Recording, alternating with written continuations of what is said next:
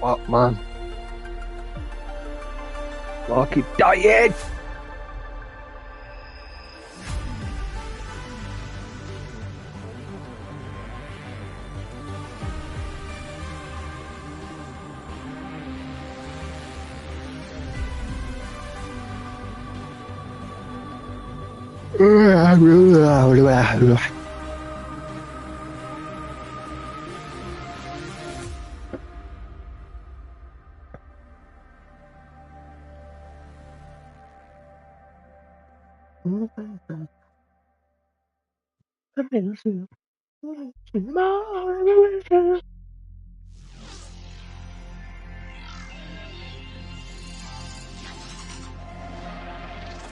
You know? Oh, I'm fucking dying from this food still. What the fuck?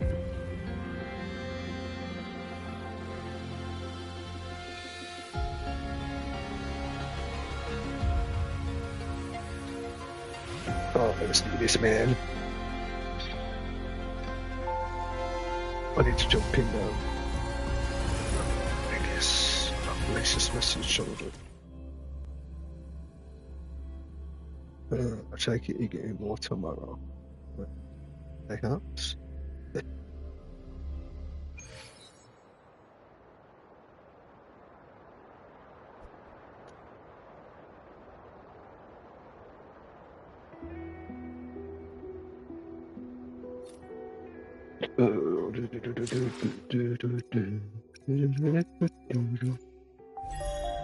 Oh, I forgot to log in yesterday as well.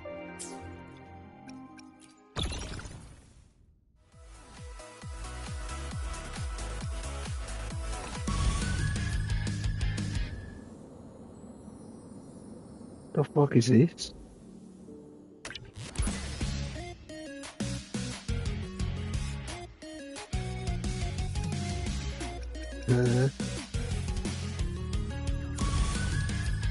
Let me quickly look at this. Oh, fuck it off.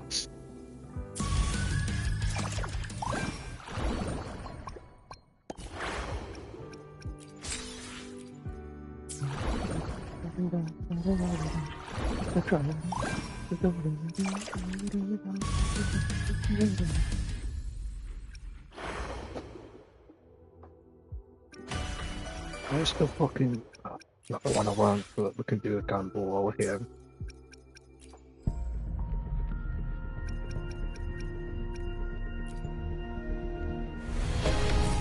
Oh! Greeting! Foul spirits be gone! All safe and sound!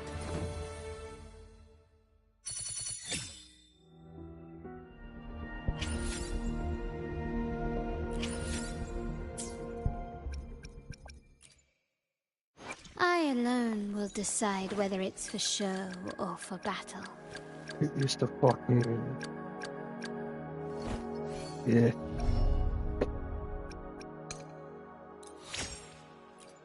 Used to, enter these controls. Still.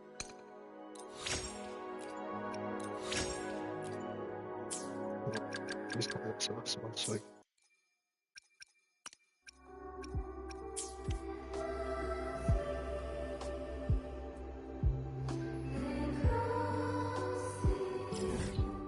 What's this purple thing I forgot? Oh, it's probably ship silk.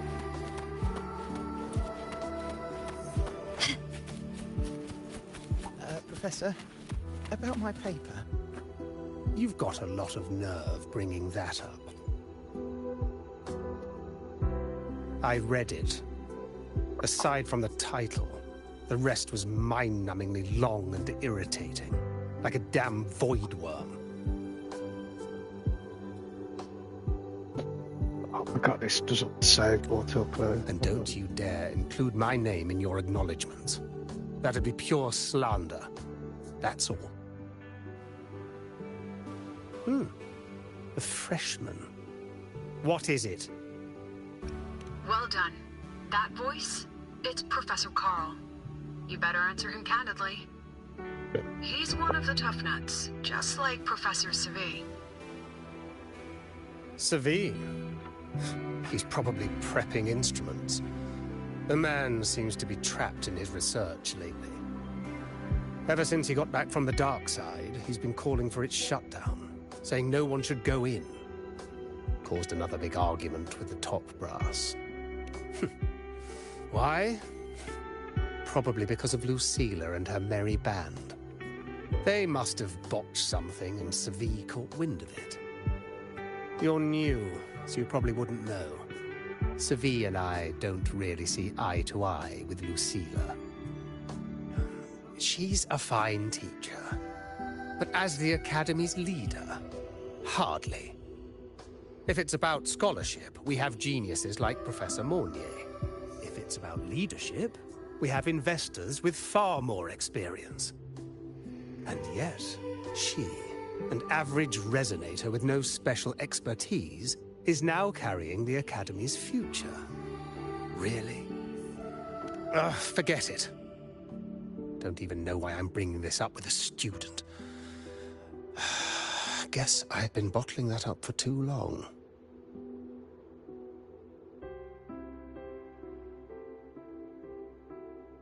About what Professor Coral just said. Oh, don't worry, I'm fine. In my position, hearing skeptical voices is part of the job. But tell me, Rover, what do you think a president should be like? And where should Star Torch Academy be heading? Oh, no rush. Go see it for yourself. Let's keep moving. Professor Savi should be just ahead. And one more thing. He is also a memory-type resonator. He can reproduce and project objects from his memories. To keep you focused, I'll stay quiet during your conversation.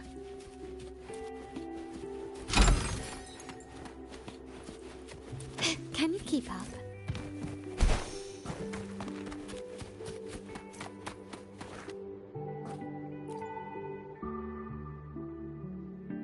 You're late. Did you bring all the materials I asked for? Hand me the recalibrator. What?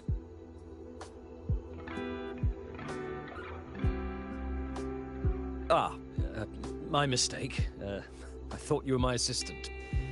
You are, have we met before? The Academy newspaper. You must be the student behind the success of the new solar ceremony, right?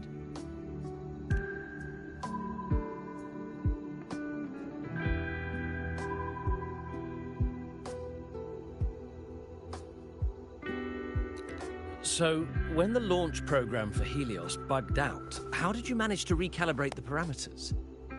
And what about the live drive data?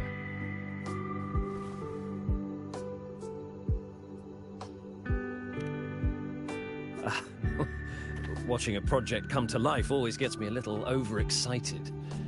I helped with part of the launch mechanism myself. Oh, I haven't even introduced myself properly. I'm Savi, professor from the Department of Engineering, and a past recipient of the Space Trek Collective's Star Torch Prize.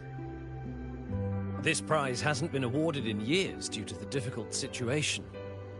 Oh, don't get me wrong, I'm not showing off.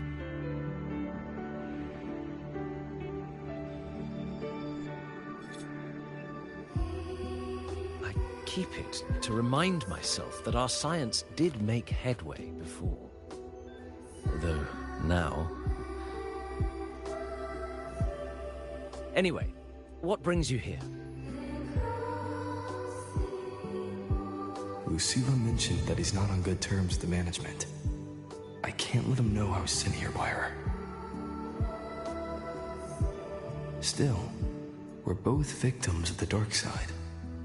Maybe approaching from that angle won't raise suspicion. I'm here to talk about the dark side. Sagrika and I had an accident there, and I heard other students and professors experience something similar.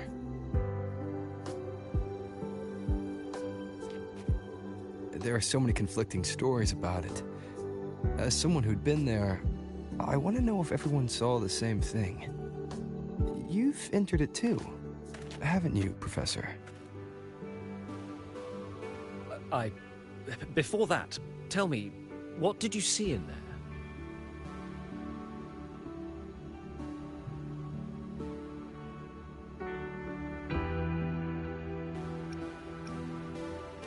Unfortunately, although I did enter the dark side once, I didn't see any of that. Still, with all these incidents, the place should be completely sealed, especially from students.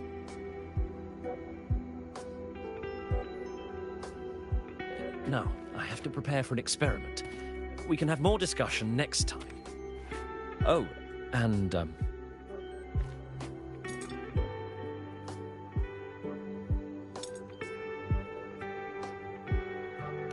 that medal's yours now.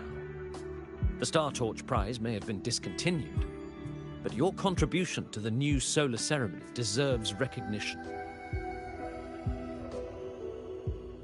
What we need now is another breakthrough in technology.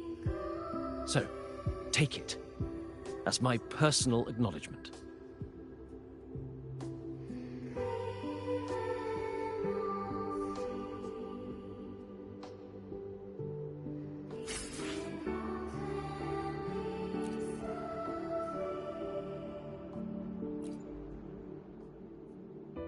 Yes, I've heard everything. Looks like Professor Savid didn't want to open up about what he saw on the dark side. Even so, that medal's a valuable lead. It's deeply connected to him. Please place the medal in front of the makeup mirror. I can't touch it myself, so I'll read and tune its frequency remotely. Excellent. Now, leave the rest to the adult.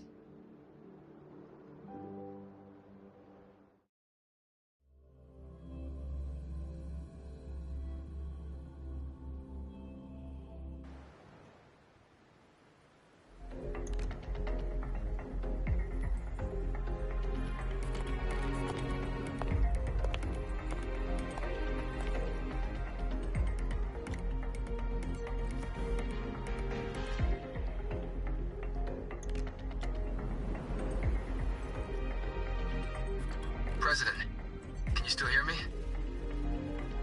Yes. The comms are stable. Let's begin.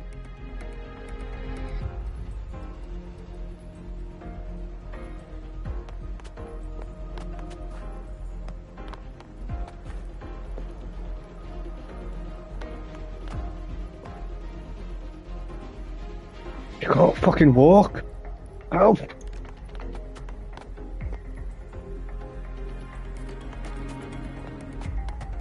Oh, I want to enjoy it.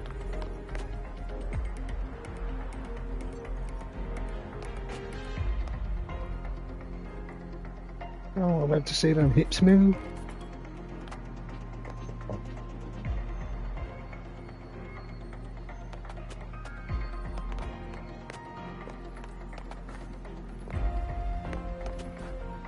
Still got boob jiggle.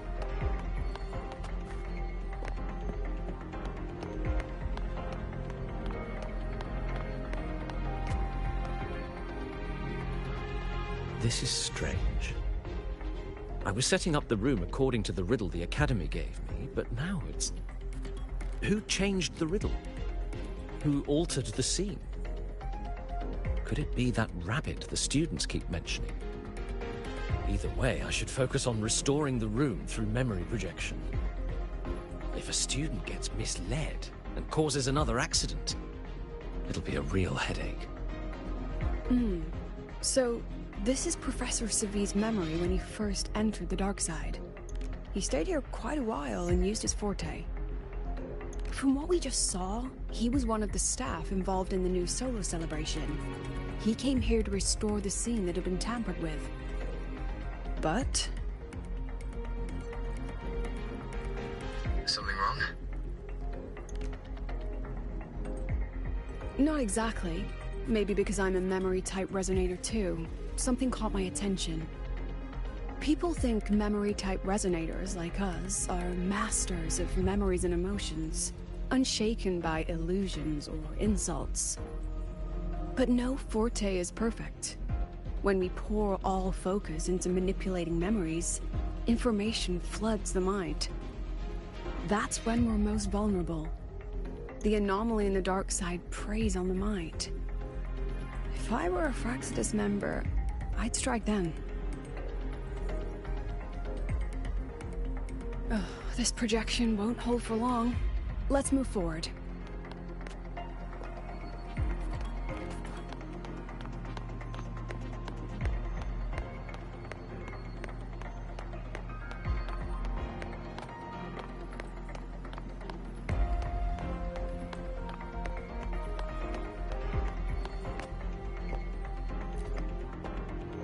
I can't even feel time passing here.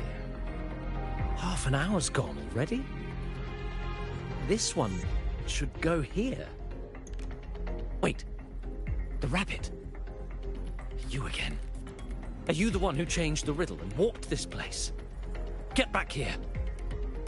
This memory records the moment he met the rabbit.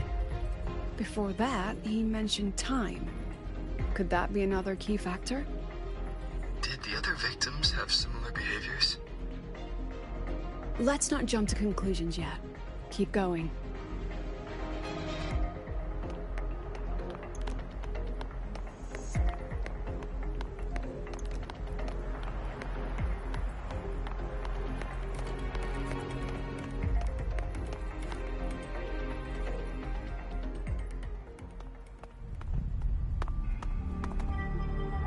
Gone again. No matter how good you are at hide and seek, your traces stay in my memory.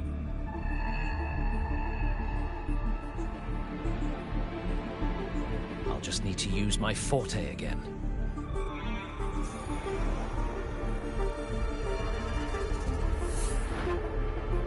No use hiding. I know you're there.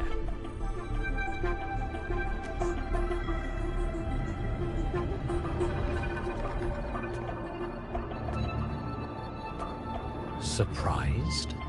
Staring at yourself.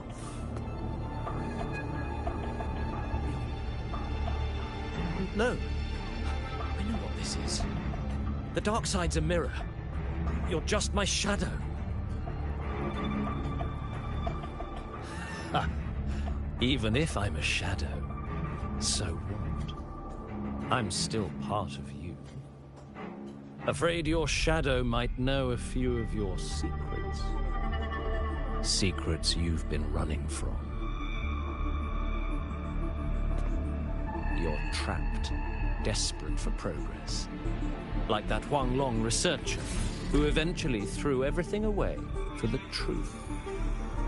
Haskar Spectrum. That name rings a bell. I'm nothing like Paskar.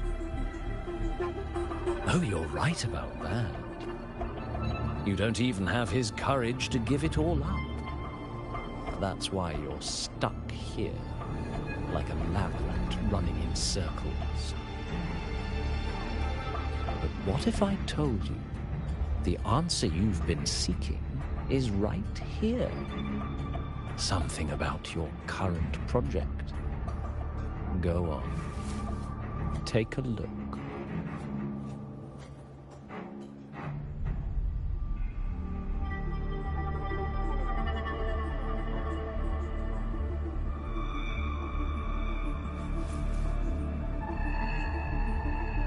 The data model was wrong from the start.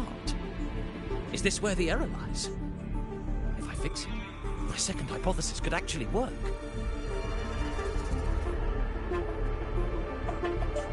Then, based on the corrected model, the result should be... Wait. There's a formula missing. The first half matches my derivation perfectly. Where's the rest? Where's the other half of the formula?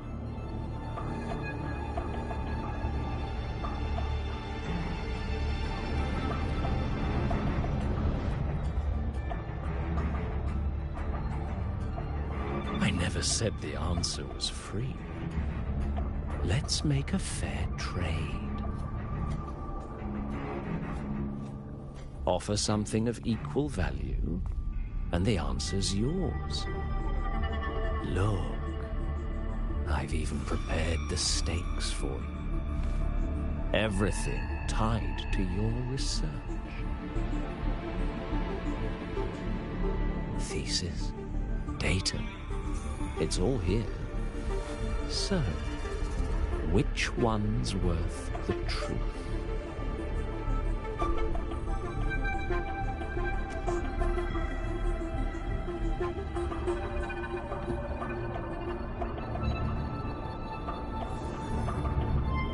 See?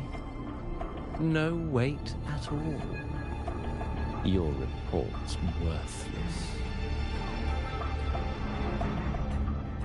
Try again.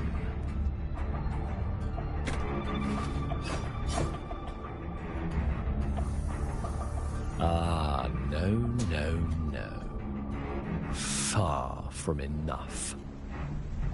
Is that the extent of your pride in knowledge? Why not wager everything?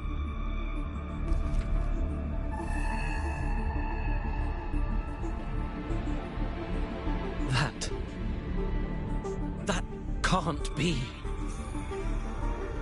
But it can. You've spent all your chips. What else do you have left to trade?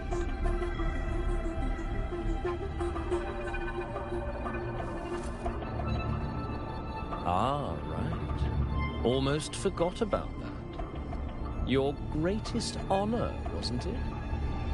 Let's see if it's worth anything.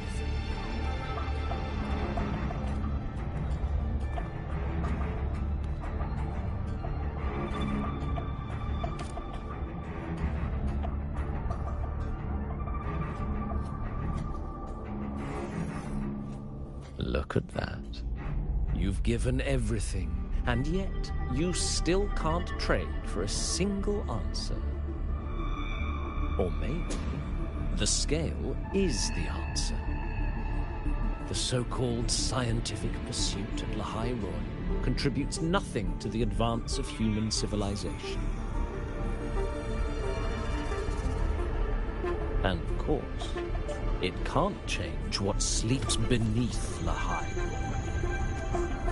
You know exactly what I mean. Enough! You don't understand anything. Oh, don't I? You've got nothing left? Oh, but there's still one last thing you can trade. Your life. Go on. This is the part you idealists always love, isn't it? I told you, you don't understand. You're just preying on desperate seekers of truth. I won't let anyone else enter this room.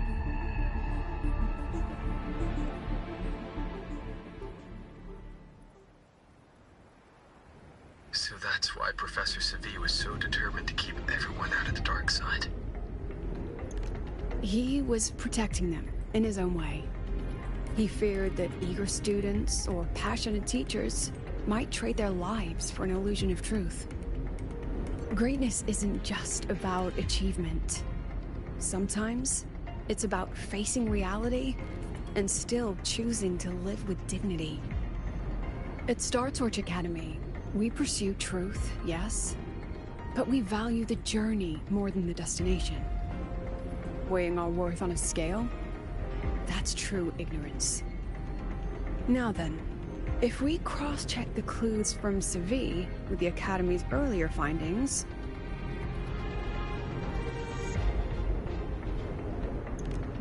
Spending more time in the dark side does raise the chance of seeing the rabbit, but that's not the root cause.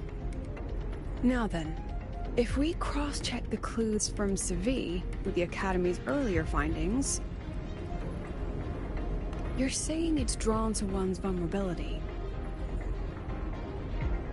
But everyone has weaknesses. Some hide them deeper, some don't. That alone isn't special enough.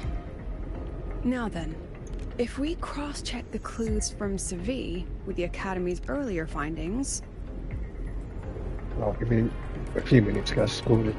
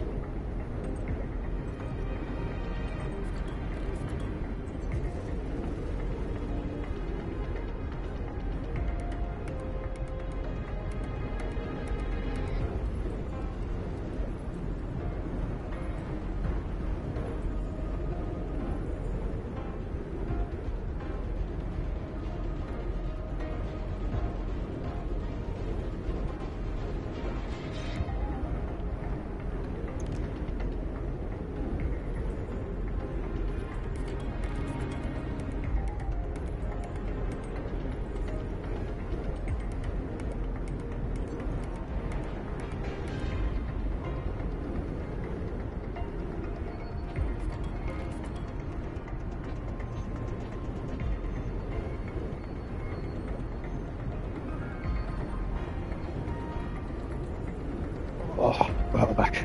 You're half right. The key isn't the Forte itself, it's what it acts upon. Remember? Professor Savi used his Forte to restore the scene, and other student victims used theirs to take something from the dark side. In both cases, they influenced the space itself. That's the real link.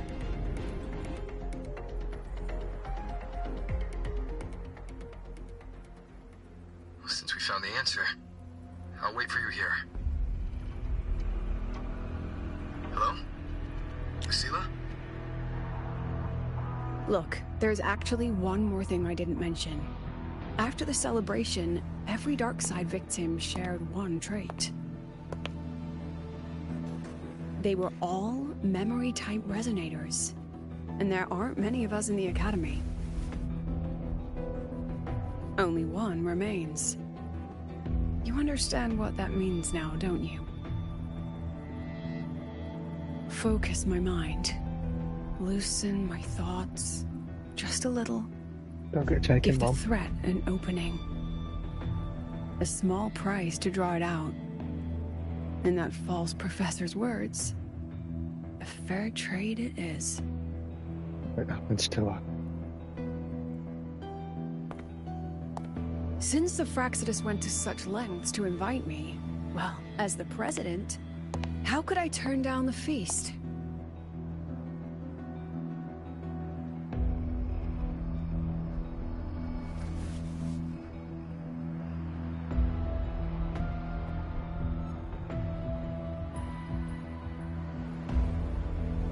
That student. You seem to trust him quite a lot. Ooh. Mm-hmm. You'll understand once you meet him yourself. Anyway, how's your progress? Just as planned. No one else remains in the dark side. But the rabbit's clever. Every room has traces of its frequency. I can't pin down its exact trail. Huh.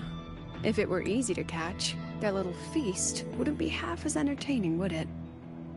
I've got a question, Shiro.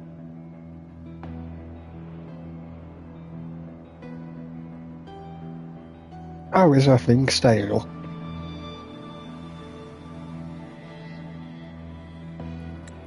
And remember, if anything unexpected happens, you know what to do.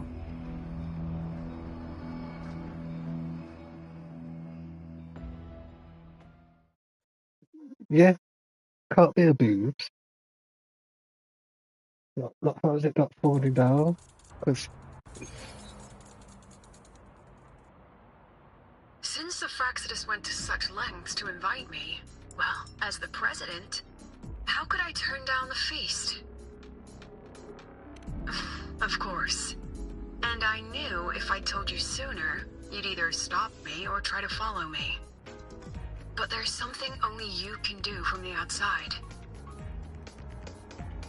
The dark side is unstable by nature. Remember what I said? The Academy used riddles to regulate its gateways. Most have been replaced by Fraxidus riddles, but a few originals are still hidden in the Academy's archive. And the the archive is inclusive. Be careful what you dig into. Rover, I need you to set a stable darkside exit with a riddle unknown to the Fraxidus. Remember what you told Sagrika at the celebration? That means no matter what, we stick together. Even if I said no, you'd come anyway, wouldn't you? Fine. The dark side is a maze. I'll leave a few clues behind to guide you. But if anything goes wrong, promise me, you'll get out immediately.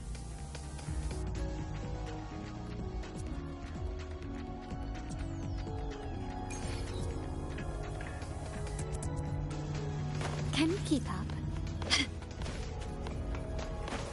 Yeah, possibly. What's Your personal files show signs of repeated terror.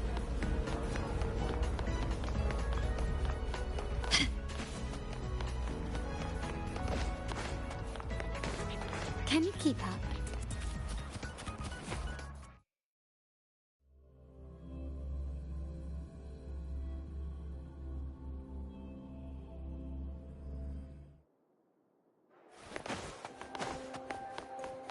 Can you keep up?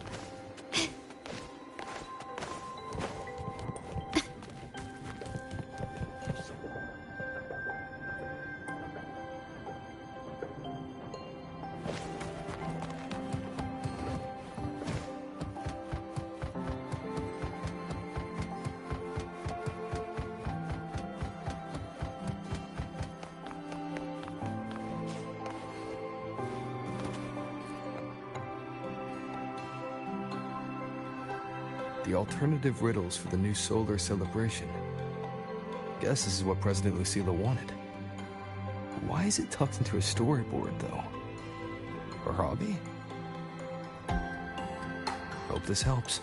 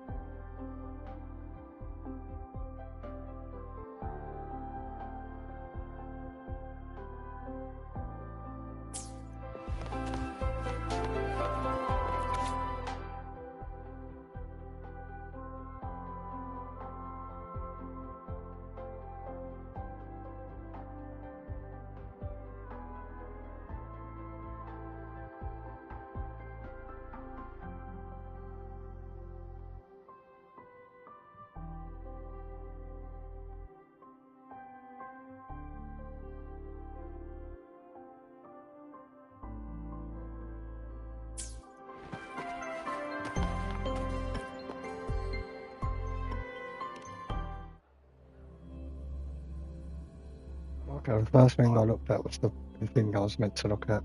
You're here. This way. If I follow this path, it should lead me to the president. That's odd. Why are tacit discords here?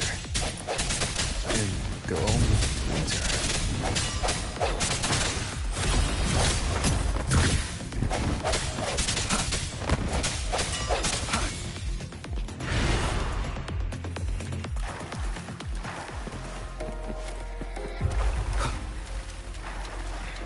Tacit discords are gathering around here.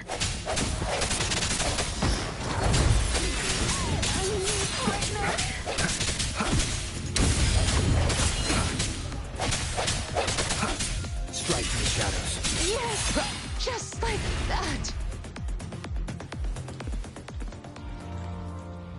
So what?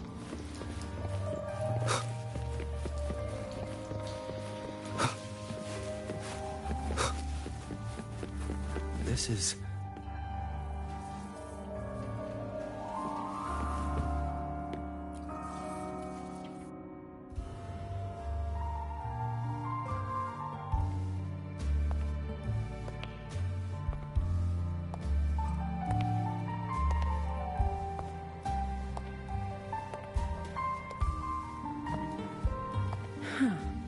Even got my taste right, huh? It's always so easy to read one's mind.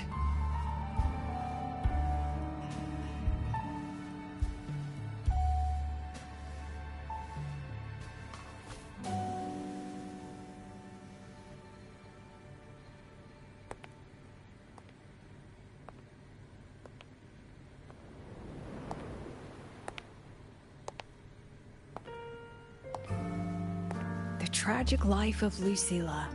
Directed by Lucilla. Starring Lucilla. Welcome. Enjoy your own movie.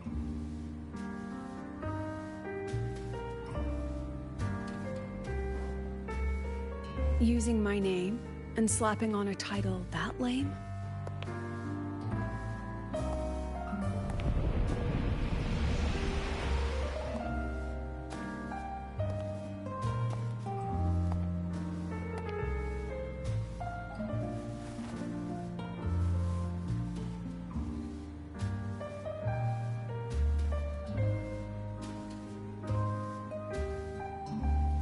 I heard the Fraxidus had a playwright.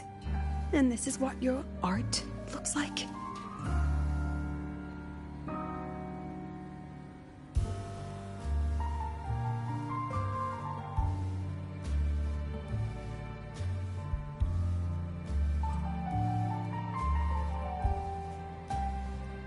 This is the story of a girl who discovered she could read memories when she started to grow up.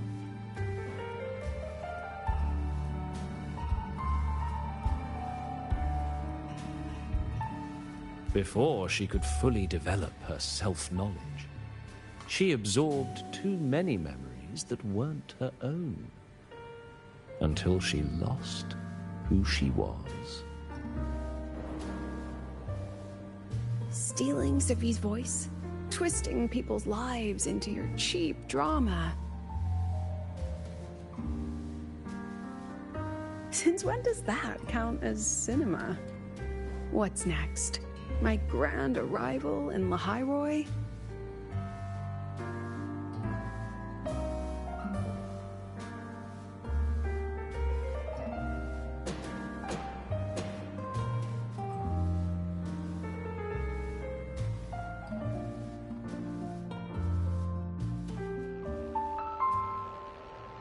How ironic.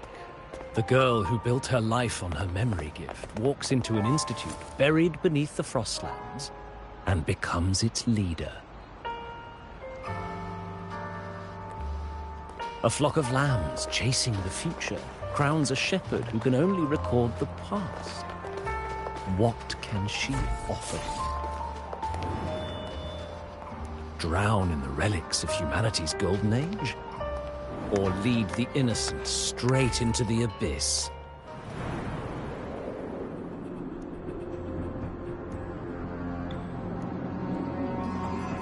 The flock crosses the frozen lands, trying to light fires against the coldness and darkness.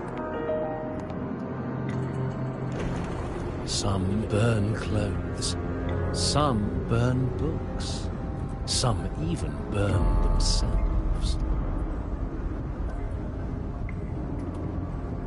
But the coldness and darkness know no end, and devour everything.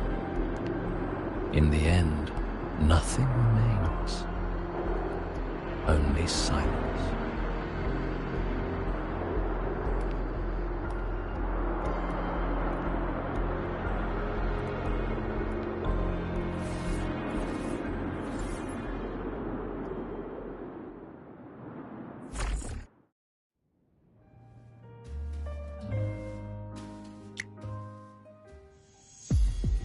Oh, how considerate to have even written the Academy's ending for us, too. If this ever hit theaters, I'd fast forward it tenfold just to end the agony. The title really tells it. Utterly tasteless.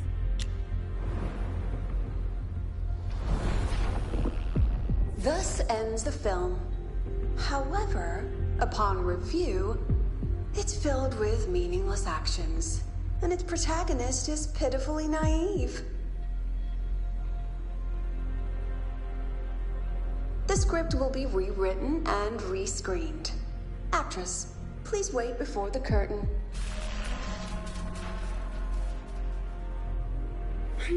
A post-credits scene? Planning to remake my life now?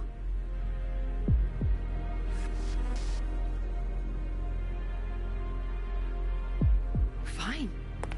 Since you've handed me a free ticket, I'll see it through.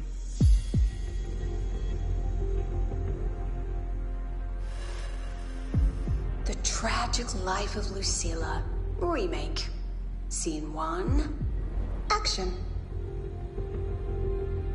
The pitiful girl repeats her past, grows up again, and again arrives at Star Torch Academy, standing once more at a crossroads.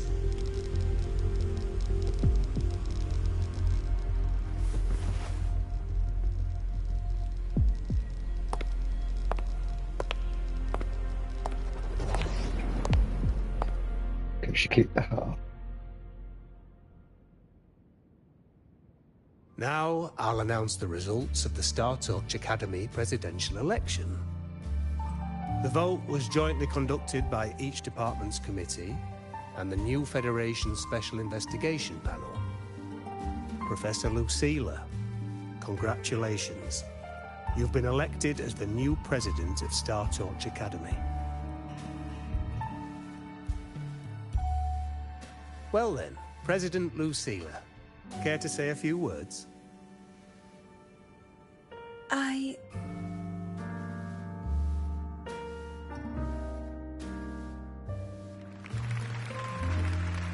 That's amazing, Professor Lucilla.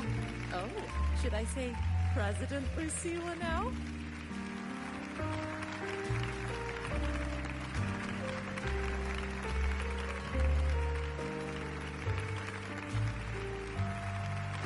That's amazing.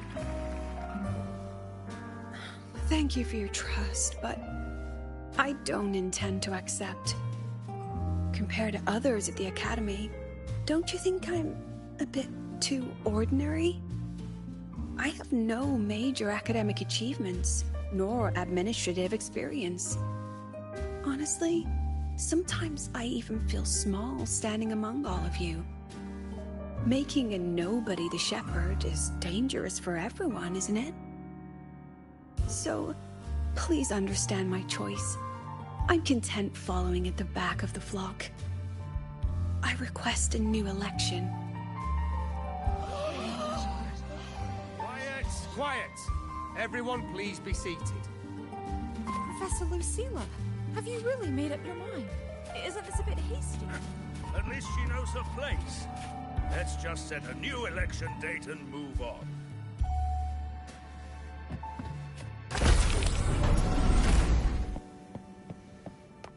Look, Professor Lucilla's here.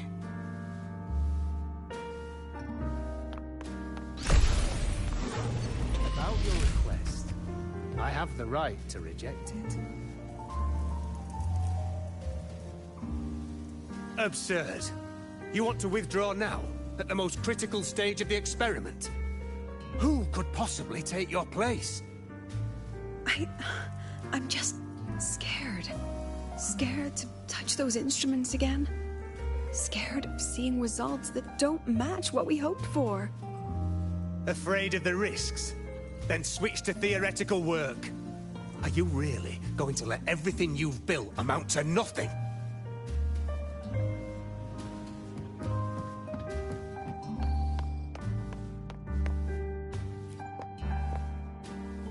Professor Lucilla, last time we stopped at page 59?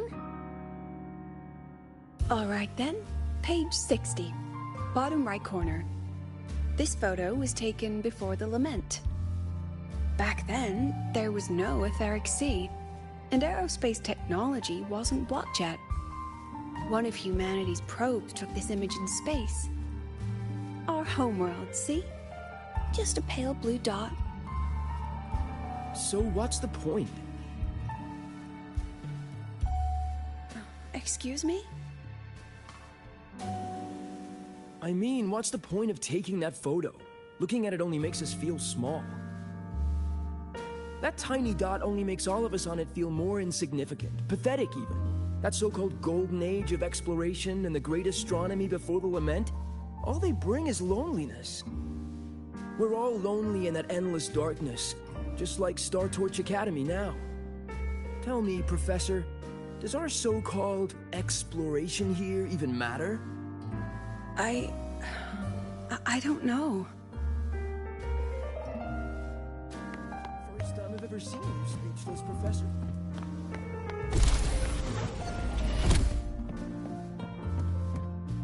Professor Lucilla just ran out of the room, clutching her head. Like she's lost it.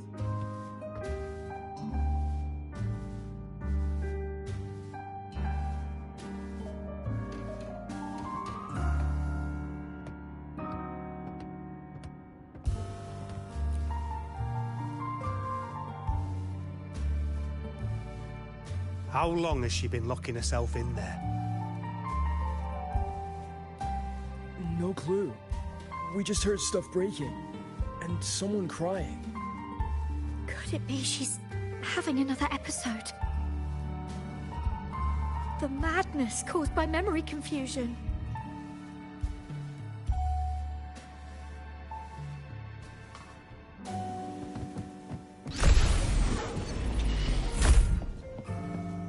Are you really quitting the project, Lucilla? You've made up your mind? Yes. Will be my final lecture. I've already filed to close the course next term. Thank you all for your support. I've gone as far as I can. I'm sure you'll all go farther than I ever could.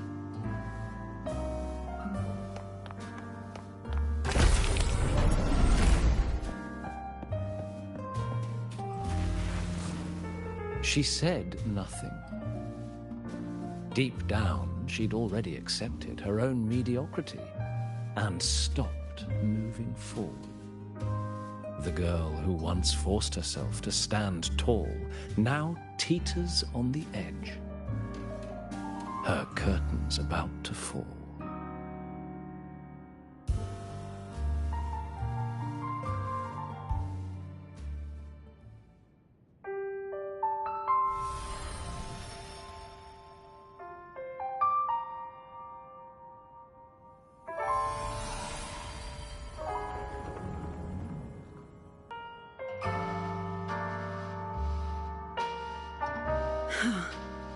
Did the others' memories bleed into mine again?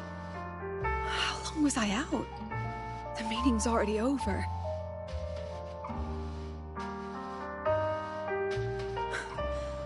What's happening to me? I just want to forget. To erase this wretched forte.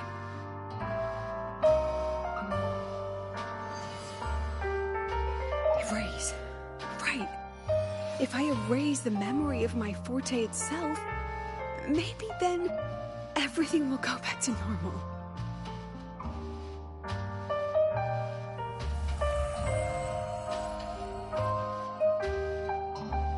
I'm done with all of it. She abandoned her title, her right to explore, and now even her own forte.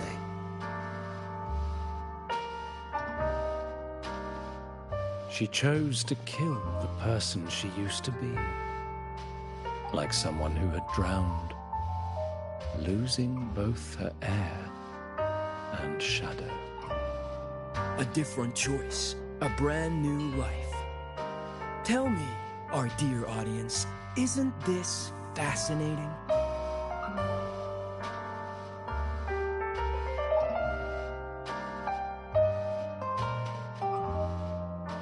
If everything's destined to fade away, why not just wait it out? Enjoy the last bit of pleasure and revel in the beautiful memories before the end. After all, fleeting joy feels far more real than some unreachable truth.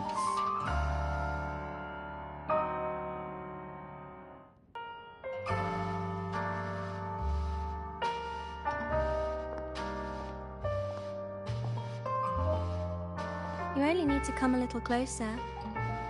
take my hand? Our lives can trade places. No more pain, only warmth and bliss. The curtain's about to fall, and the choice is yours.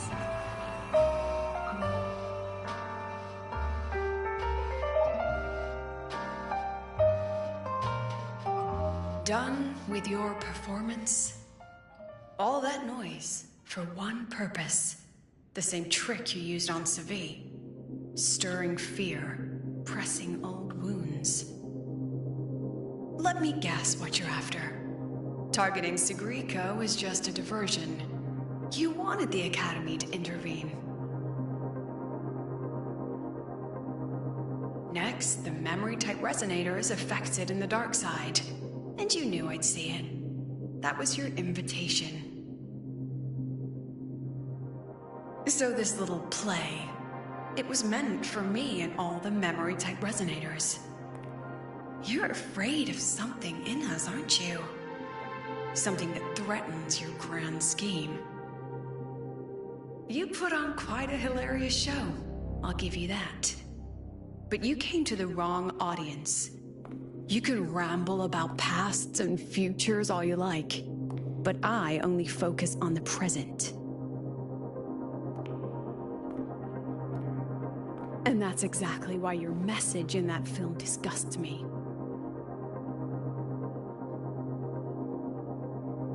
I don't deny the doubt, the struggle, or the pain we face in our search. Every soul in Star Torch Academy has endured those. But the weight of civilization demands shoulders to bear it. And we, right from the beginning, are a flock, walking willingly toward our own end. If the campfire's dying out, then these lambs you mock will burn themselves, just to walk one more mile before the final breath. No glory sought, no remembrance needed. We'll lie down here, leaving not a trace.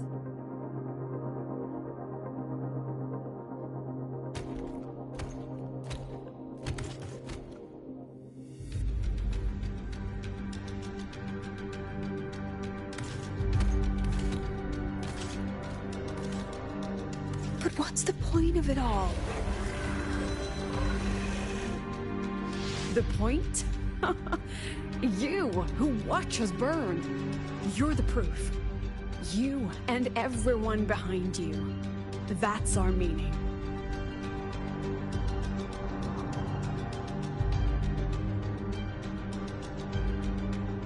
And one more thing. Whether I deserve to be the president? That's not for your cheap words or your lousy films to decide. If you're so desperate to tear me down, that only proves I'm doing something right.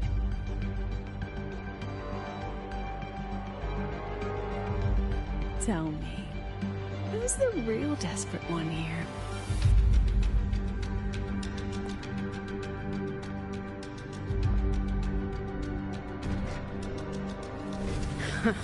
You're not the only one with backup. Checkmate.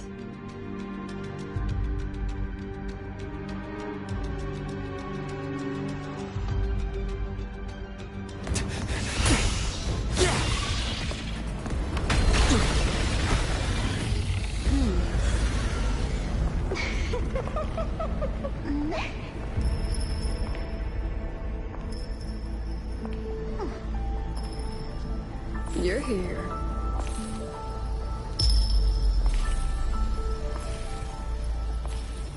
Go after it. I'll handle the rest. Come on, we've still got work to do.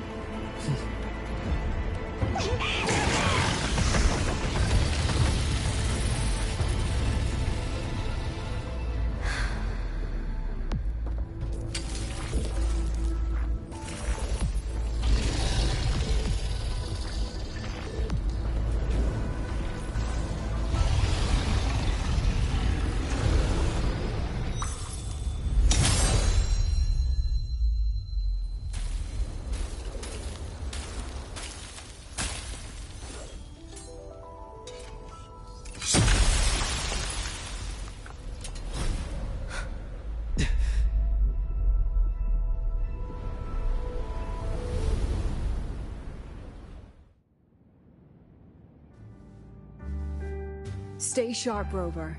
It can take the form of anything in the dark side. There's only one passage here. It must still be around. Stay close.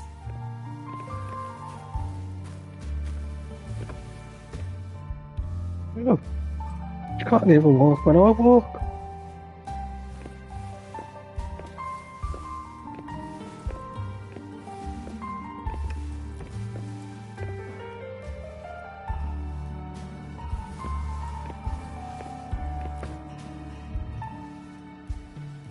Let's not get things.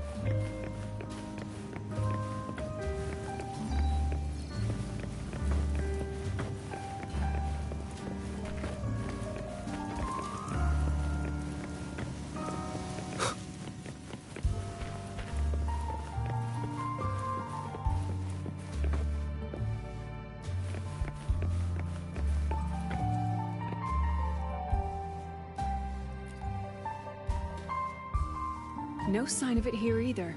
Let's split up. I'll check this room. You take the one before.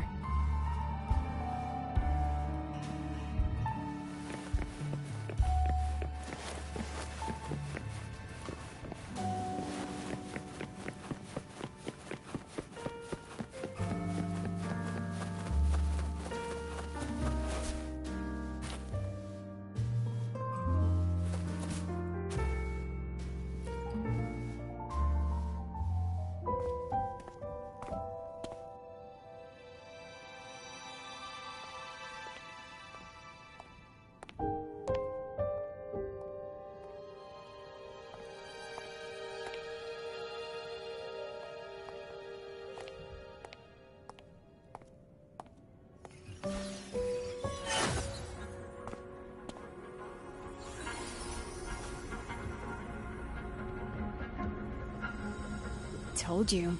It's checkmate this time.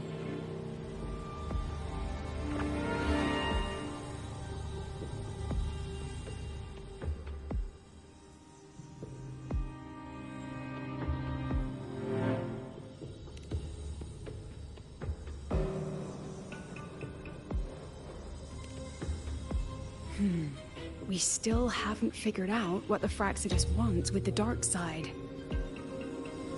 For now, this little one's our only lead. Let me try reading its memory first.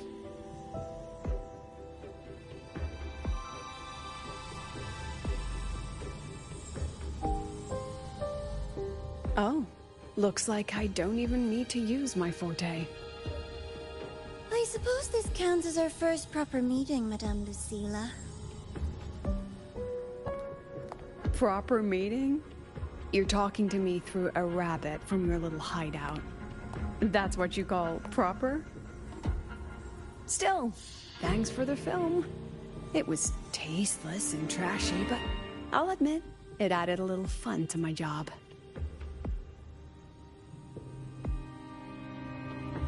You knew I'd catch this rabbit from the start. And didn't you already know it was a trap meant for you? We both have what the other wants. What are you trying to do in the highway? As an educator, you of all people should know better. Finding the answer is the asker's job, you know?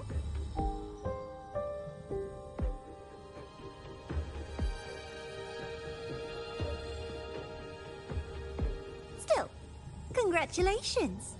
You won this round. one. I never agreed to play your little game. And neither did my students. Right, Rover?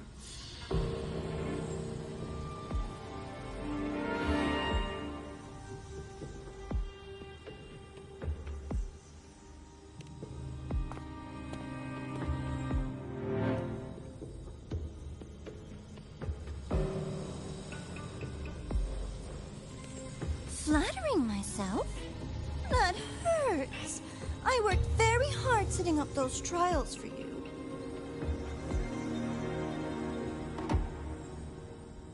If you didn't enjoy them, don't worry. There'll be a next round. And I promise it'll be far more thrilling. Because next time, we'll be betting on the very fate of Lahai Roy. Will it go boom and vanish? Or will the flames of Star Torch keep burning?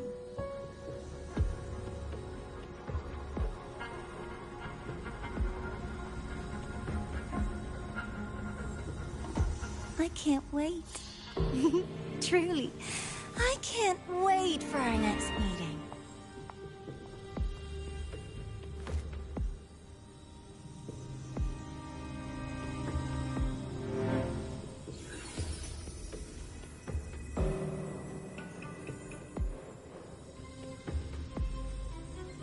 Next meeting.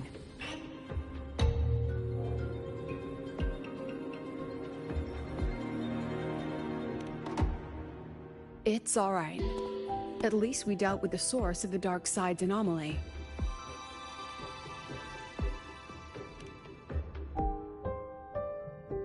I know you've got many questions, but let's get out of here first.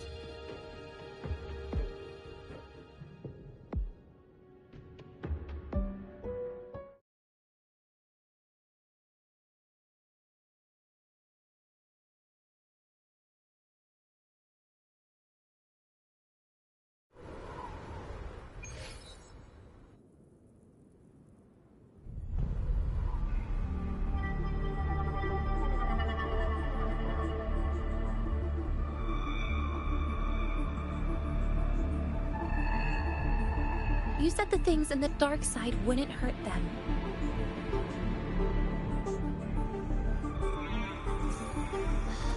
Didn't I do what you asked? You wanted to help Sagrika, so I tweaked the dark side to help her see herself clearly. Besides, no one got hurt, right? Your friend, your teacher, and Rover.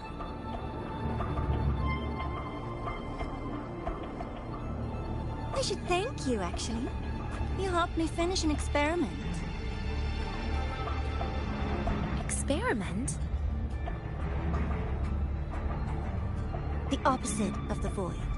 How far can memory-type resonators go before its power consumes them?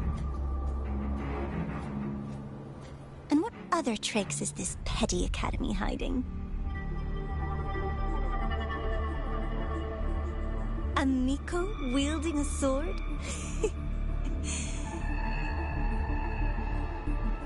Come, my sweet darling. We've still got much to do.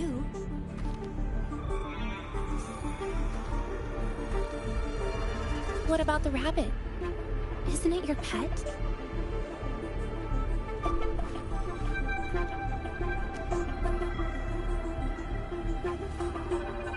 We don't keep trash. We dump it.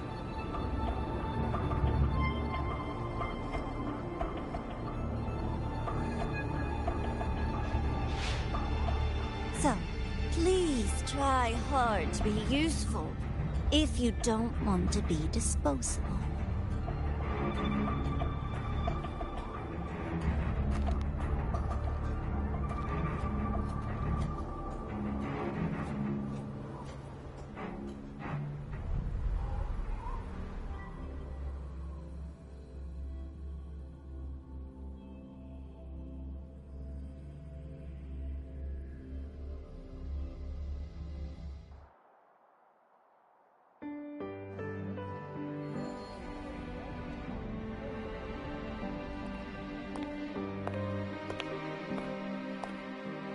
Sorry, Rover.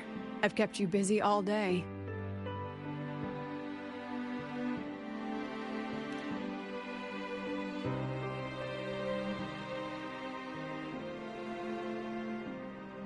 This is a bit annoying because why am I clicking these when they could just get them to talk it, for fuck's sake? From the moment you came to me, you already knew this was a trap set by the Fraxidus. Yet, you planned to walk right into it. All in a day's work for your president. Besides, it worked out pretty well, don't you think?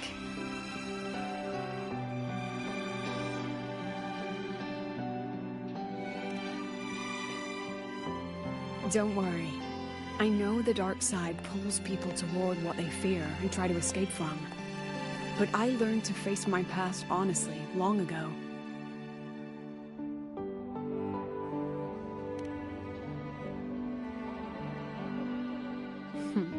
You want to know? Didn't you say you wanted to introduce a new course? Star Torch guidelines, from strangers to confidants? Students and teachers should get to know each other, right? Maybe this counts as our first class. It's private I tutoring, really eh? set myself up for that one. Well, before I turned 20, I couldn't tell which memories were mine and which belonged to the ones I had read. As I absorbed more and more of them, I saw too many births and deaths. I started to feel how small and ignorant I really was. That's exactly what the dark side preyed on. It then recreated the predicament I once lived through. The Fraxidus was questioning me, the representative of Star Torch Academy. When the future offers no answers, and existence itself is destined to fade, can anything we do in our brief and ignorant lives truly matter? As a student of Star Torch Academy, what do you think, Rover?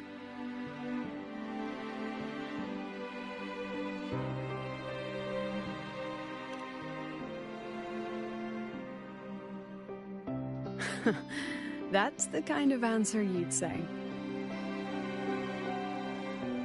Back then, I joined the Space Trek Collective without a real purpose. But luckily, just like you, I met a good teacher. My teacher was an ordinary man, Arroya, in charge of observation in the Frostlands. We both spent our days watching and recording, each in our own realm. But he never saw himself as just an observer. Again and again, he made connections with people and the things he studied, and built bridges between them. It was like how we draw lines between the stars now. In these perilous Frostlands, each person is a point of light for another.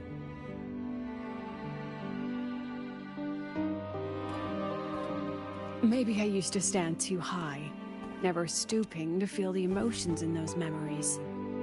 The ones that needed time to settle for an ordinary person.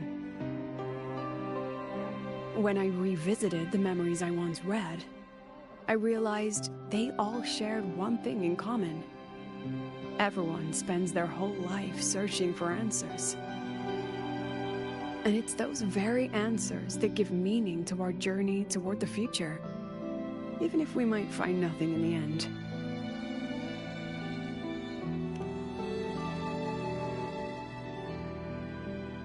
No, I'm still searching.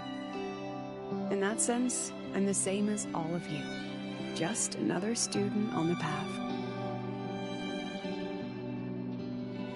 So, don't worry. Until I find it, the Fraxidus won't be able to shake me. Also, about that Miko lady you're curious about. My lips are sealed on that, I'm afraid. A president has her principles, not to mention the Academy's safety protocol. But one day, you'll see her again. Anyway, I still have to write a full report on the dark side. Leave the rest to the adults now. It's getting late, Rover. I'll see you in class.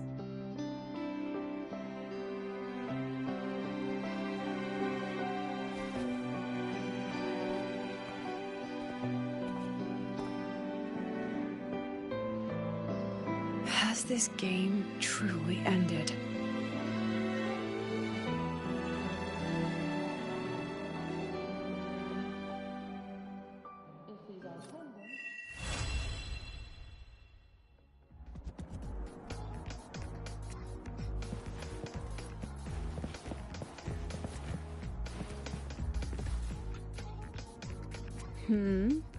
Still something you want to say?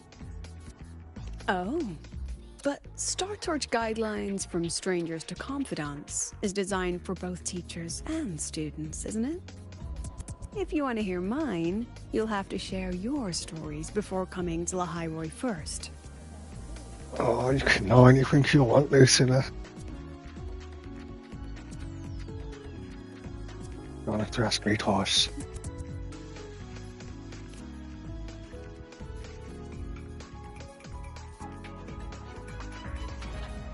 People everywhere. I'm not intentionally deceiving you. I'll put my Fraxidus's claim controller that it's all on my bed. meaningless is the greatest insult to our era. And your pen pal sounds like a sincere, kind girl. It's a blessing in times like these to have someone you can truly talk to. You will. Human connections are stronger than you think. All right, since you shared, I'll tell you something you wanted to know. Let's start with my Royan teacher. During an expedition in the Frostlands, I got caught in a storm and was separated from the others. Due to my chaotic memories, I barely understood the concept of death. An old Royan observer rescued me and brought me back to his outpost. When he learned of my ability, he asked me to help him recall the memories he'd long forgotten. In that small cabin, I read the joys and sorrows of his past. He studied the behavior of Exoswarm alone, danced the Royan dances there, and shared laughter with passing researchers. He was never lonely. I began to follow his example and actively reached out to the memories I once read. I wanted to show my respect and experience them anew. Guess what I felt then?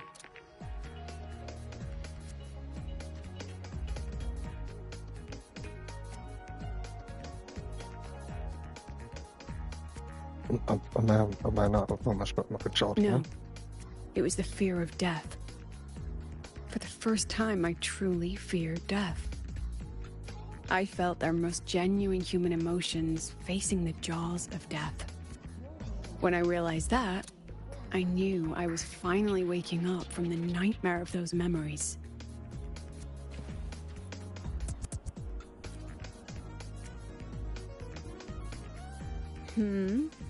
Still something you want to say? I just realised Amy's over there. I was wondering why she looked familiar when I wasn't coming over.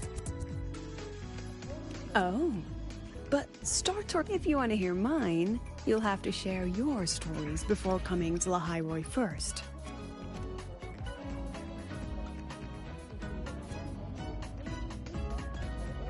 I've only read about Renacida in textbooks. Their culture of living alongside echoes reminds me a bit of the Roya. If I ever get the chance, I'd love to visit there and hear their bards perform in person. All right, since you shared, I'll tell you something. During an expedition in the Frostlands, I got caught in a storm and was separated from the others. Due to my chaotic memories, I barely understood the concept of death. An old Royan observer rescued me and brought me back to his outpost. When he learned of my ability, he asked me to help him recall the memories he'd long forgotten. In that small cabin, I read the joys and sorrows of his past.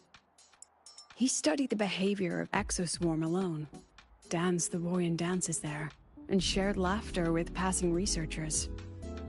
He was never lonely.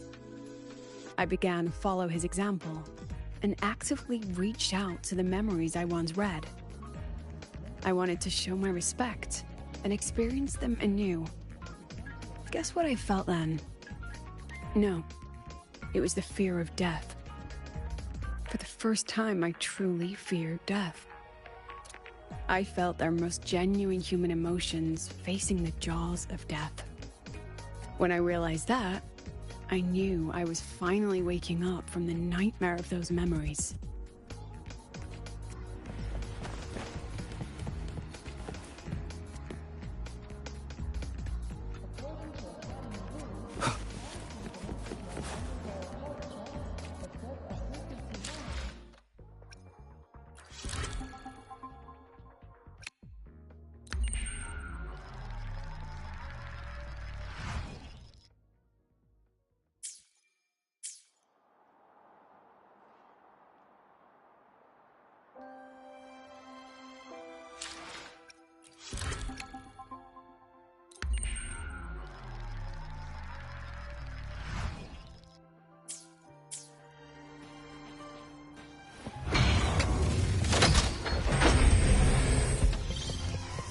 Can you keep up? Does that rebel college? Can I go have a look? We've got the mind-bending herder. The eccentric traffic.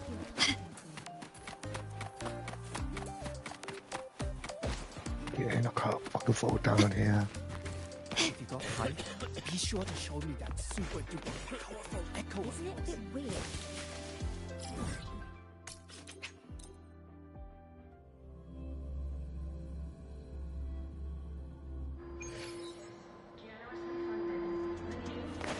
Can you keep up?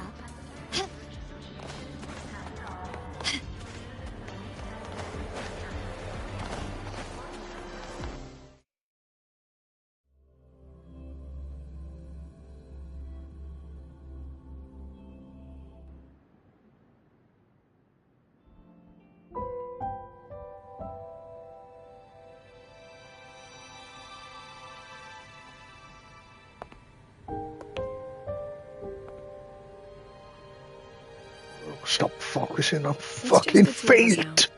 No need for all the formality, Hyuki.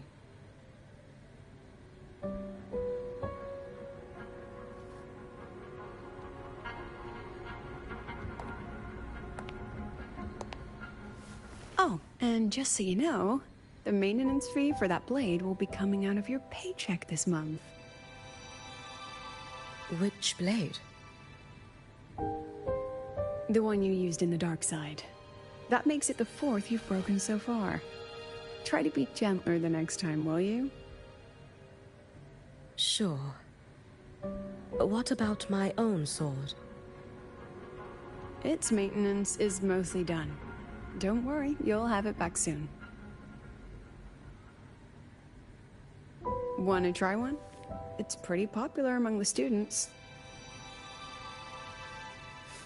Not hungry. Candy's supposed to be eaten when you're not hungry. That's what makes it taste good. Go on, try it.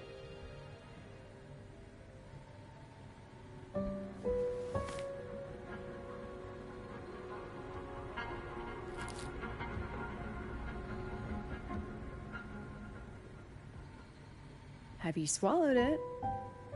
Mm-hmm. A bit sour, and my tongue's tingling. Not my favorite. Huh. No reaction at all. That's odd. When Sigrika and the others ate theirs, they... What? You're no fun. He saw me. Does that affect your plan? It's fine. The Fraxidus didn't just set the trap for me. It was meant to draw you out as well.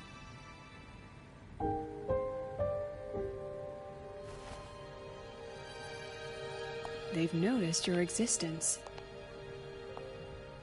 I'm sorry for keeping you confined, for trying to hide your power. In the end, it still came to light. We both knew this day would come sooner or later. So, would you consider moving back to the Academy for now? If anything happens, you can respond right away. The Fraxidus went to great lengths to tamper with the dark side, but it poses a little actual threat to the Academy. At worst, this anomaly might be tied to the power of the Threnodian, too. It seems they're already preparing their next phase. What do you need me to do? Now's not the time. You should know that the Space Trek Collective was built atop the Threnodian. That's why we've prepared countless contingency plans. Even if every single one failed, even if the Threnodian completely consumed the Collective, we still have a final card to play. The wish-granting Miko. You.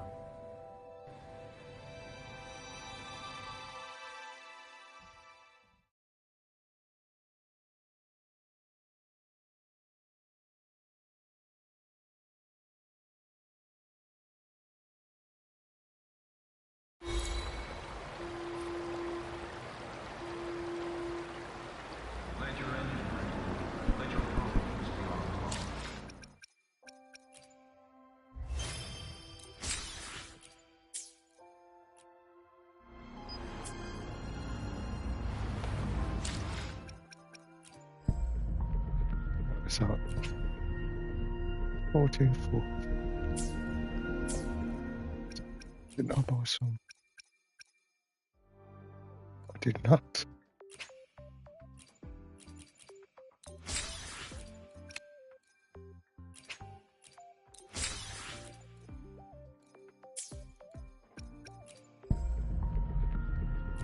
We just need 50s. We've got 50. Let's fucking gamble.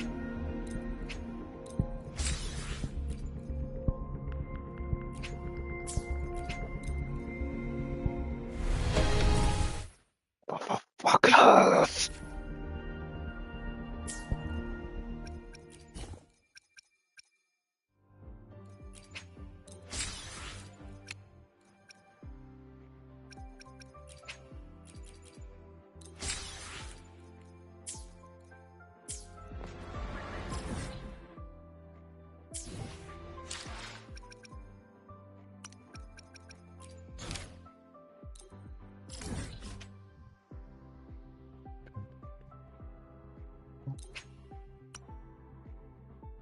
I think I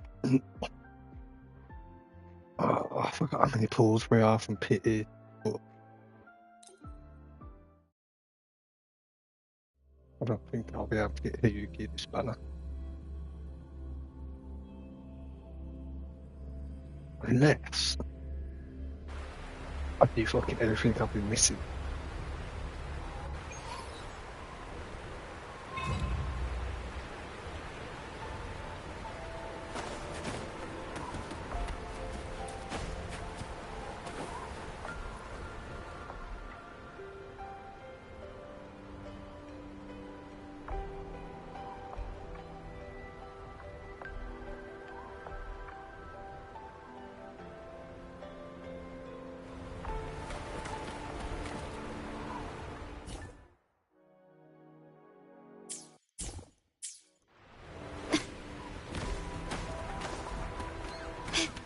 Can you keep up?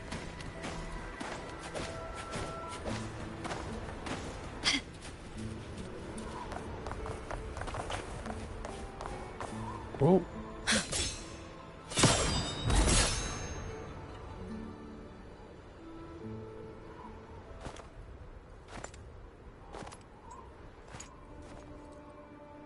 What are you looking at?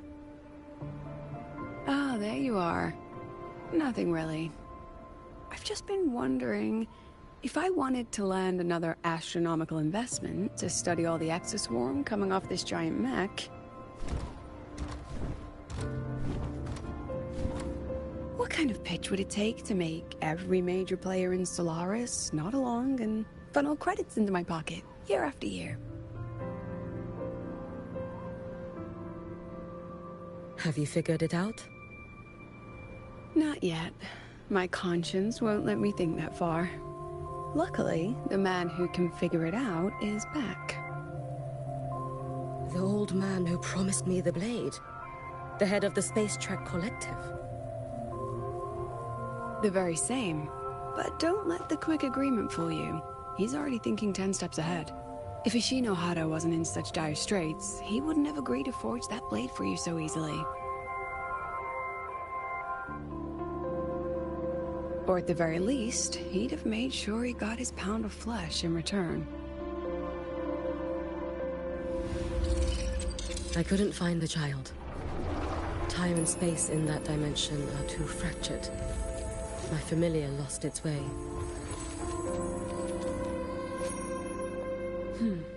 Then we need something that can hold out longer. A better way to search? Void matter reactivity has been high lately. A clear sign to follow would be best. That child is the Exostrider's resonator. There's no clearer sign than that. Looks like it's time the Exostrider was reactivated. When that happens, whether you're an annoying adult or the one meant to pilot it, I'm sure everyone will be on board, don't you think? Oh, what if we used footage of the Exostrider activating to pitch for funding? And the confidentiality agreements? No sympathy for my chronic funding anxiety?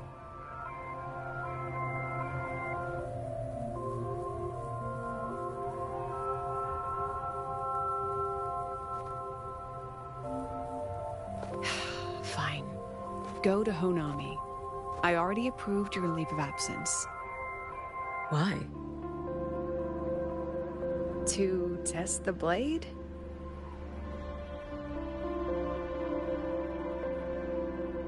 Even once the Exostrider awakens, there's still a chance it fails. If it does, what you sealed in the Deemer Plains becomes a liability. But it could also be our ace in the hole. So, before I give you the thankless task of guarding those planes, go deal with matters of the heart first. Understood. I will return in one day. Take 2. Give yourself a day to look around. Go on. A Black Shores member will meet you there. I still have all of Dr. Luke's mess to clean up.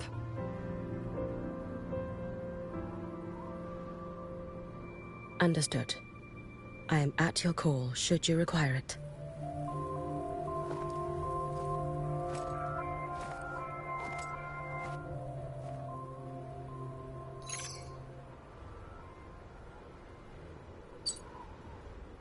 Yes, I'm listening.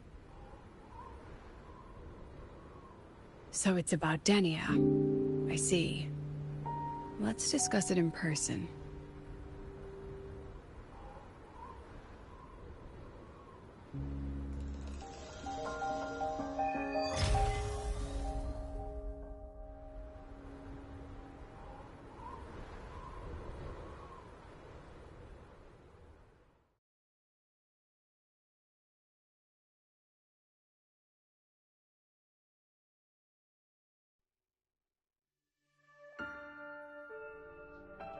Lady Miko, can you hear me?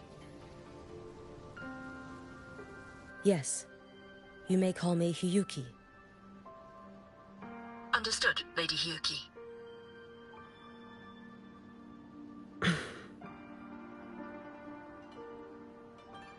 Most of the left behind in Honami City have been relocated, but a few, the ones whose regrets run deepest, still roam the danger zones. Their unfulfilled desires concentrate the lament's power. An incident just waiting to happen. With you here, I feel better about the situation. We didn't expect you to take this on yourself. Protecting Honami is the duty of the Miko of Flaming Sakura. I thank you for your support. Actually, I have a favor to ask. I'm hoping we get a full Hiyuki note as well. Is it about Gyokuro, the former Miko? We've already found traces that may belong to her, but nothing we can confirm yet. We're in the process of narrowing down her location. As soon as we learn anything, you'll be the first to know. I am in your debt. It's nothing. If it weren't for you back then, I would have... Anyway, I'll leave this area to you. You can rely on me. Was there something else you wanted to say? Nothing, Lady Hyuki. It's just... Thank you for everything you do. Goodbye.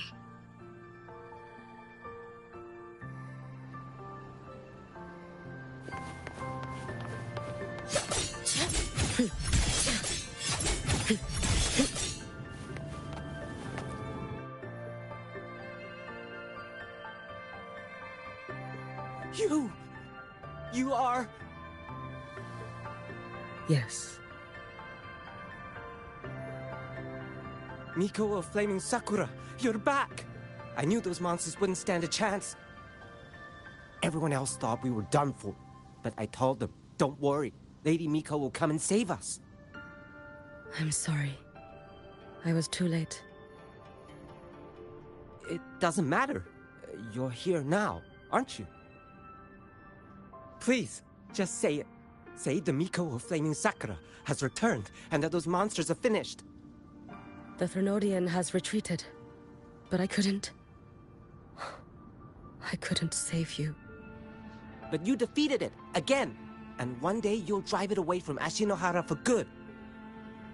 Yes, I hear your wish. And I promise, one day...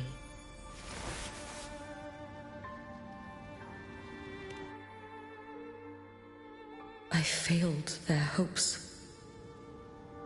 No matter how many times we drive it back, the Threnodian always returns. When will we be freed from this nightmare Ashinohara?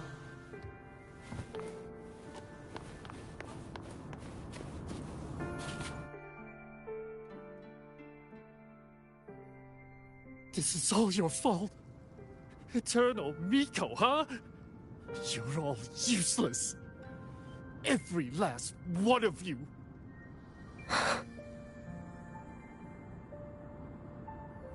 How do you even dare show your face in Hunhami? They're dead! Everyone's dead! I knew it. I knew the Threnodian couldn't be defeated. I should have run away as far as I could. Oh, Lady Miko, please! Do something, anything!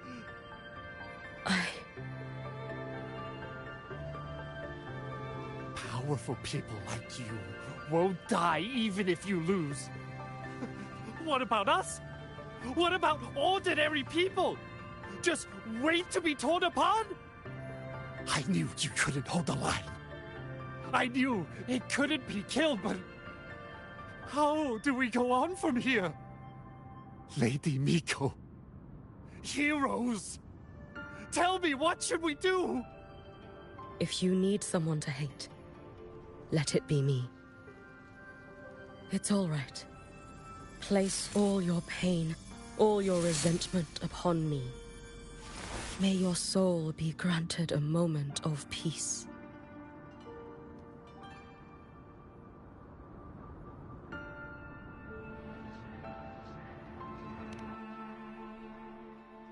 If I had been stronger, could I have saved them? If only I had more power.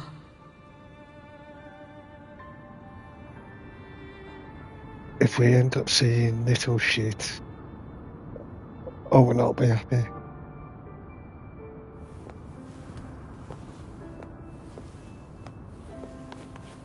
Let's get moving. Careful. Get behind me. Lend me your strength.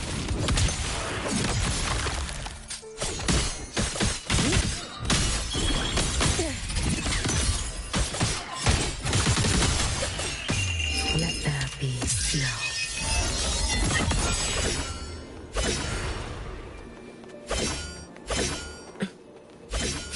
Drift with snowflakes.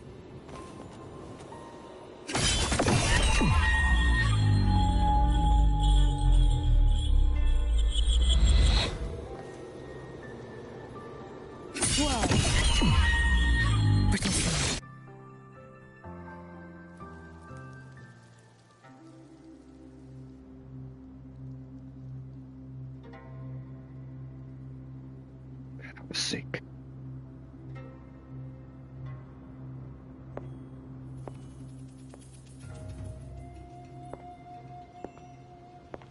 Lady Miko? Are you the Lady Miko?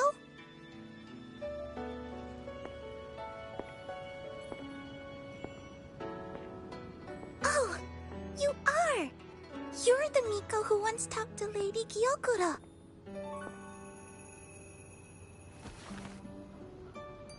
She told me about you. She said you're her most treasured family, just like my big sister and I. Your name is... it's... Hiyuki. Yes! Hiyuki! That's it! Such a pretty name, just like Lady Gyokuro's. My sister said if I hid here and prayed with all my heart, Lady Miko would come and save us. So... I've been waiting.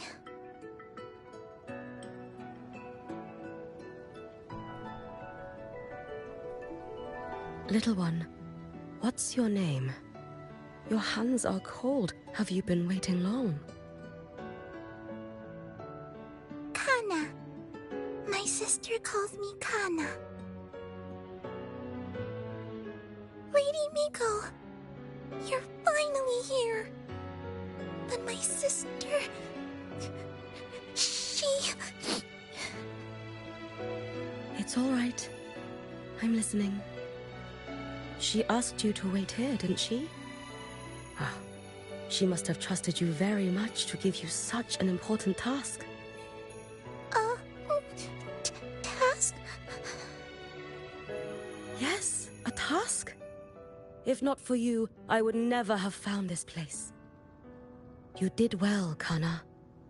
You completed your task perfectly.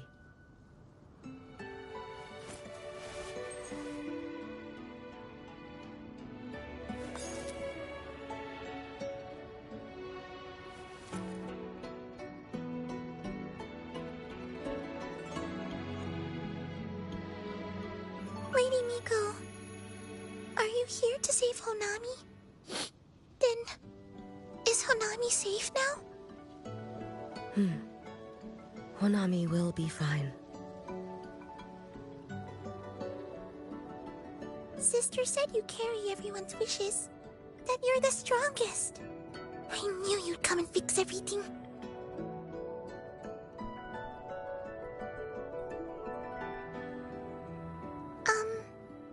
Lady Miko, can you help me find my sister? Of course. We'll both get to see our sisters again soon.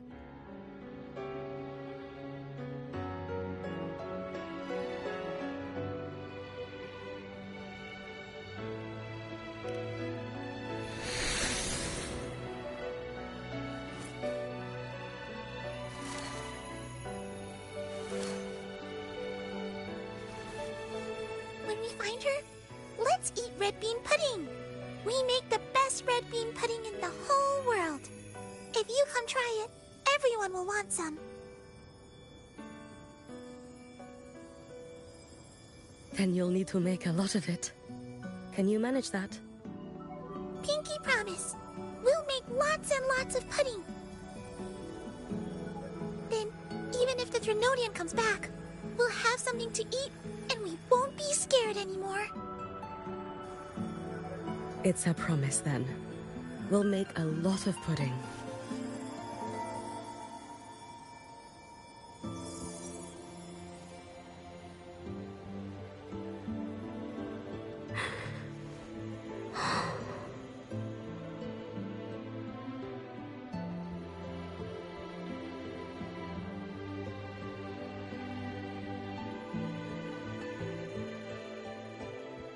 Red bean pudding. Gyokuro always did have a weakness for sweets like that. This time, will I find her traces and truly set her free?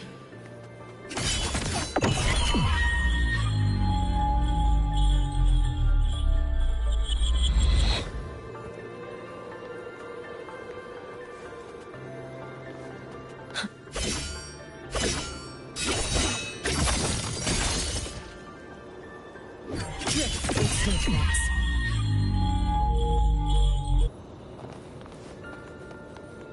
Don't know why I can't stop doing it, so fucking sick.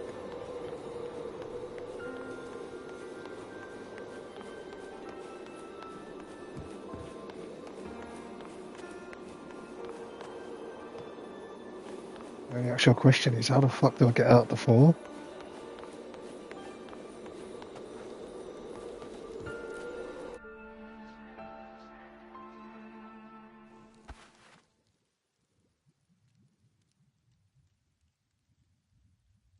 Hello, Lady Miko.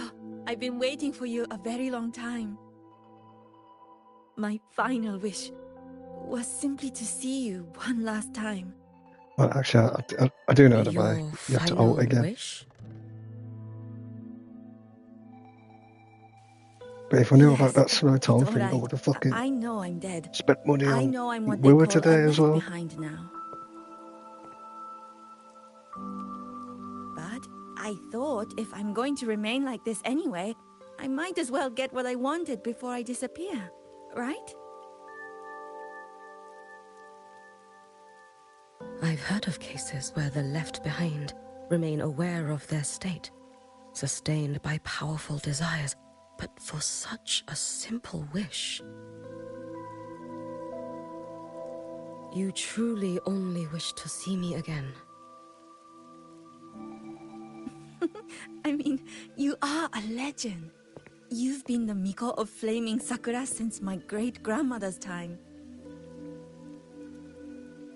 When I heard Honami was in danger, and that the Miko of Flaming Sakura would meet the Vanguard, I rushed here just to see you. You shouldn't have taken such a risk. If you wished to see me, you could have gone to the Flaming Sakura. I know. Everyone says you can just write your wish on the plaque, and Lady Miko will see it. But I worried. What if it never reached you?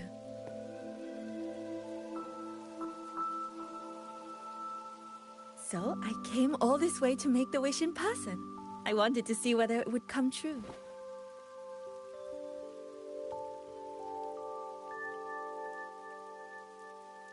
Very well. Then tell me, what is your true wish?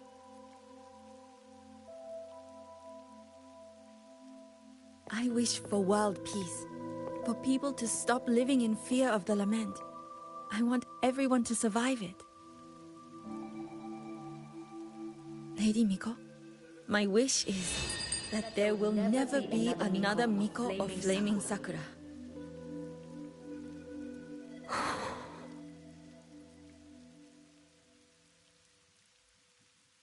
I see. Then I promise you, this wish will be fulfilled.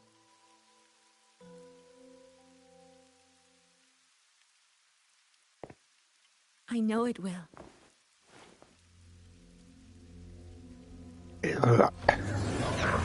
After all, you are the eternal Miko. Oh shit!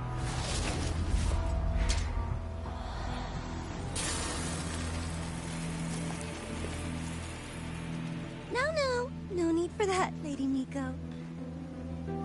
I was If you wondering why wished, she was you could starting cut with down this avatar at any moment. But I think you'll find this far more interesting.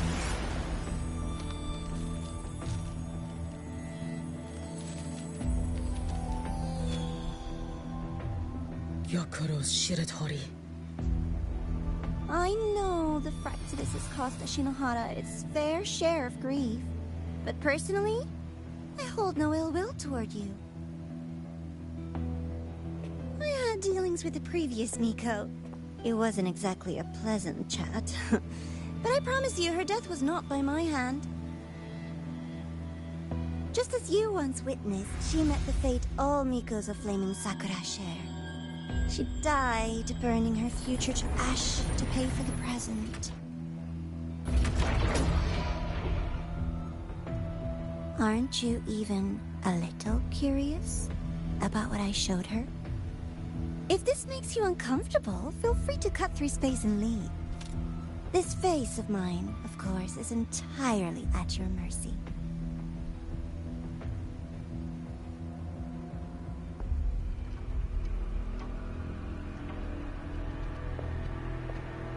No need to dull my blade.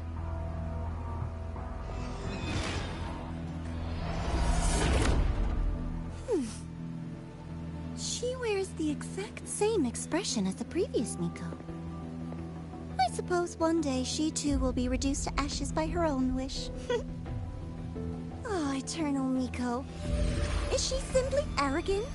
Or just a coward?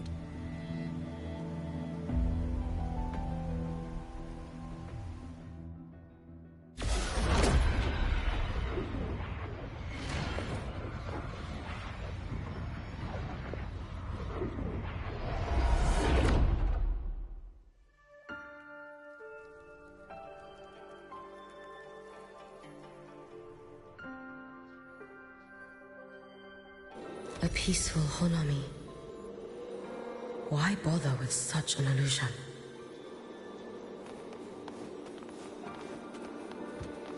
Ready to do the exploding.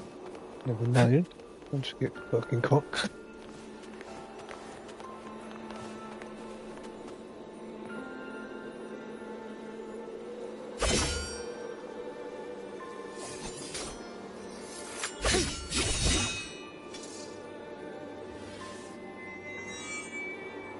Fucking leaves me.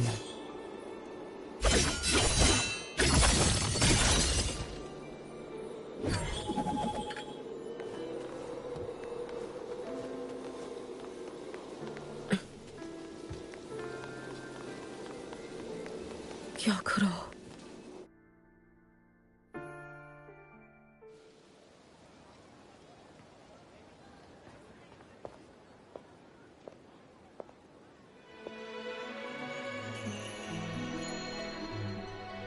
Lady Gyokuro, guess what? No math homework today! My parents and my big sister finally taught me how to make red bean pudding. Want to try mine? I'd love to. You know I can't resist red bean pudding. Wouldn't miss your special batch for the world, Kana-chan. Yay! I'll go make it right now.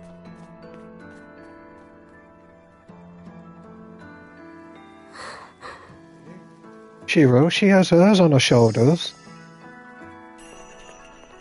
Anyway, I'm here. What is it? My. Can't a sister just want to see her favorite girl without a reason? That's not what I meant. There's that serious little face. I just wanted to chat. Her clothes are on her Always shoulders, relaxes but me. hers looks different. So I'll take back what I said. So, how are things at the Flaming Sakura? The usual. Many came to make wishes. The Thronodian's active cycle is almost here. Death would be a frequent visitor to Ashinohara once more. Prayers for safety, peace, victory. They pile up thickest at times like this.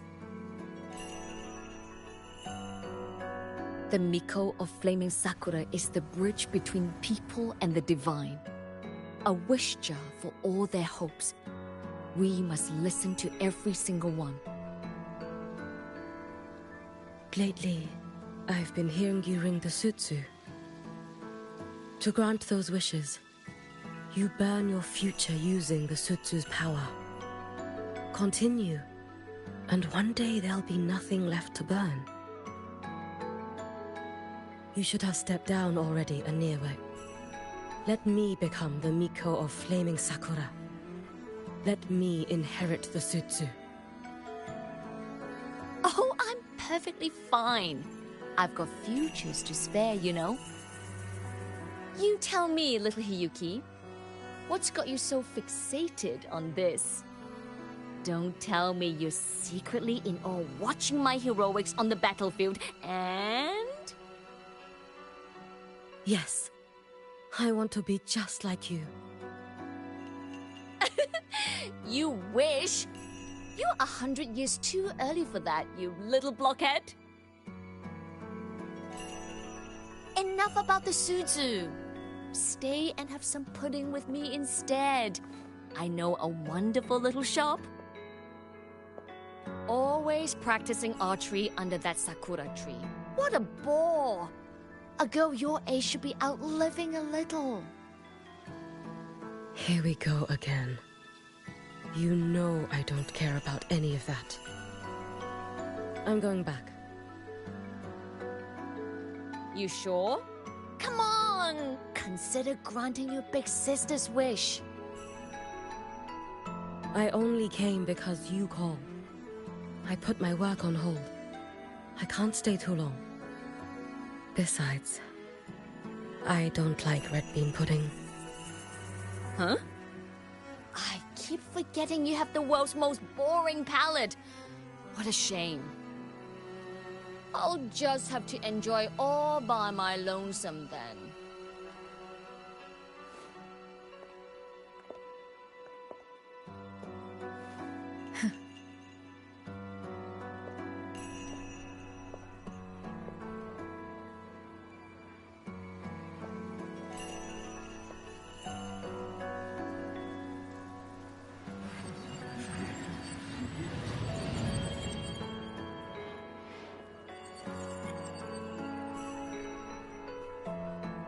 Gyokuro never once spoke of her own wishes. She lived only to grant the wishes of others. If only I had chosen to go with her.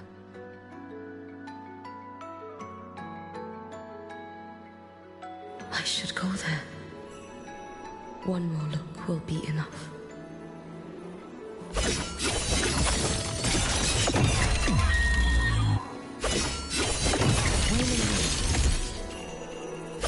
You've prepared for this, have you not?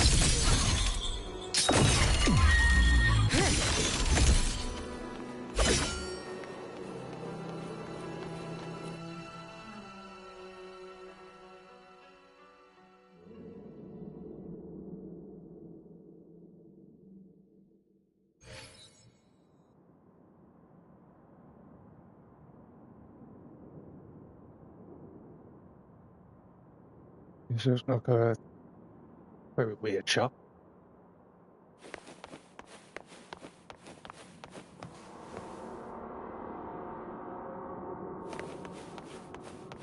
Still regretting that you didn't step into that shop and try that red bean pudding with the former Miko, aren't you? What's your point? The peaceful streets of Honami. The sweetness of red bean pudding. You know none of it is real. The illusion didn't deceive you, Miko of Flaming Sakura. You were the one who deceived yourself. Desperate to play pretend? Why not commit? Please, this performance is only beginning. Miko of Flaming Sakura. Do not forget the regret you carried here. You never forgot the lives you failed to save, nor their final, fading cries.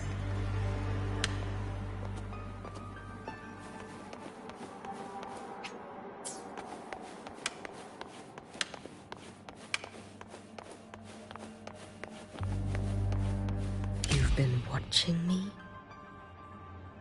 Among all the Mikos of Flaming Sakura, you're the most special. Only you could peer into the Sutsu and see a future so utterly pitch black.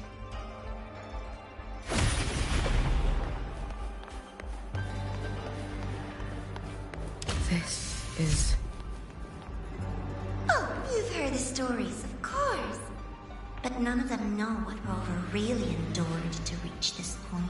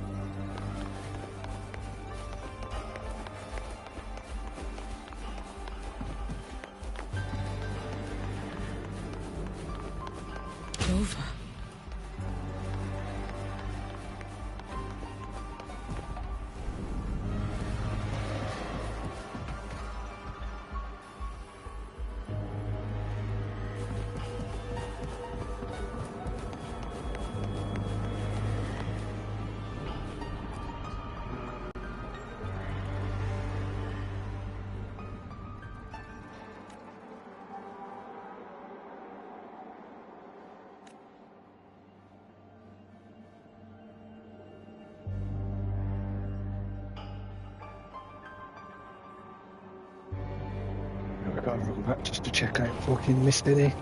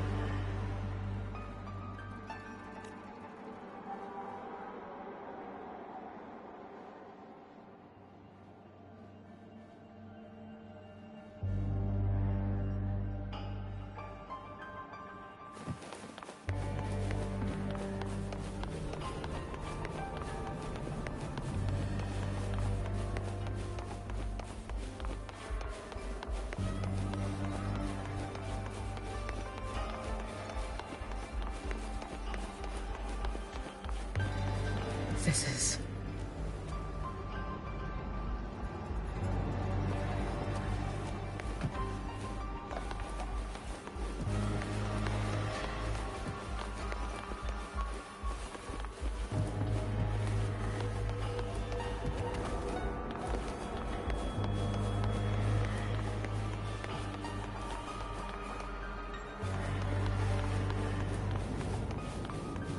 the Threnodian.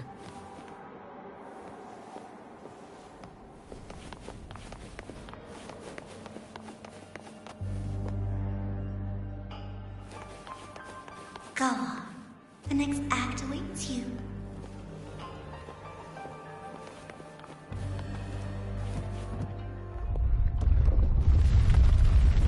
Don't waver now, Yuki. That instinctive revulsion you're feeling will guide you down a path diametrically opposed to my own. You must walk this road. Only then will you understand, accept, and finally see where you went wrong.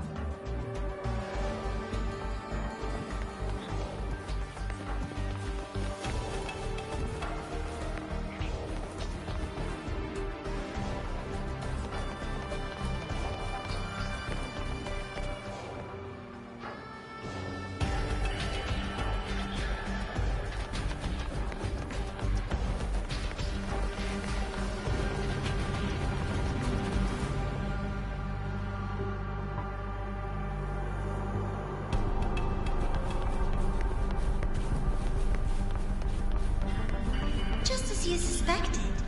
Both Jinjo and Honami once lay beneath the Threnodian's shadow.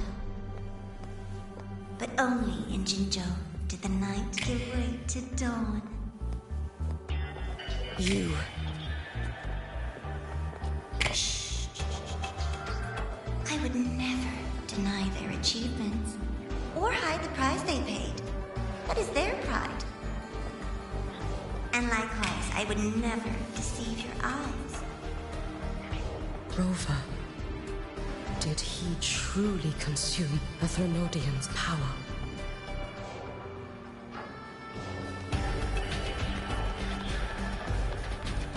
Careful. Get behind me. Lend me strength.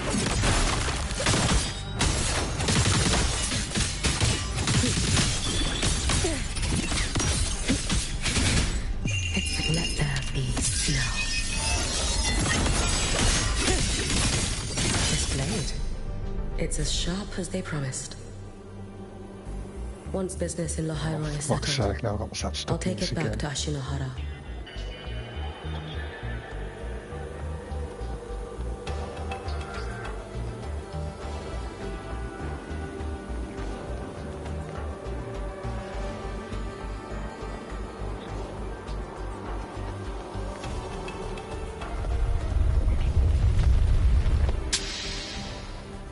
Some text. Just sitting on the layer.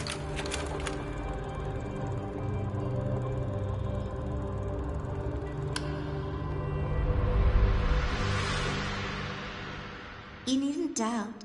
This is, in fact, my ploy for you. What else would you call laying the very path you've dreaded most bare before your feet? Keep walking. The way forward is the only way left.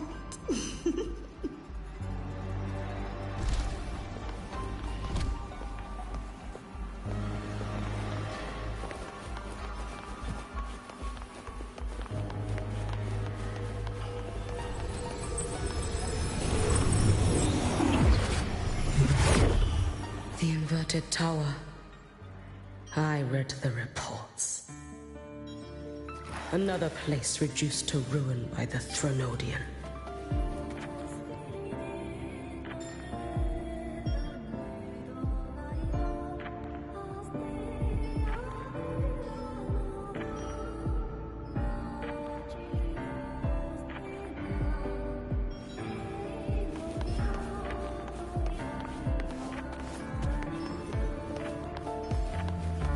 Let's get moving.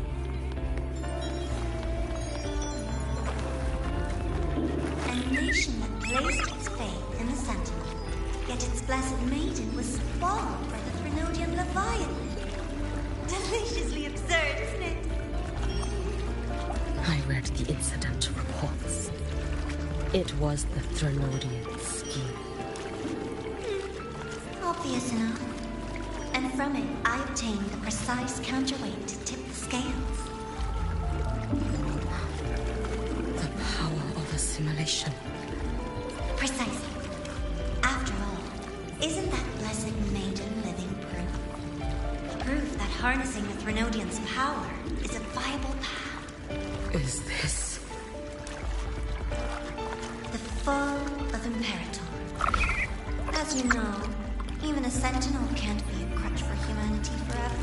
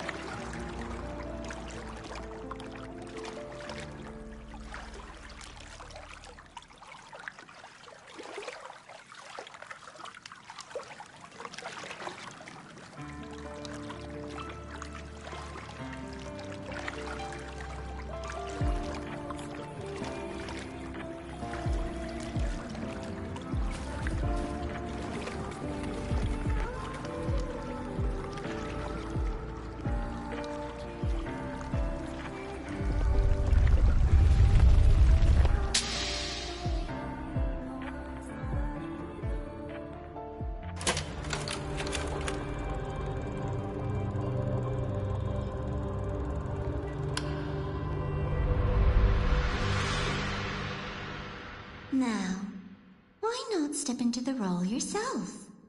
Experience Renacita's conclusion firsthand. Oh, and I made a personal appearance for the grand finale in Renacita. I couldn't very well abandon my rather childish subordinates like that, could I?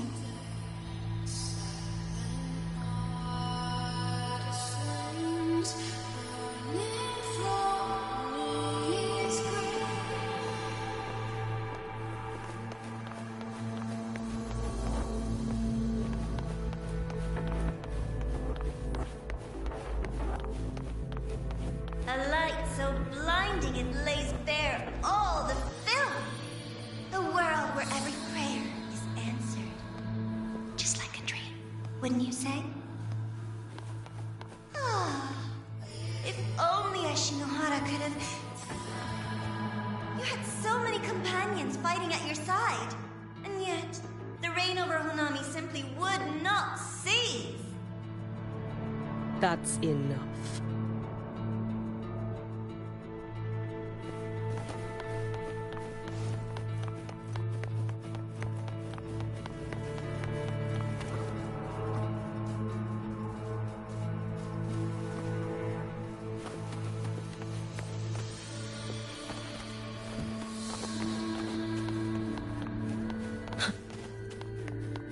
Every single time, he succeeded in saving them. If only I could have. Ashinohara,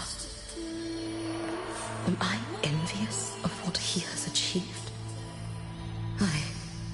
Is it?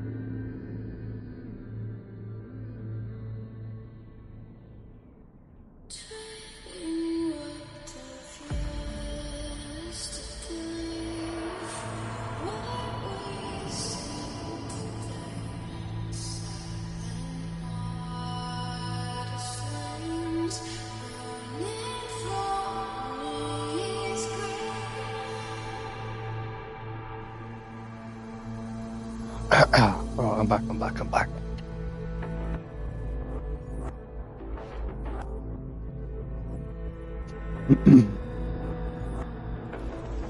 Here, let's do this. Oh, well.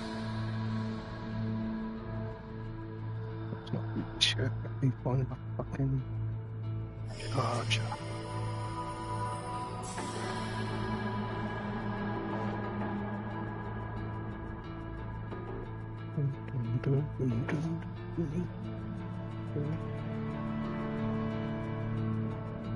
Alright, let's do this.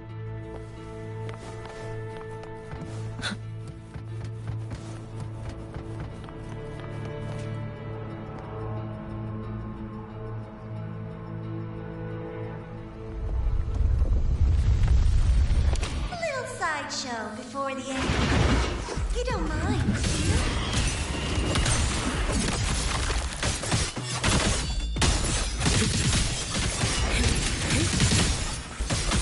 Too late to escape.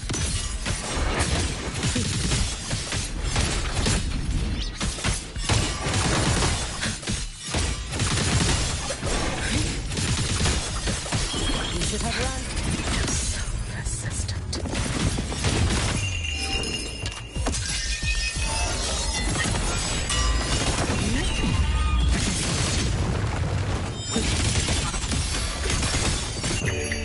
Four wishes spoken.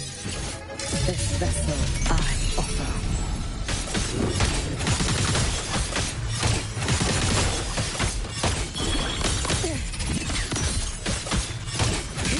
Lend me. If my blade had been keener, could I have? Is my focus slipping? Why is this even surfacing now?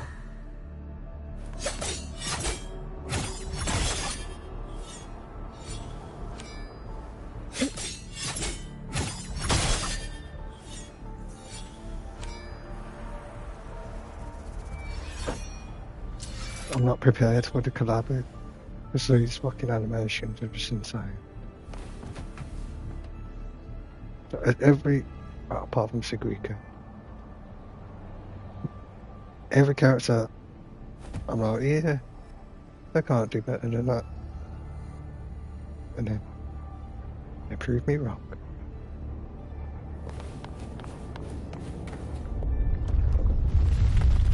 Take your time. We're almost at the finale.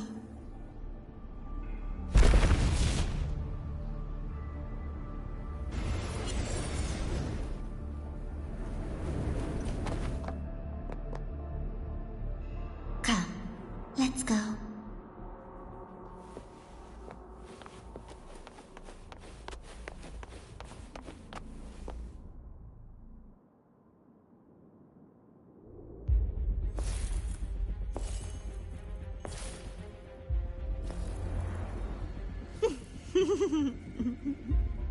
Thoughts on the show? You showed me all this. Because the Fraxidus wants to replicate the assimilation within the blessed maiden herself.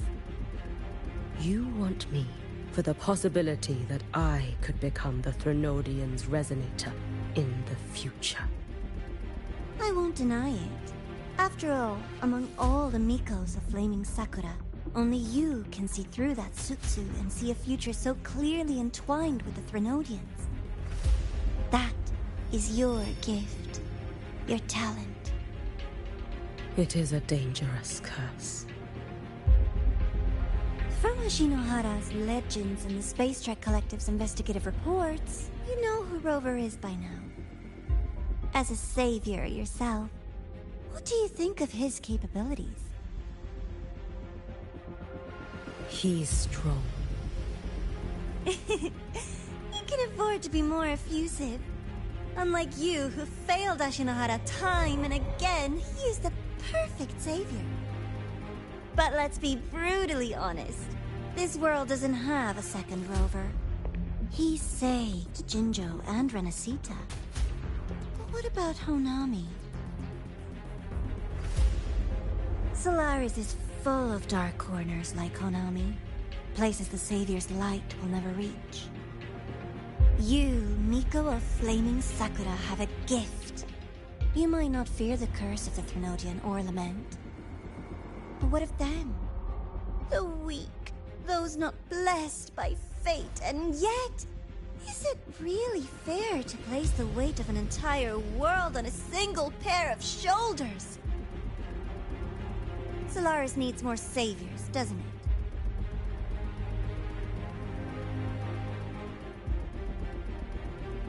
I'm just using the Threnodian to bring more of them into this world. You mean... you want to use its power? The way Rover once did?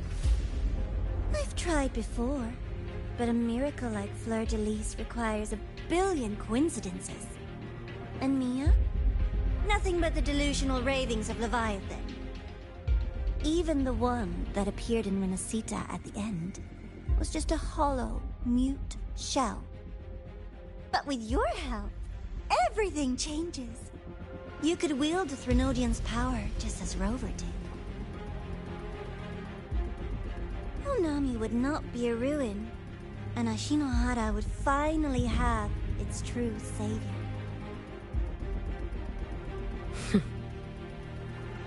I have to admit, your proposition is tempting. I desire vengeance against the Threnodian. That is why I seek greater strength. I stayed in Lahairoi to forge a blade sharp enough to kill it. But I will not discard my dignity as a human for it. I will not become the very horror I hate. Not even for retribution. You stand on Honami's soil. You stand on a graveyard of millions. Go on. Ask them if your dignity as a human matters. I think they tell you that simply staying alive is what matters. Eternal Miko, you know your limits. You've crawled through countless defeats, barely protecting Ashinohara from the Threnodian's assault. But what of the future? You are no savior like him. When you fall, who will take up the Sutsu? Who will walk this lonely, futile path next?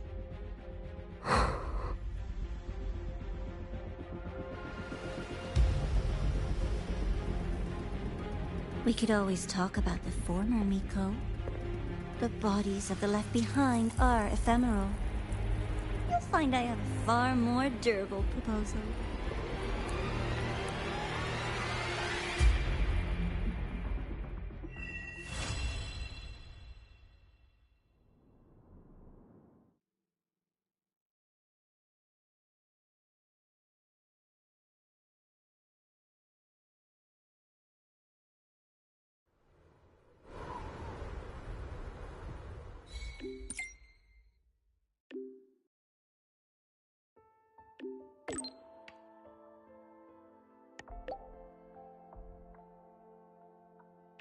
Don't tell me that was it.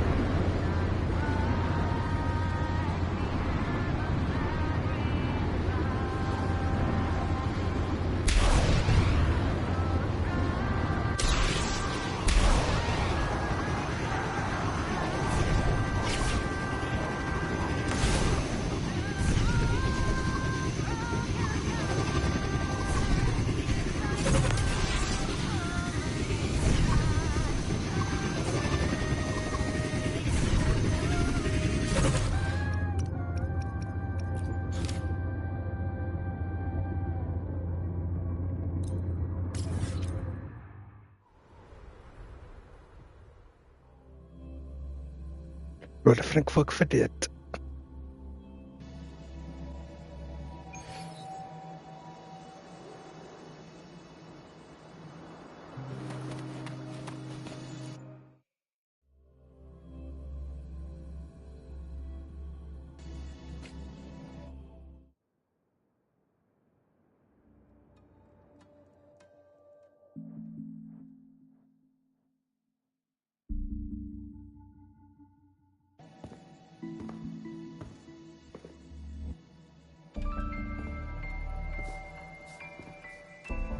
Candy?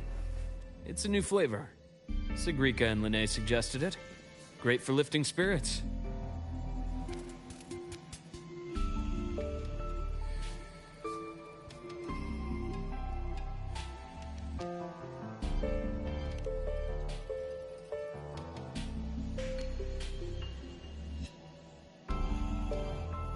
All right, Luke. What's the word on this Exostrider plan? My conversation with Lucilla went well. She's on your side. Your showing during the Dark Side incident also helped speed up the Academy's internal review. That said, you've been a student here for less than a year. You'll need the Space Trek Collective's approval to officially activate the Exostrider. Their biggest financial backer is the New Federation. And of course, they answer to an entire board of investors. And to them, the Exostrider is definitely a high-value asset. I've been flooding their desks with reports. Your Academy investigation record, your latest test scores from Abel College, and a full physical adaptability eval I wrote myself. And were they rejected? We got a meeting, but when that much money's involved, conflicts of interest make everything move very slowly. Unlike Jinzhou or Renacida, they've got far too many cooks in the kitchen. I'm worried we don't have that kind of time. Exactly, which is why we're going to strike first. Besides, things have changed. It all comes down to this guy. This is Chase, head of the Space Trek Collective. He just got back to Lahai Roi on a Triumph avionics ship from the New Federation. President Lucilla, Professor Mornier, and I have all put in a good word. You'll be meeting him at the Research Institute. Chase started as a low-level employee at Ashridge Energy in the New Fed. Then, he dropped off the grid for a few years before resurfacing in a government position. After that, he left the government and started diving into multiple large-scale investment projects. Some say he's still been Ashridge Energy's man the whole time, but no one's been able to prove it. He's sharp, low profile, and very smooth. At his age, he's seen it all. His only real concern is if the Exostrider's pilot can be controlled. Normally, they'd pick Academy synchronists who have been signing stacks of NDAs since day one. But sounds like his attitude changed. Does that have something to do with the changes you mentioned? Come in. Let's talk over some hot drinks.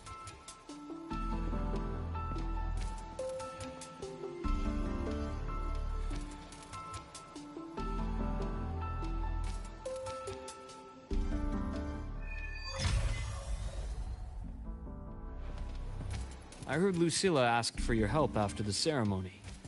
How did it feel working with her? Well, at first she was pretty dominant, steering the conversation the whole time. But now I understand it's because this academy means so much to her.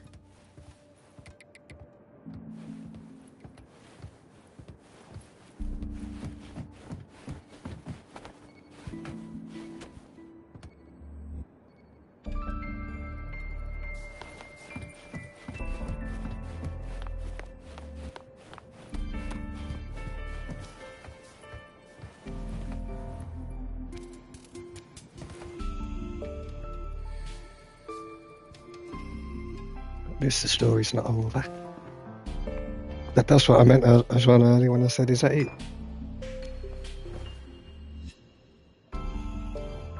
Based on your intel, the reactor core has been returned. Ideally, we'd wait for the Exostrider to awaken before trying to help Imith or confront the Threnodian. But recent readings from the Institute's Strider Gate monitors, they're off the charts. Void matter reactivity is spiking. The Space Trek Collective is getting twitchy. If Threnodian Aleph 1 breaks the seal, all of Solaris will be at risk. Not just Lahai Roy.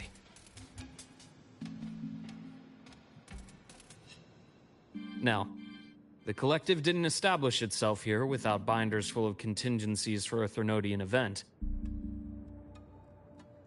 Problem is, every one of those plans would scorch decades of scientific progress. Which, in our case, actually gives us some leverage. Enough to have a real conversation with their head. Then I'll convince him. I'll show him that the lowest casualty count is the only one that makes sense. He'll have to approve me as the synchronist who pilots the Exostrider.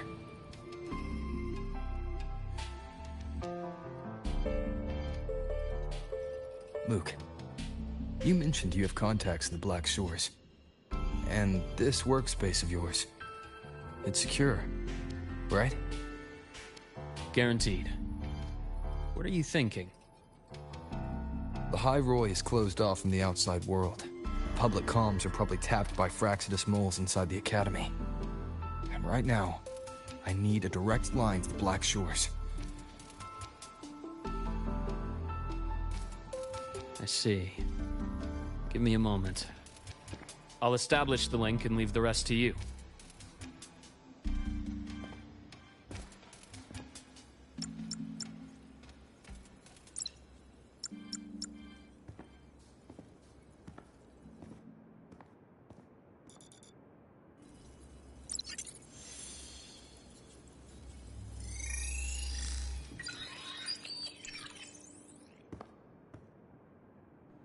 I received your call, Rover. Is the situation in Lahai Roy that dire? You look exhausted.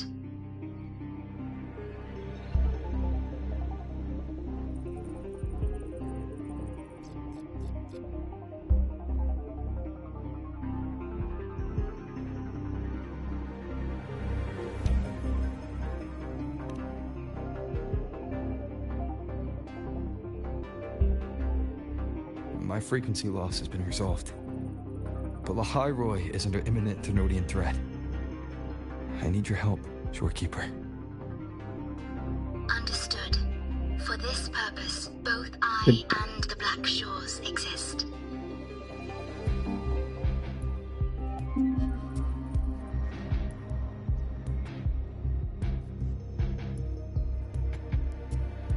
Any additional intel on the Exostrider within the Tethys system? Verified or not, I need everything you have. I trust Luke. You can speak freely. Records confirm that Luke Herson has been providing critical assistance and intelligence to the Black Shores. I trust your judgment.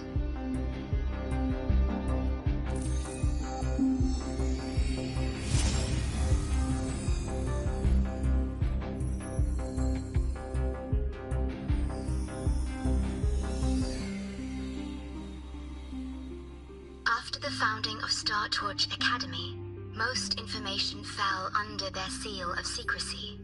However, in its early days, you mediated negotiations between the Academy and the Roya. Through that process, the Black Shores gained partial access to certain archived insights. The Space Trek Collective fears that due to the Exoswarm's division, the Exostrider, even upon awakening, might not have enough power to face the Threnodian.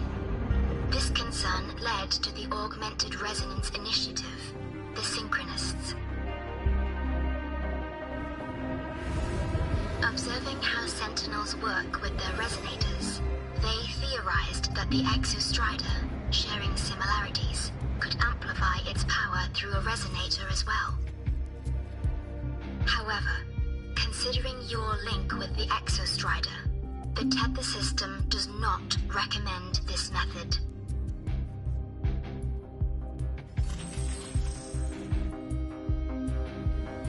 We have intel that deep beneath Lahai Roy lies the keystone left behind by the Exostrider long ago. It rests directly atop the seal on the Strider Gate. You can think of it as a kind of lock. You do not need a cockpit to pilot the Exostrider. So long as its activation sequence remains unobstructed, you may pilot it using the keystone. Is it because I'm its arbiter? Precisely. For one who shares its origin, a cockpit would be more of a hindrance. As for Imeth, I think Dr. Luke's proposal is viable. You mean using the exoswarm-like shell that appeared in the cockpit to look for her? Yes. The connection between frequencies will help. Rover, bring her with you when you activate the Exostrider. Sure. While I'm there, the Black Shores will need to keep a closer eye on the High Roy. I understand. I'm counting on you, Shorekeeper. As long as I may be of help to you, I am content. Please return safely from the Strider Gate, my star. I will. Don't worry.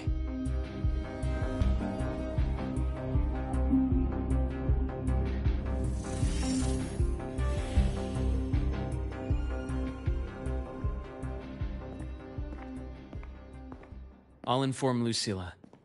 Take your time finishing that drink before you head out.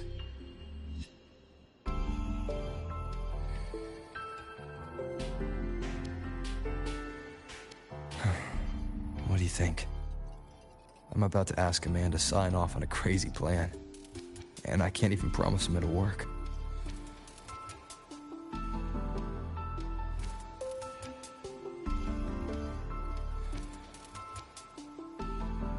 Nobody has a plan they promise will work. If Chase agrees, it's because he's betting that you're his best option. Just take the win. At the end of the day, it all comes down to the person.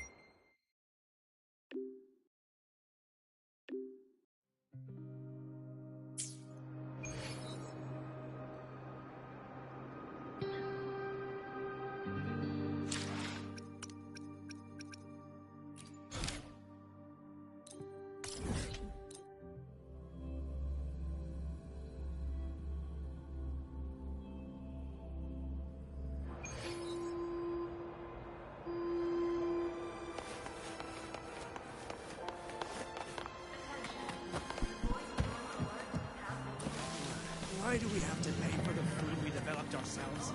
Shit, I don't get up again. Relax. It all gets reimbursed through the research.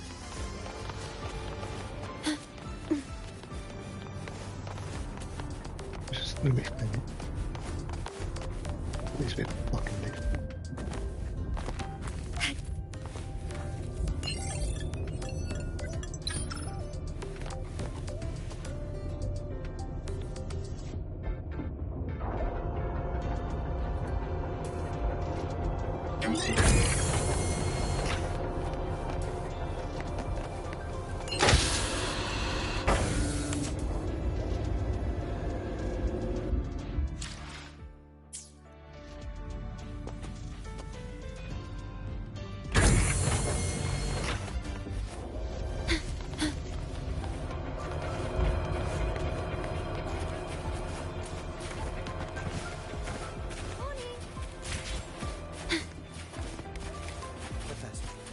I admit there are a few errors in it.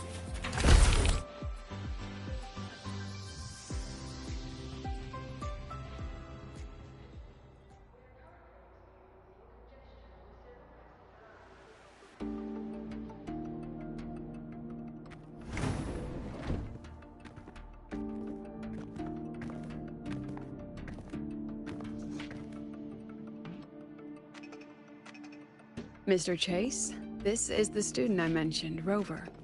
Our best hope for piloting the Exostrider. Save the intro, President Lucilla. We've met before.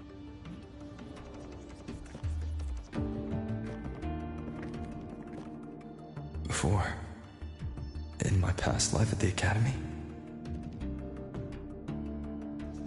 Let's just get down to it.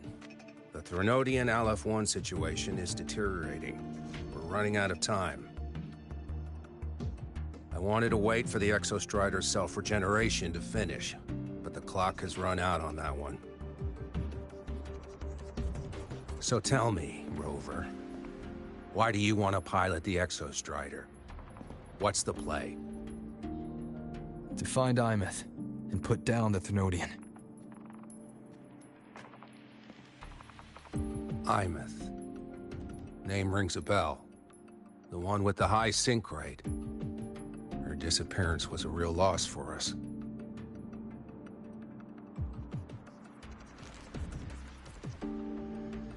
She's beyond the Strider Gate.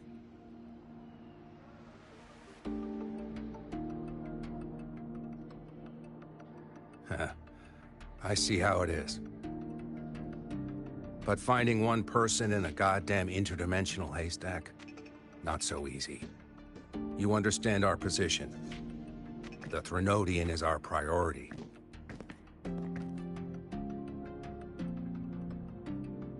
Stopping the Threnodian is my priority too. I'm gonna handle both.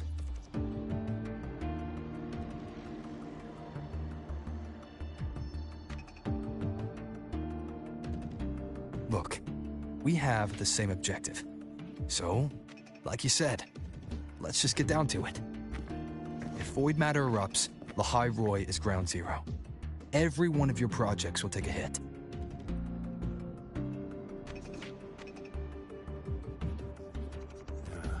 Regarding Aleph-1, our intel is insufficient. We are not, at this time, considering its total destruction.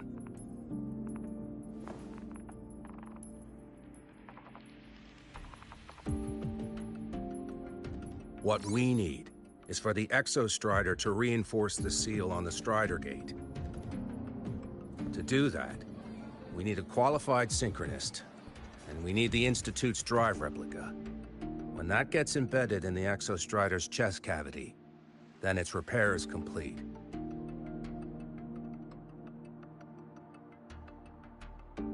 Right now, the replica is in its final phase of development. We're still missing critical data. A drive replica. Is that what you're building from the fallen reactor drive after Helios was launched? Correct. It's based on the original drive's framework. You had a hand to play in that. You made sure Helios got launched. To complete the drive replica, we require precise data from the Exostrider operating in high concentrations of void matter, and environmental readings from inside the Threnodian. Without them, we can't guarantee the Exostrider can resist Aleph-1's corruption. Here's the verdict. On behalf of the Space Trek Collective, I authorize you to pilot the Exostrider.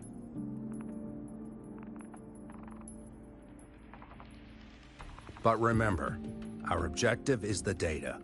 We need readings from the high concentration zone to complete the replica. And your personal mission gets 10 minutes. That's the max duration our void matter barriers can cover the Strider Gate once it's opened.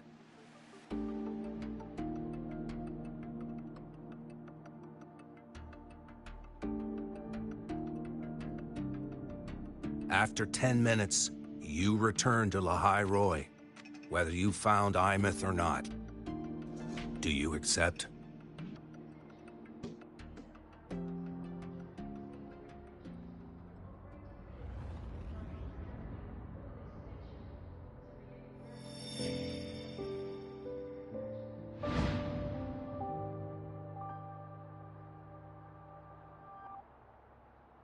Deal. One more thing. I won't be using a cockpit. Just show me the way to the Keystone and have the Exostrider ready. That's all I need.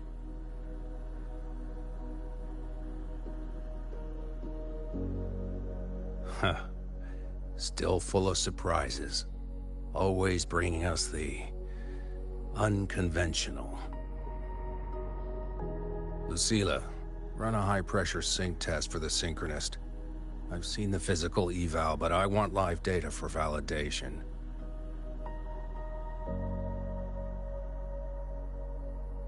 The moment the numbers hit green, we'll begin preparations for activating the Keystone and deploy void matter barriers around the Strider Gate. There's something else. I need a favor. Go on. The Firaxidus is lying low, even after failing in the dark side. They could move the moment the Strider Gate opens. Ah, that's what's on your mind. Well, I have an update. Remember Sigrika's friend? The somewhat lackadaisical one?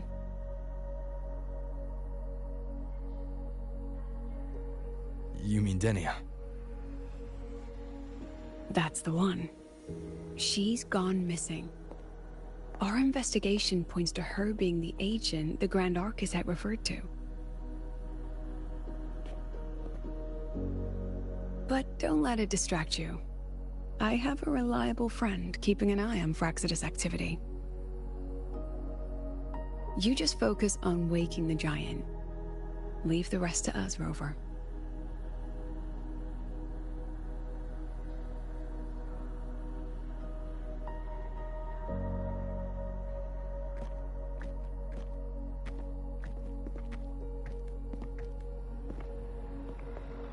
Black Shores just sent a formal communication request. They're offering full support for Lahai Roy's evacuation, if it comes to that. You handle it, Lucilla. You have a better read on the situation than I do. And you're better at talking with that student.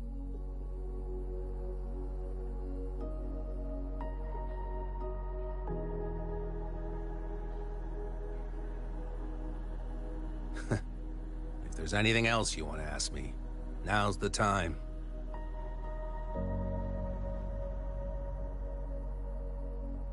I'm surprised you're placing this much trust in Rover, authorizing him so readily. Any particular reason?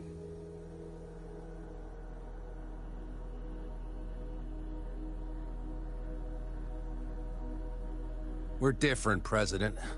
I'm a businessman, and businessmen trust their instincts for a good investment.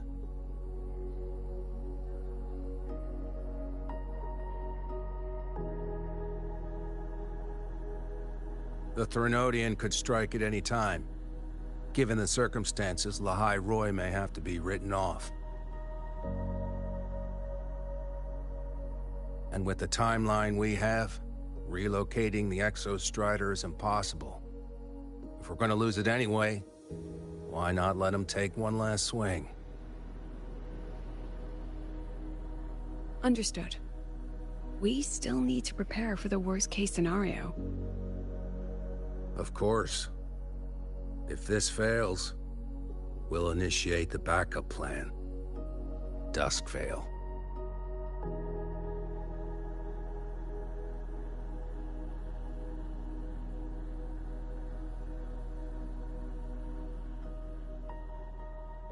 Ugh, that guy gives me the creeps. What kind of place is the new Federation anyway? Nah, are they all gonna be like that? We'll find out when we get there, Abby. I admit.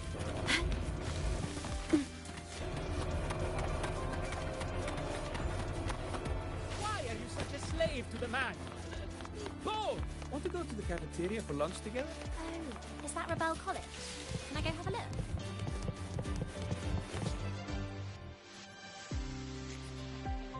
So you're that student, huh? I'm Sakia.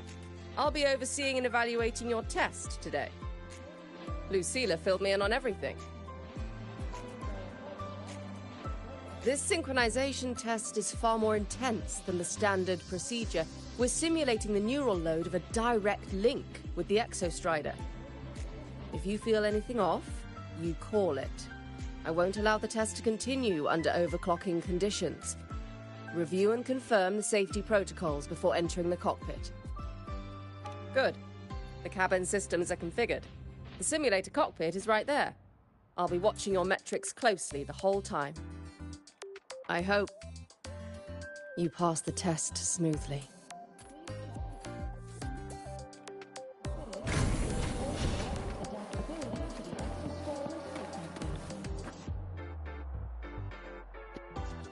What do I have a feeling I might fuck this up?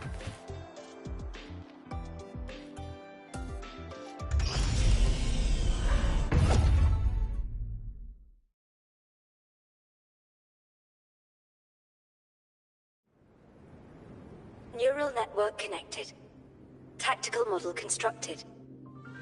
Resonator vital signs synchronized.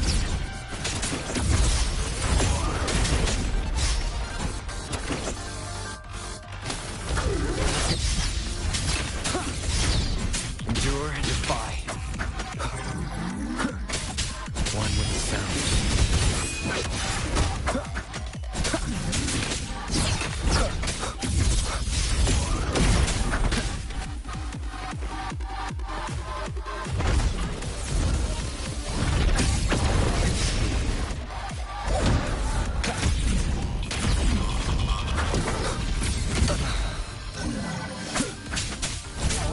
Talk about all my scary shit today.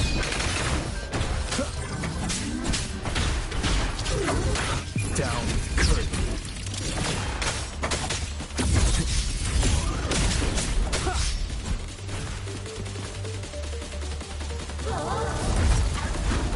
The music.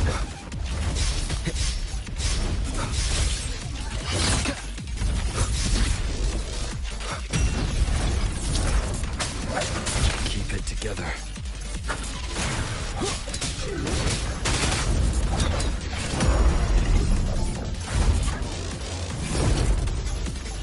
None shall whisper. One with the sound. Nowhere to hide.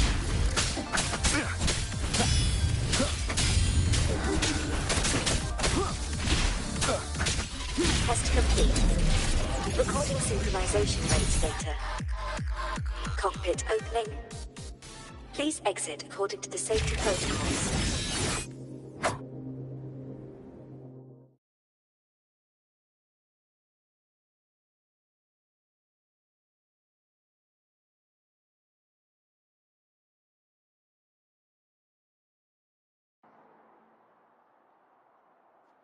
Hello, hello, hello.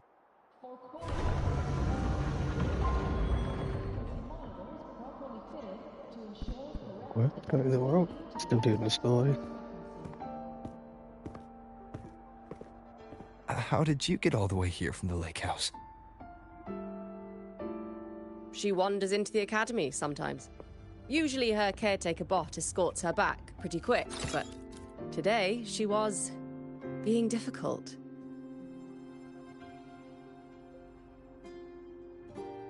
We'll go back together in a bit, okay? Like 7-ish. Is that when it was? Yeah.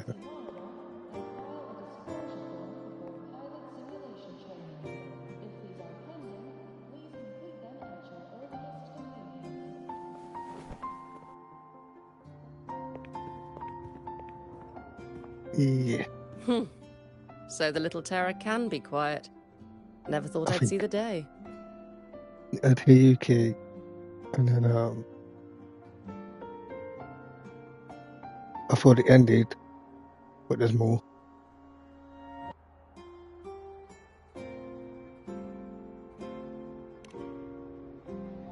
I've been confused with Shira now. Yes, I was her teacher.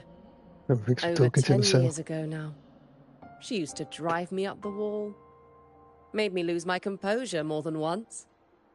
She never did seem to mind. The last day I taught her, she wrote saving the world as her career path. I asked her if that was really what a synchronist should be aiming for, then gave her a piece of my mind and told her to rewrite it.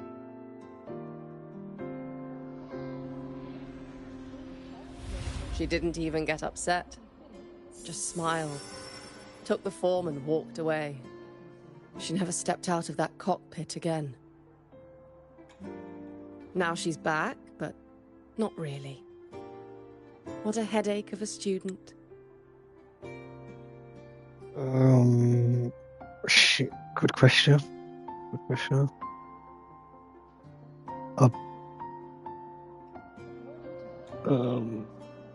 I believe it does. It's 1 or 2 a.m. There was a notice, but it was in game, and I didn't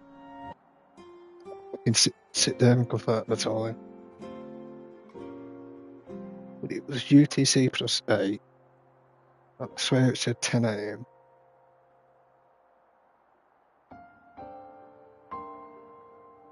Ow! 260. Yeah, well, good.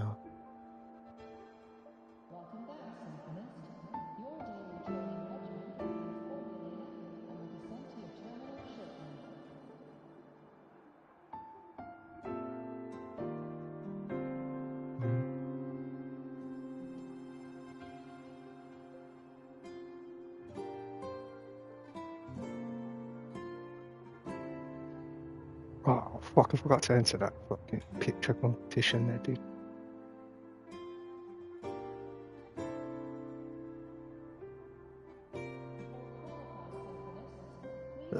Enter your code, mate.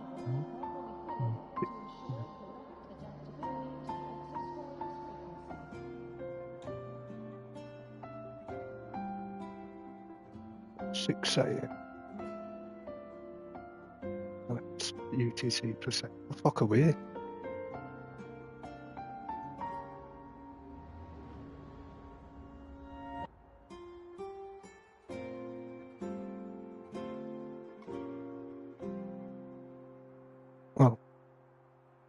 Oh, so 6 a.m. minus 6 minus 2. 10. Server should go off in 5 minutes.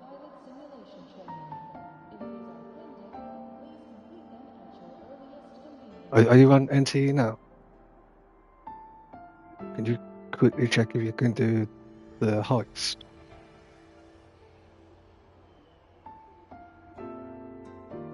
So wait, if it is in 5 minutes, it's a 5-hour. That's what. So it'll be 3 a.m. again. Yeah, man, I can stay up till 3 for the touring.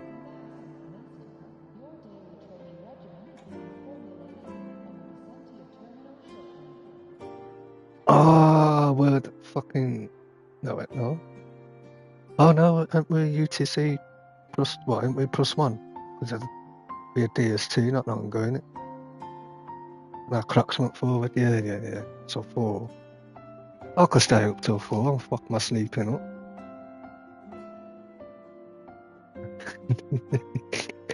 Well, I'm waiting for fucking thingies to come with my fucking weed. So that'll probably send me to sleep.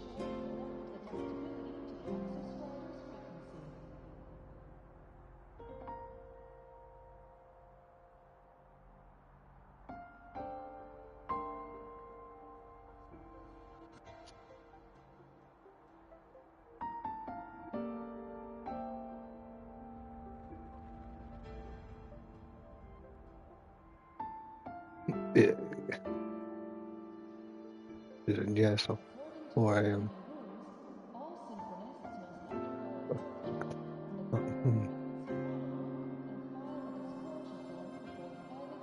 Should do.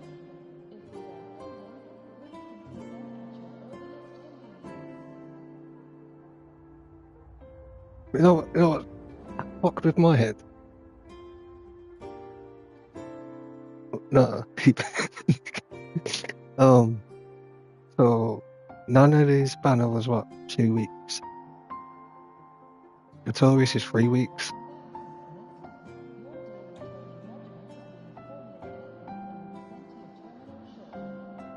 Because Notorious ends June 3rd, which I think is my mum's birthday. Or it's June 6th, my mum's birthday. It's around then. I think.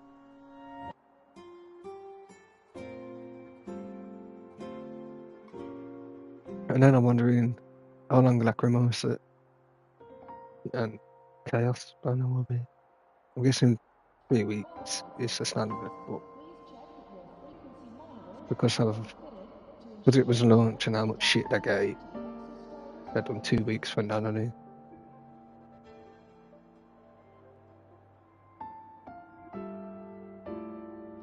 That's my theory.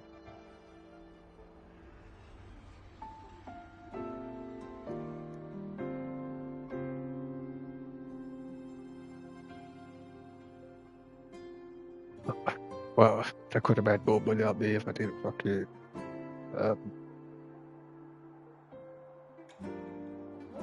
spend money on food. Pause. Because I went to get my hair done, and Mum rang me. Just like, just drop Leah off. I'll come grab you and drop you off near the hairdressers. And I was like, well, it don't fucking open till 9. What the fuck am I meant to do for 20 minutes? And then there's a cafe next to it, across from Mackey's, by number superstores. I was like, fuck it, I'll try this cafe. And then so I went in there, had a sausage, bacon, hash brown cheese sandwich. Came out and got my hair done. I liked my food that much, I went back in. And then I got 2 baguettes. And then, what was it, about 5? I had another burger boy.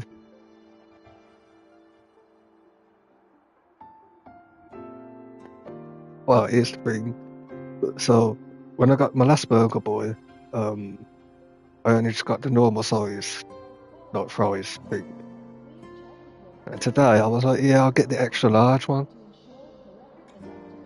Big mistake, Reese. Big mistake.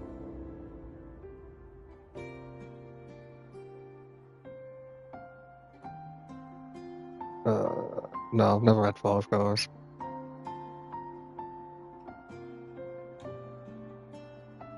I was meant to go a few weeks ago. And Shearer's put the mistake was the puke sauce. Did I show you what it looked like when I had it last time? I'll post it in Discord.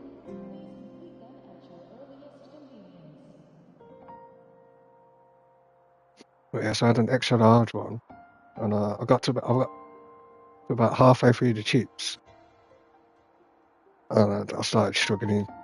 But I persevered, ate my burger, and since then,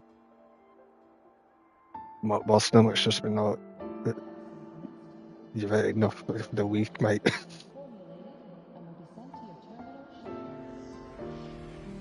Thought this fucking picture was probably buried now, yeah.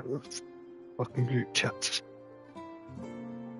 Oh my god.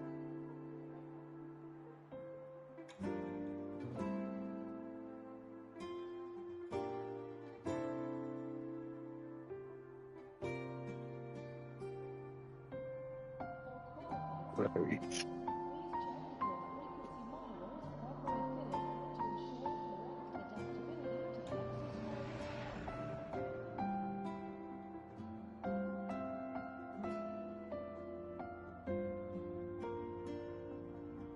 It's basically fries, jalapeno relish, some sauce, and chicken tender strips. And I think something else as well, I forgot.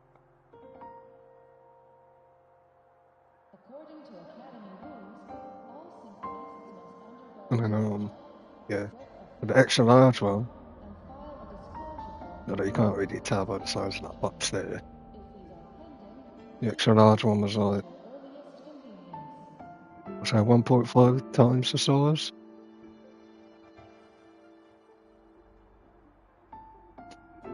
And I think what's fucked me up is that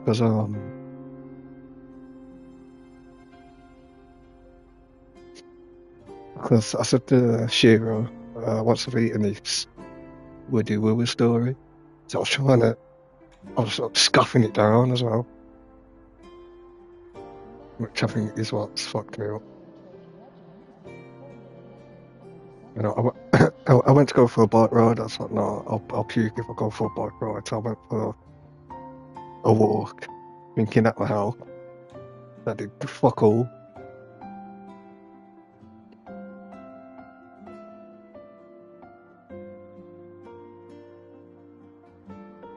So, speaking of.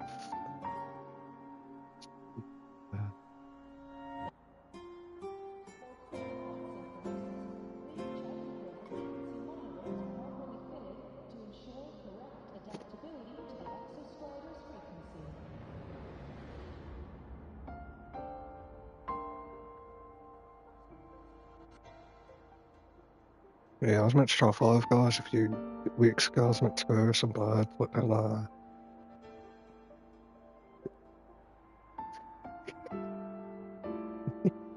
I can't. Oh, I can't help but laugh at it. She was nuts. No, the type of nuts I don't like.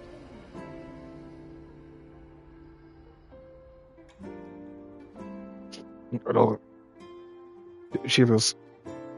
I actually felt scared. Type of nuts. She was on about fucking. If she found out where I lived, or like what road I lived on, just fucking walking around till she bumped into me, and I'm like, that's fucking creepy, man.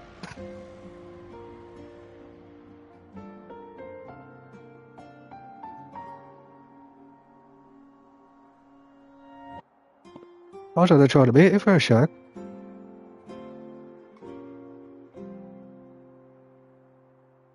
No.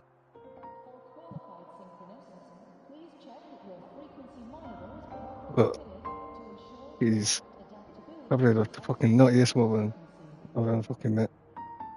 Well, I didn't even meet her, but the nuttiest woman I ever almost met, and I'm glad I didn't. Was originally I was meant to go hers, and then she ignored me for 3 weeks. Said she had shit mental health, and I'm there like, oh no, she's one of them. We were speaking for like 3 days, and then she disappeared again for another 2 weeks. Again, it was some mental health shit. And then a few days after that was when she was on about fucking, if I knew what road, blah, blah, blah, I'd walk down it until I bump into you, and I'm like, yeah, this ain't gonna work, you know.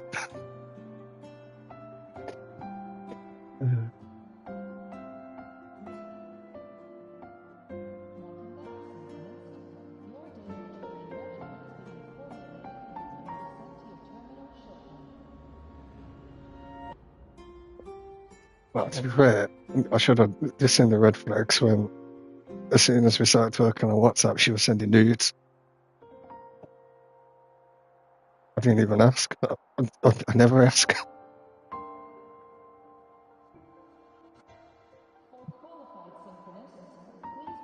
And she kept begging me to do the send shit back, and I'm like, no.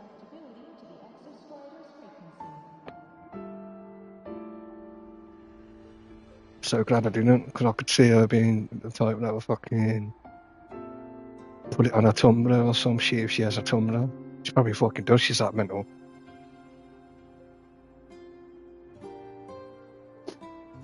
I don't even know it's still a thing, to be fair. Who's messaging me now?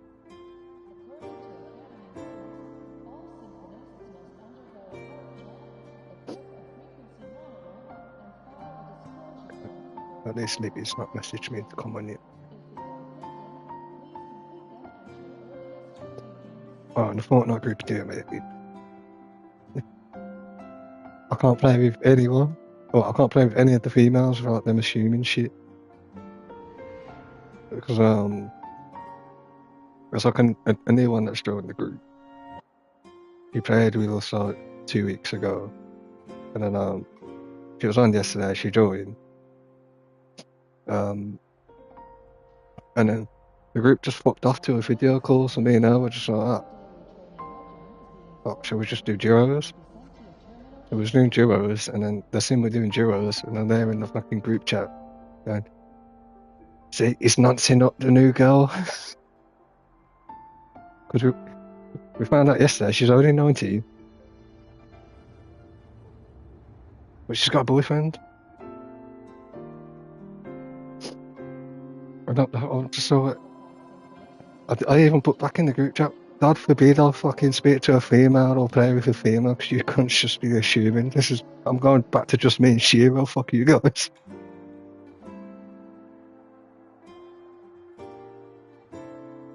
And then fuck you, was it last night me and her playing? I can't remember what I said, but it sent her into hysterics. And she was laughing that much, it woke her boyfriend up.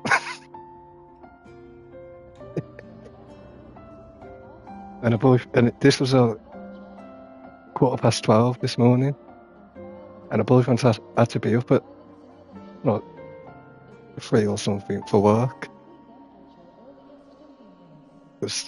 I heard him say something, so she muted, and she come back and then she was whispering. I was like, "Why are you whispering?" She's like, "Maybe after that." I'm like, yeah, she's like, "I'm like, you told me off." And she started laughing again. She's like, "Why are you whispering back? He can't hear you." And I was like, "No."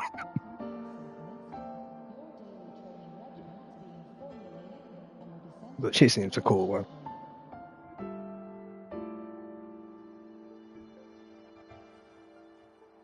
I think Shira was there when she first played with us.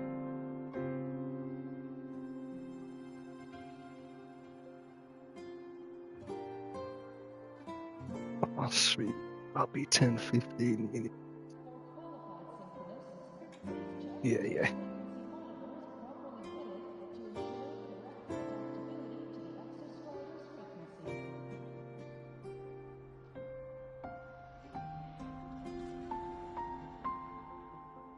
Oh, I remember what. It's because because I don't fucking sleep. Yeah. So, one of the people in the group says I've got predator eyes. No, it's just like the bags, and like you don't know if I've got Asian eyes anyway. So it always looks like I'm fucking looking at a victim. This is what they say. And then so I was explaining the whole predator eyes thing, and it just sent her into hysterics.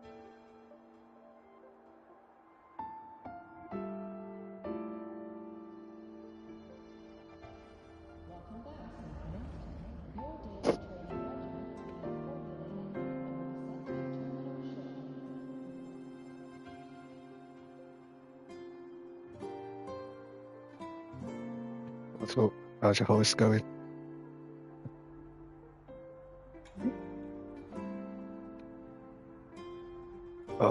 I had that earlier. I was doing the stage 3 of the train thing, and my internet shit itself for like 20 seconds. But I think the internet shit itself for 20 seconds because the cleaner turned up, and I think she connects to the internet. I think for some reason every time it happened last time she was there. I think for some reason every time she connects it the internet goes, whoa.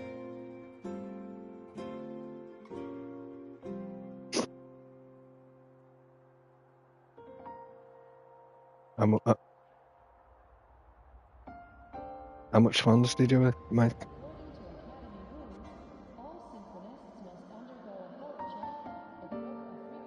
That's not too bad. Did you see in the screenshot section someone that fucking did it in one run?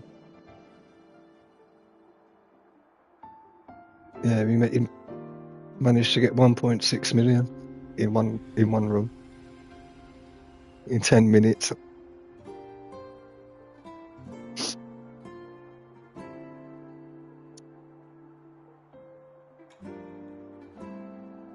Oh. Yeah, I did. I screenshotted it. I'll just send it.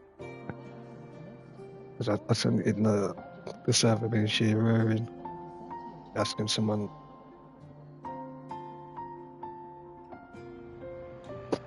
Yeah, but it's not suiting us. That's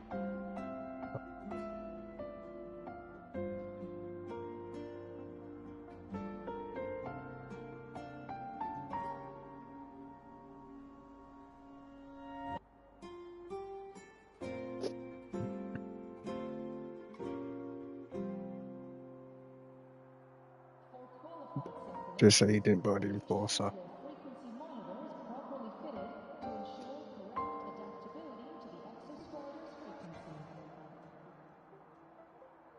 Yeah, I changed my mind about the 12 million car. I'm getting 10.8 million a month. The Ferox or something. Because I did an extensive test drive earlier. Well, not earlier, but so last night. And the Pendragon's fast, but come to short turns and it's shit, whereas the Ferox is like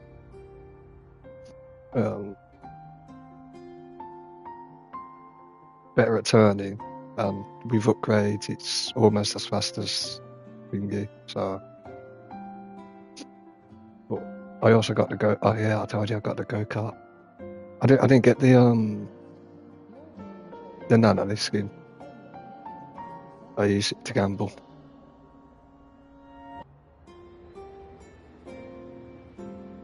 I logged on. I was like, I'm never going to use Nana. I'm never going to really use cheese. I don't want their skins. Now looking at it, I should have saved it in case they release paid skin tomorrow. Well, in a bit. They haven't fucking shown or announced.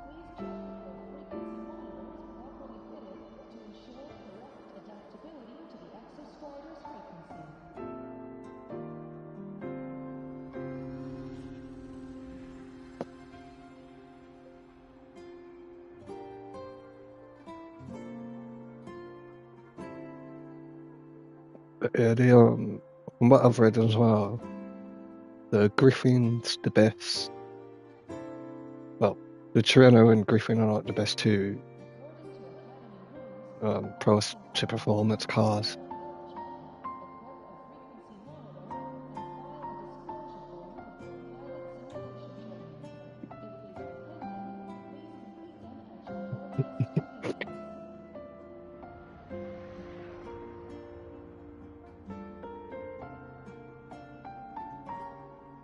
Oh shit, 2.6.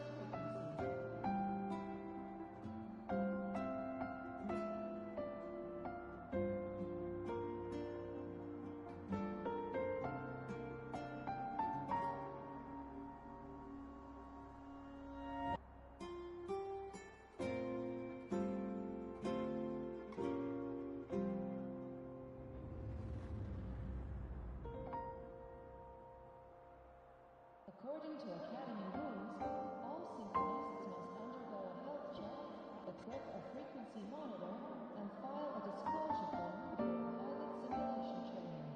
If these are pending, please complete them at your earliest convenience.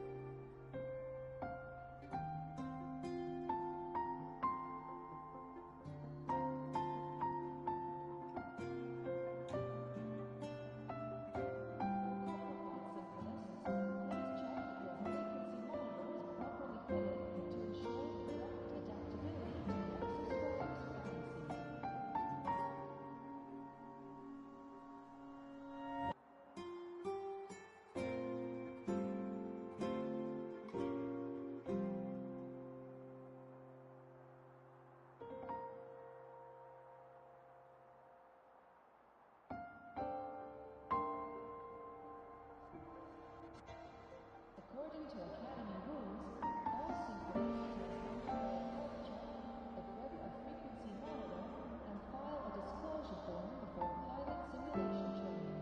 If these are pending, please complete them at your earliest convenience.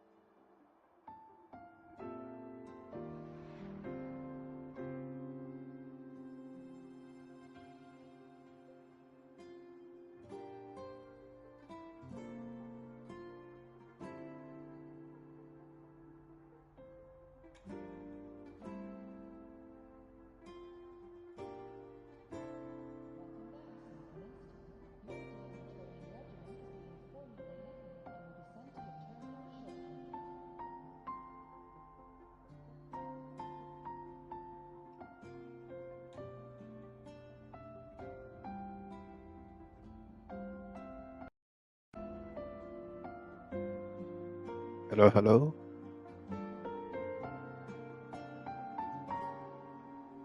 Hello. What about fucking... I may or may not have had some more food. I fucking got in the car, got my stuff, and he was like, I'm going to Dave's Chicken. Do you want to come? And I was like, well, I'm in the car now. Well, that's what I called. And I just had a fucking chicken burger.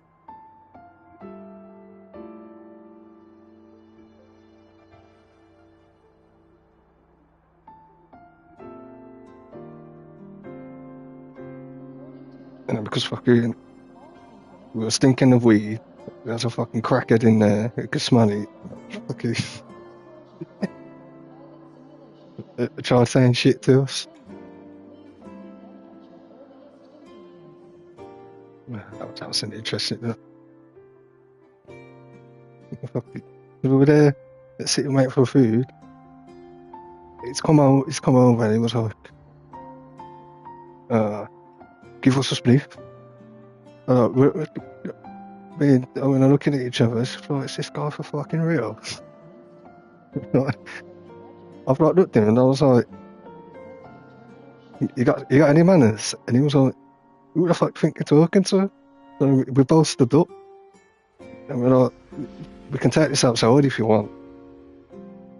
And then he's gone, no. He was like, you probably got shit weed anyway. And we're just fucking laughing at him.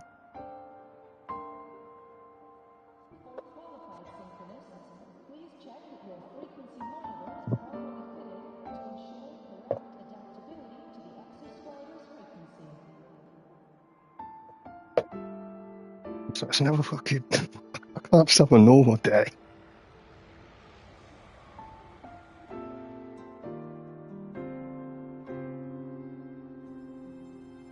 Oh, no, he was video recording me, fuck off.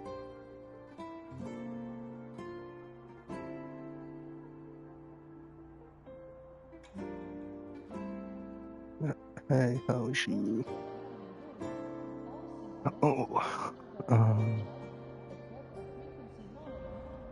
I don't know that she keeps messaging me. I'm a bit scared. I'm good.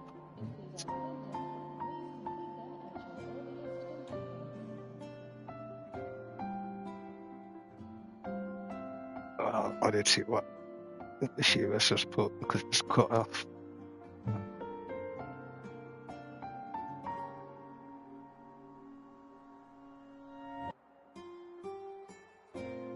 She will help me.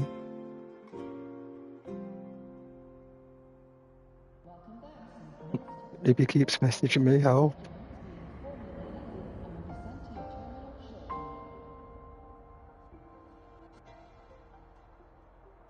Oh, let's see what she was put. The yappers know that you're free. What the fuck do you mean? I'm not free. Reese will tell you.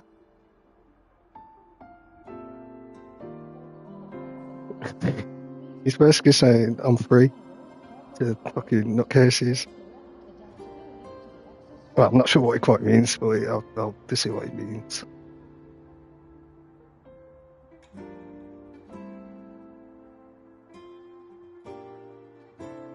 Oh.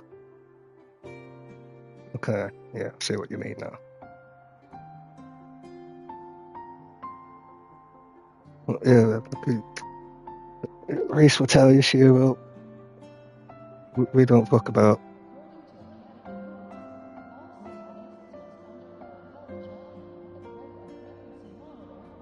I'd shoot someone if I had to. I wouldn't even fucking blink twice. But I don't think I could survive prison. That's my only worry.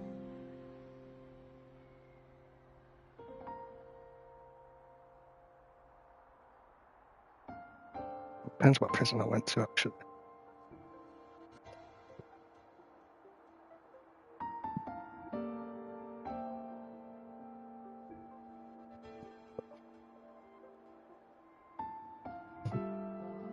Yeah, sure.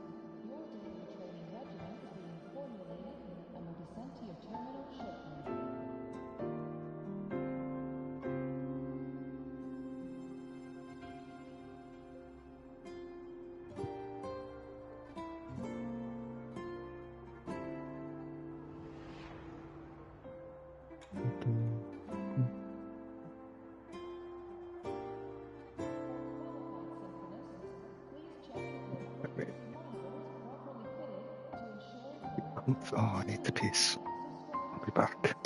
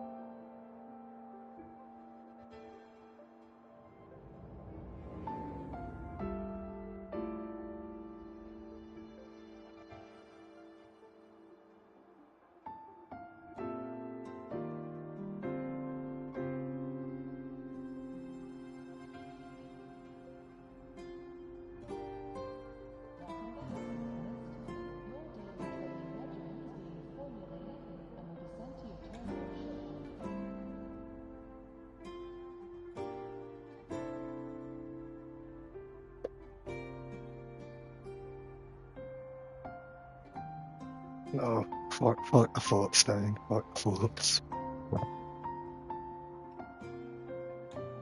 I've got the massive urge to run to the shop across from Mackey's and get some ice cream.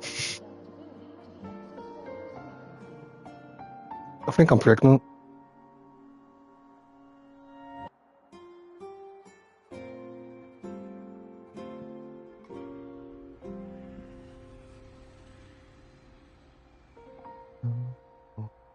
Skip me. Oh.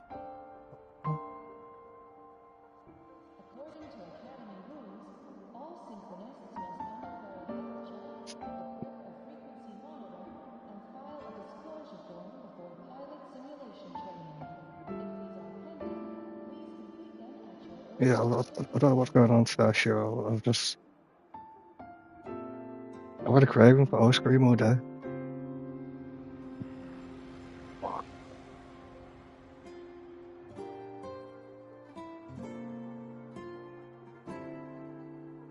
I might actually have to go to the shop. Fuck.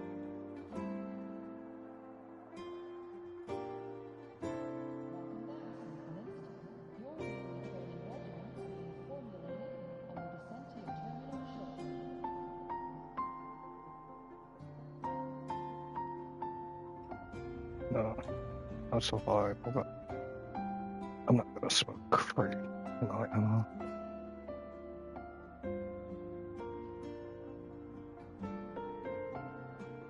Oh god, starting to roll. Must be.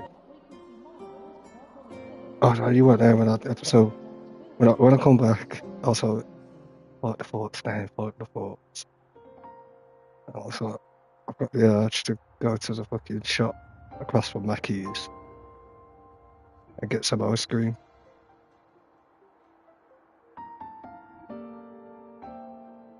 I had a craving for ice cream all day. And then I said, I was like, I think I'm fucking pregnant with this craving. Cheer up or what?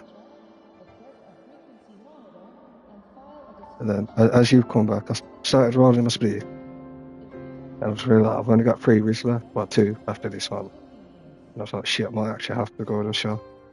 And then when you come back, that's when I was talking to myself going, I'm not going to smoke free tonight, am I? And if it does come to that and I'm rolling my third one, I could just smoke the third one on the way down there. Which will probably happen because I don't see myself sleeping even after I smoke this.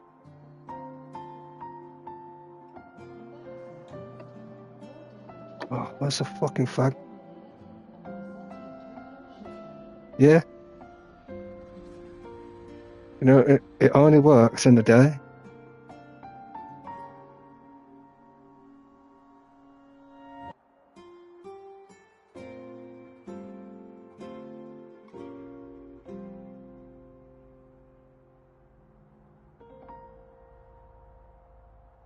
Oh, I've tried.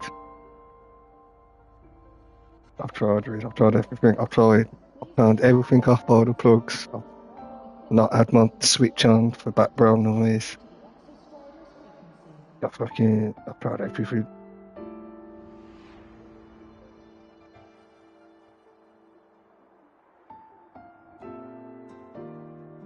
Because you know when I stayed up for the NTE release,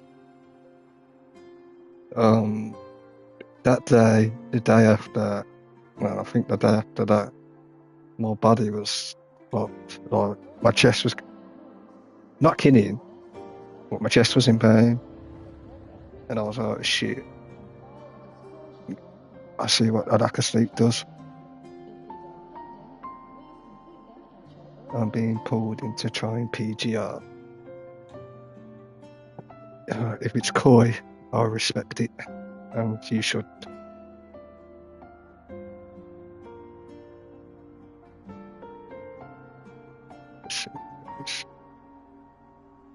Oh.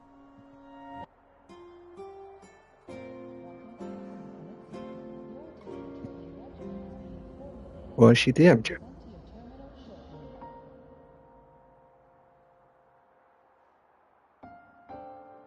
She probably showed you the new character or some of the characters, and knowing Shiri's like, hot wife, yes, play. Yeah, I can probably give you my account, Shiro, so you don't have to start at the you're going to be storing.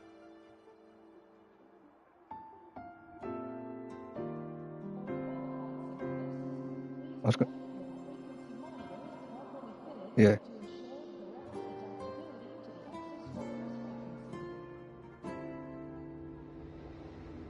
And then if I could give him my fucking Chinese account, so he definitely doesn't know what the fuck's going on. Gets to try. That's some of the best characters. Yeah, I know you wouldn't accept it anyway, Shiro. Don't even accept me gifting you something on fucking Fortnite because you're a cunt.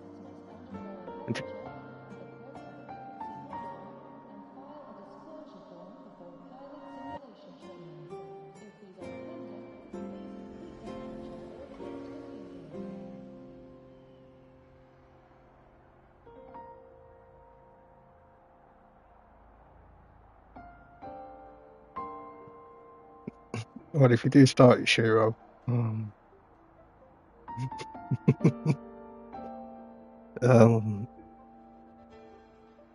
can't remember how many chapters it is, but you can technically skip the beginning up to 6 or 8, I think it is, and just go on the wiki and read it that way because it's easier.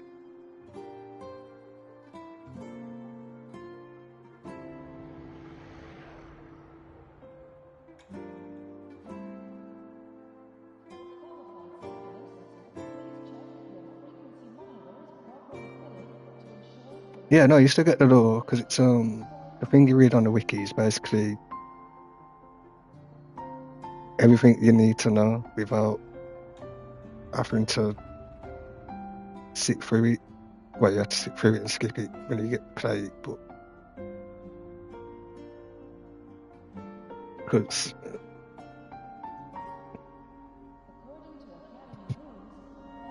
it's not like that. I need to find it.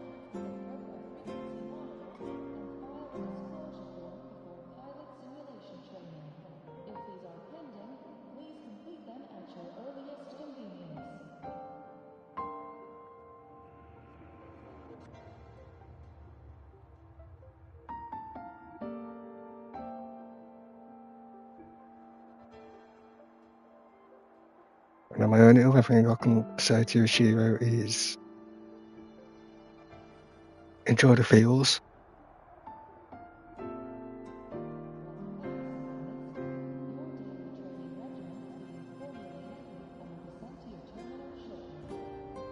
I would get back into PGR myself, but I'm still pissed at myself. I missed the Neo Automata banner.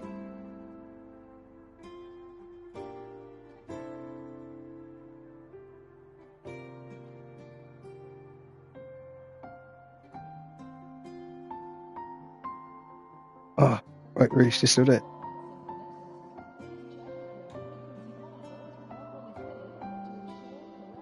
Wait, what are you doing?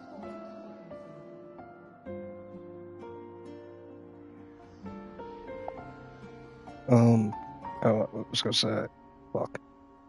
Oh, have you seen all of that mixtape shit? That mixtape game.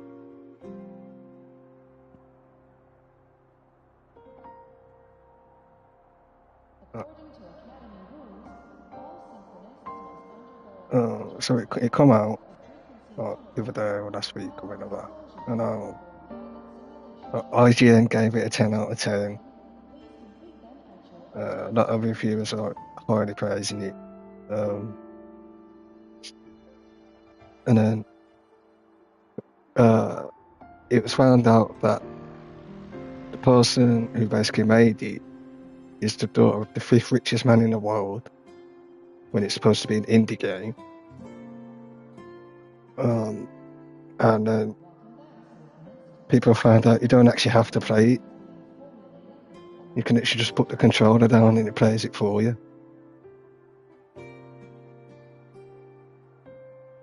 Yeah.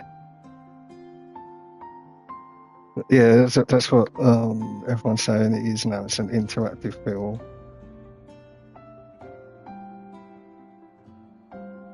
And some of the dialogue seems proper fucking. Well, Asmongold said it best. It's written by a fat woman. But it's proper cringy. I was just like, yeah. Well, I did see earlier that Asmongold played it just to see what it was actually like. So I might watch it.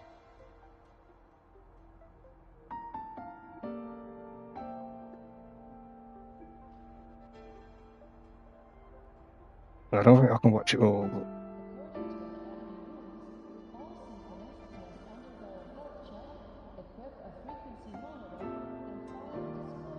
So, what you said, Lily, didn't you share? Not I heard exactly that is.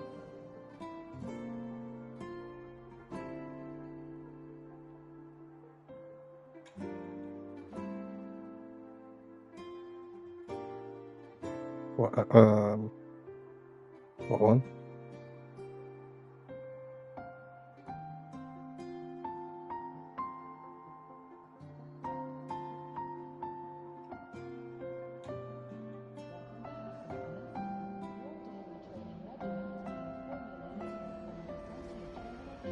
Is that any good?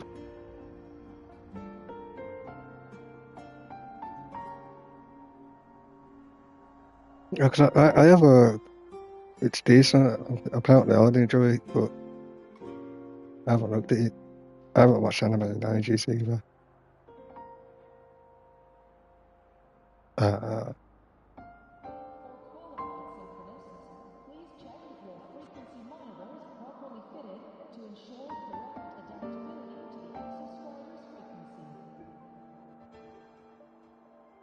Oh, wait. Oh no, I think I have the Water Magician one.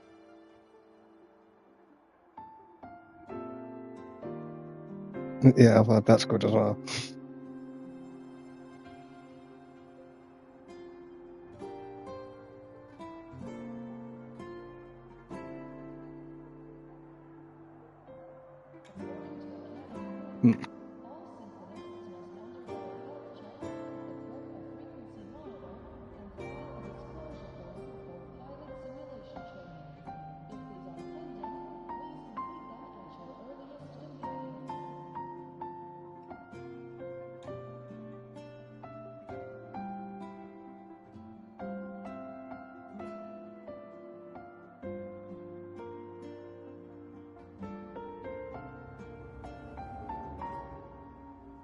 I don't need to. I still need to finish that Gacha Kuta. I think that's the only one I need to finish.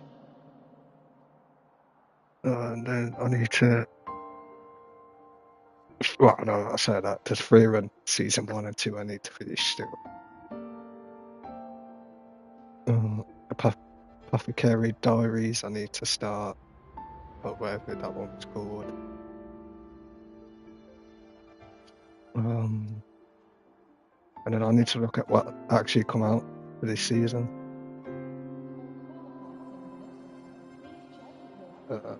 No, I'll just get Crunchyroll tomorrow. I'll have an anime morning now.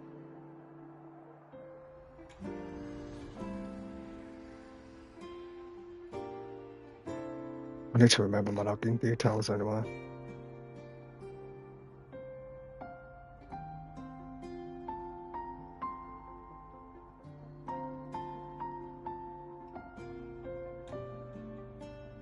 Where's they at?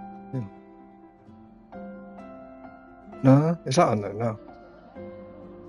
Oh, don't know.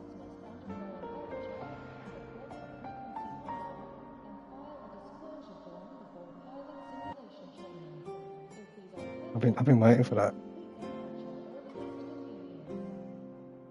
I've seen clips of it for ages. I'm just so it come to Crunchyroll. It better come to Crunchyroll.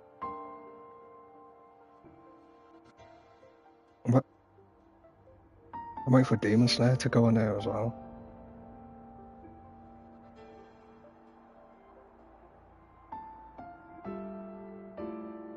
I reckon that'll be July.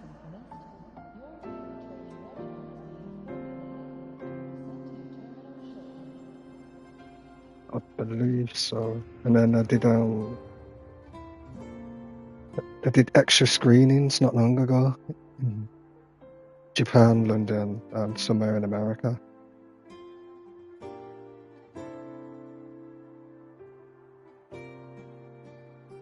I just want to watch it to remind you how fucking good Youth Table is. It's been that long since I watched anything from there, so I don't watch Fate. This fucking hurts my head. It's good, but trying to watch it in order of how you should watch it hurts my fucking head sometimes.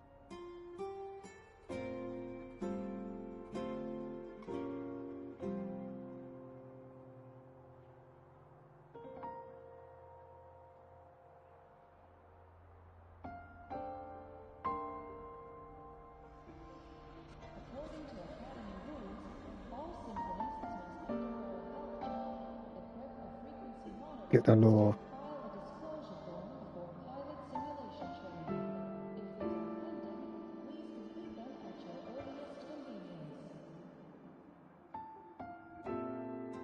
What else is on the list to watch that I haven't watched yet that I really should?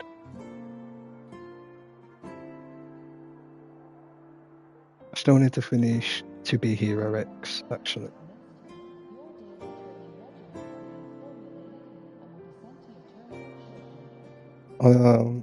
I got that annoying American onto it. Well, I finally got him to watch Slinky, and he wouldn't shut the fuck up about it. And then it was like any other good anime, so I told him about Super Cube around the time I told you about it, and then I told him about that To Be Hero X, and then that was it. He proper bummed off To Be Hero X, but that's also why I haven't finished it. And he keeps asking me, have I watched it yet? And I'm like, no. And he's like, well, it's peak. And I'm like, yeah, but it's coming from you, and you keep fucking asking me to watch it. I just can't now. You put me off it. Put me off something I enjoyed.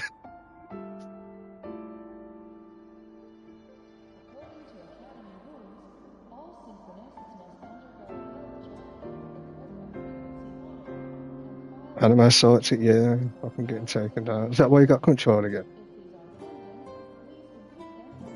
Ah. I was going to say, if you were paying for it, you could just cancel it and I just gave you my account.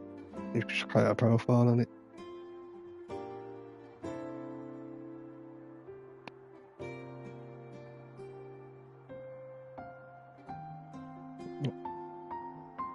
That's all.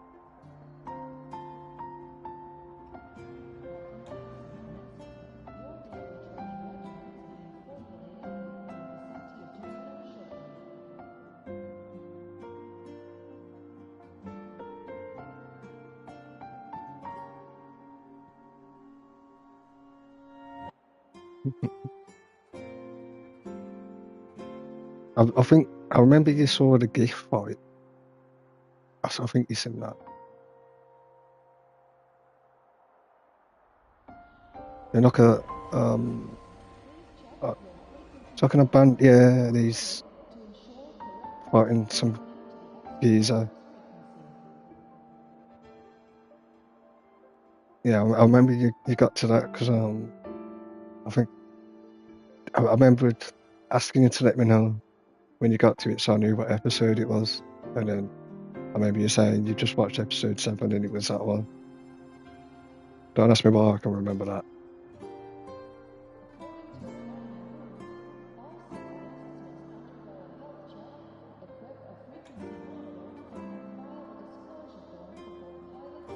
You'd think with all the smoking I did, my memory would be shit. But for some reason, my memory is so fucking good. Yeah.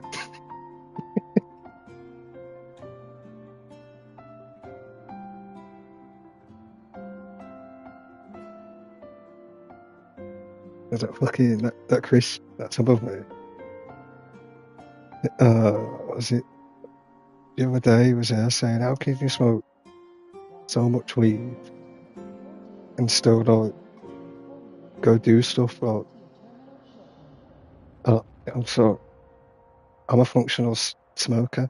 It's I can get stoned and be like, "Oh, I don't want to do it, but I'll still do it."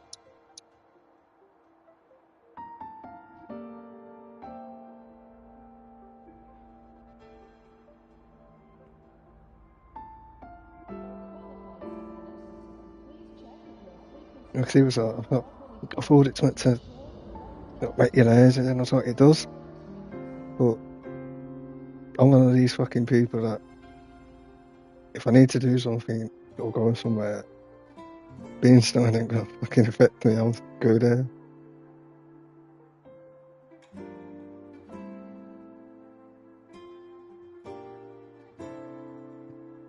But, I'll let you go enjoy your anime, and me and Shiro will carry on the story. I'll watch up here in the morning. What we think of it.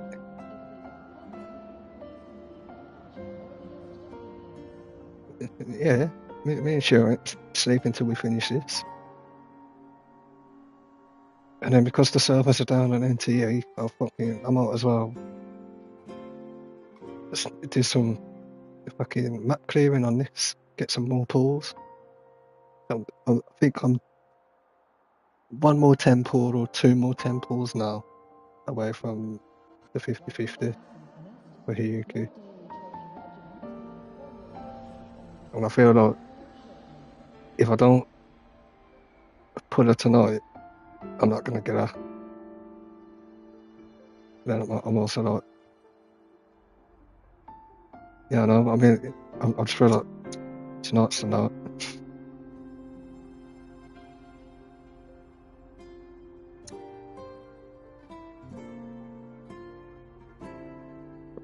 You know where she's coming?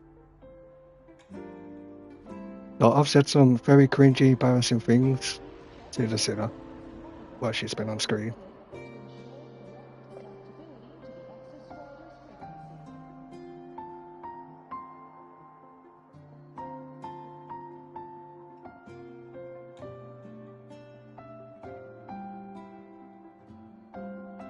Yeah, because I want to get Lucy.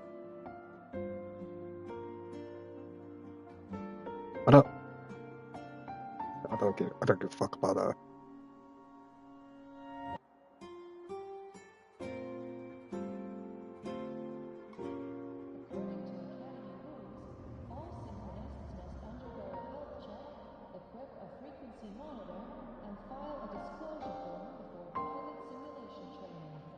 Wow. See, now you mention that, they showed him at the end. So to me, they're not going to show him at the end if he's not going to be playable. Because Jira aren't stupid. They're going to know how much fucking hate and backlash they're going to give. They've teased him like that now, putting his jacket on, standing up, and not making playable.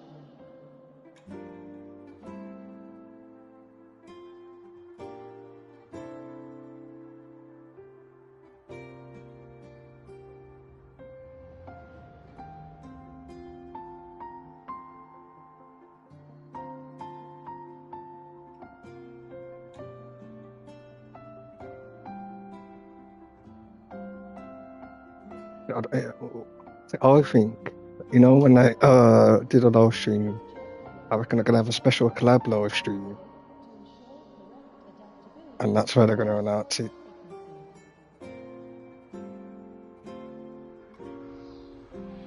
Which I might watch. I haven't watched any of the past live streams for ages. Because the last time I watched it, I started getting recommended stuff. And then I was watching a short, scrolled up to the next one. And it was the fucking biggest spoiler for Wua. To the point it didn't affect me when I got to it. And it was meant to be really sad. But you've got there actually, you've done Sagrika's and Luke's story, haven't you? I mean, yeah, you've done Luke's, I mean. So, yeah, it's when you find out that basically Amish was your child and shit like that. I can't remember exactly, but it's where she's walking you through the thing and like it's meant to hit you in the feels. Because I've seen it didn't hit me. And Shira got spoiled for it as well, so we were both sitting there like, man, we wish we didn't get spoiled because we both would be fucking crying our eyes out right now. Yeah.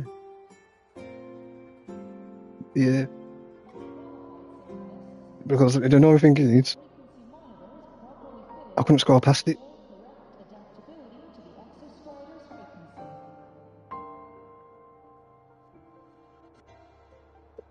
I didn't expect it to spoil the whole thing for me.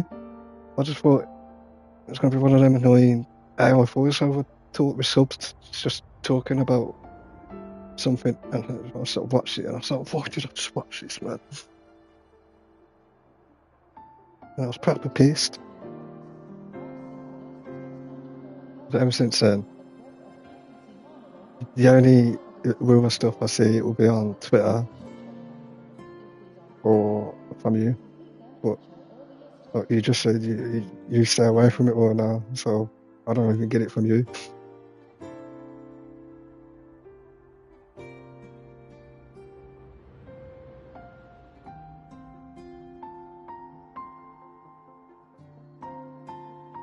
But it's still the start, really. And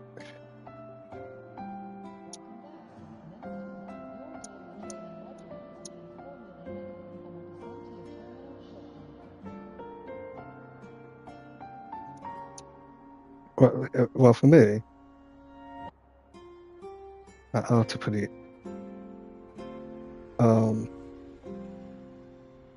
it's more cutscenes than anything. I feel. Well, gets me to run somewhere, and then I'm sitting here for another 10-minute cutscene, and then I might have like 20 minutes of gameplay of running somewhere with cutscenes in between. I'm just sitting there, I just want some action, I just want some sick. I don't even bike it, I fucking TP everywhere.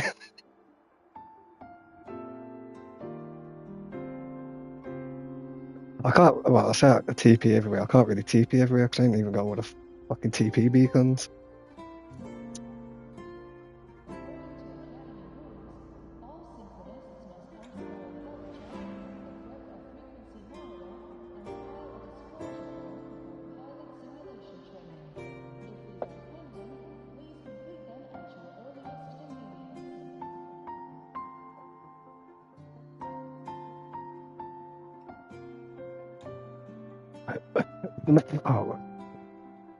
But one of the main reasons I am is because of since September, got the performance of the game isn't always the best, and Star Torch made it worse. Like, Shiro probably don't notice it when I play. It's on, but I notice it when it dips and shit. It proper hurts my eyes.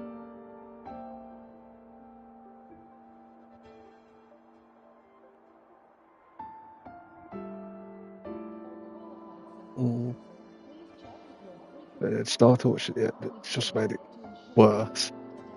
And there's that.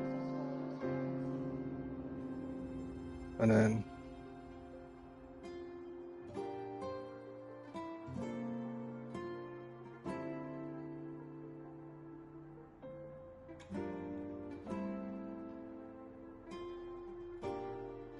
wait, I can understand why it's doing it, because of how they're doing it, and NTE would eventually get to that.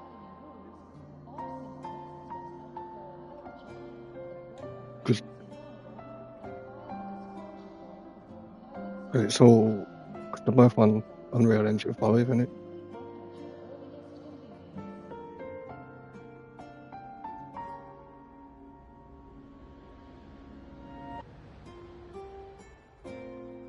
But, fuck it. I just, which one? Wua. Let's check.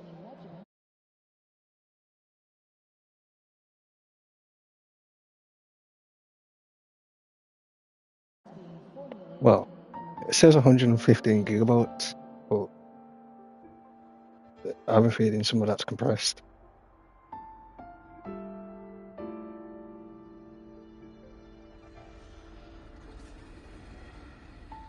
Okay, maybe it's compressed.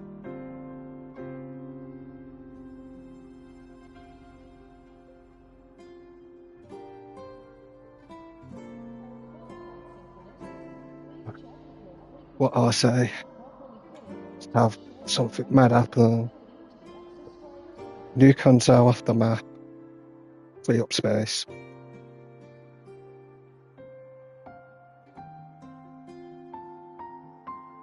And then I won't have to deal with that fucking Christine going, when's Chixia coming back?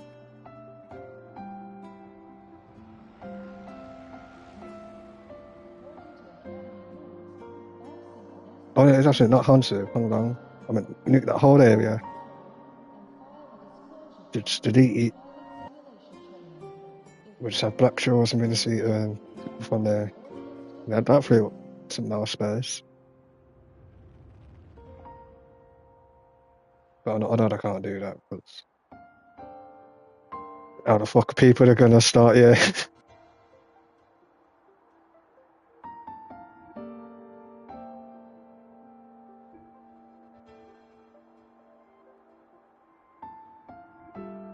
Oh, don't get me started on Destiny, actually.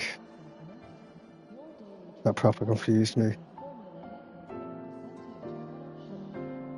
Yeah, because I started on PC, that had a completely different start. And then when I started playing it on PlayStation, they changed the beginning again. There was no snow bit at the start. I was fucking confused.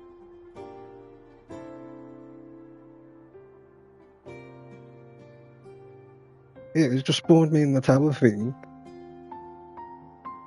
just before you meet Savannah and that. And I was like, I'll let you go enjoy a few episodes of anime before you crash.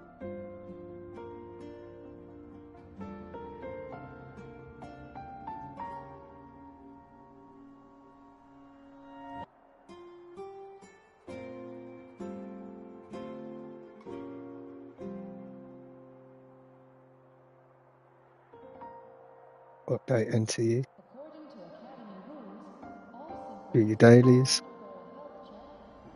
Oh, yeah.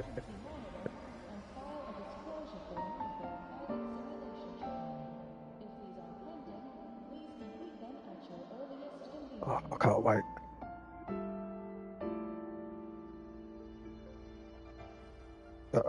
I went after this story. But I'll see what time means Shira finish this and then see what we want to do. He'll probably play PGR, which I won't stop him.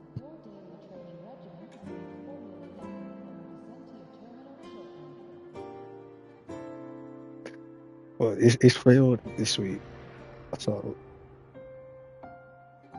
if he's starting PGR, I'm going to wake up and he's still going to be on it. I have that feeling.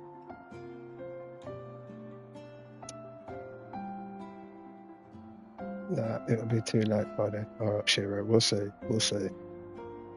We'll see in like 3 hours when I fucking end up finishing this story.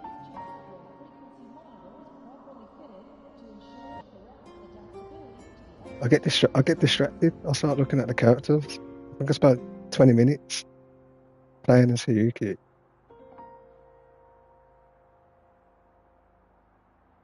And I discovered a new move you could do with her that I didn't do in the trial.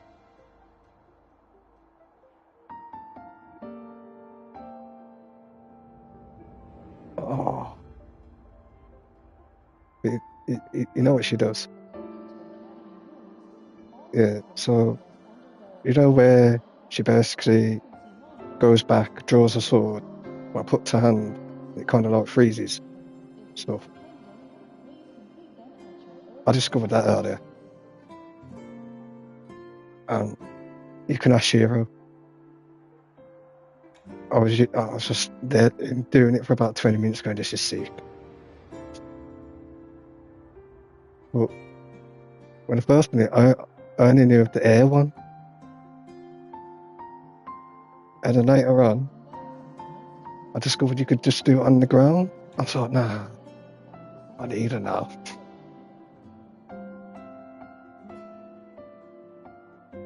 Alright.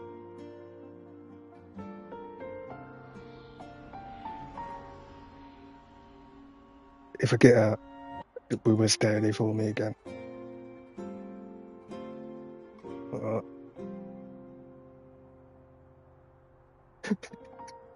Yeah, I'll say what Shira said last. Simp that changes women like socks. That's what it's just called me. Wanker.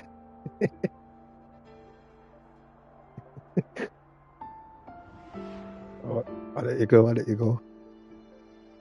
Save. In a bit.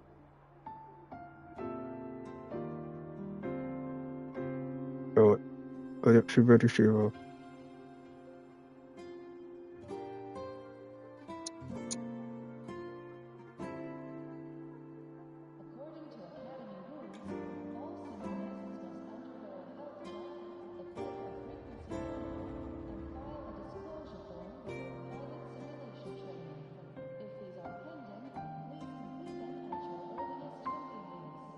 Let's go. Are you starting PGR or are you waiting? Lucilla told me you're her family. Is that true? Yes. And you're planning to pilot the Exostrider and bring her back from the Strider Gate? That's the plan. Sounds like an absurd, bold, utterly delusional idea. No one knows what's actually behind that gate.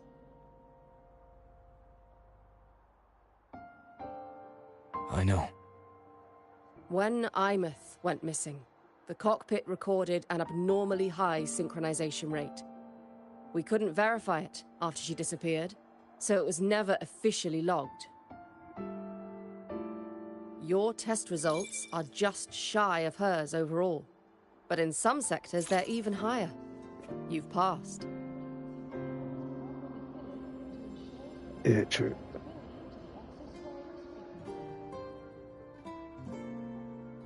I hope that absurd plan of yours works, and that you bring my student home.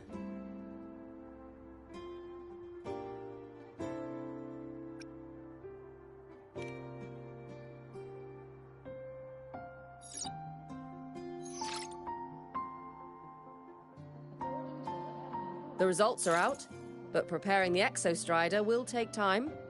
You'll need to wait around 2 days. We'll let you know when it's ready.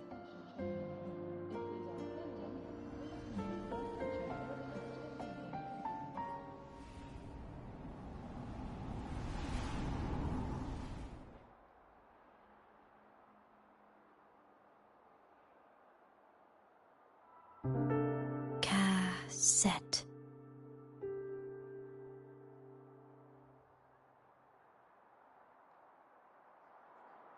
Your daily training regimen is being formulated.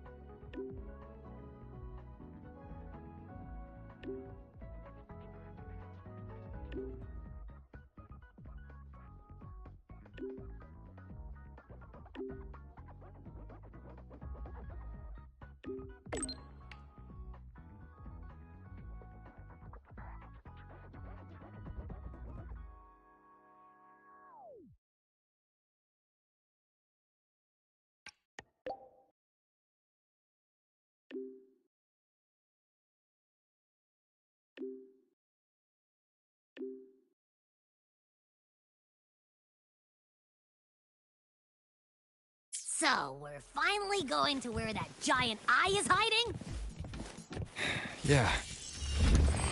And Abby, if you think it's stronger than you, don't try to be a hero.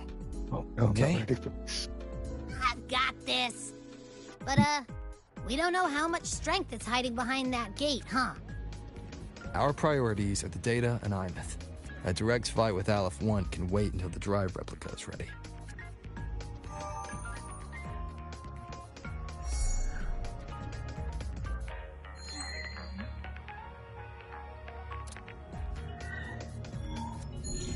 The stars rest in silence, awaiting their fated journey.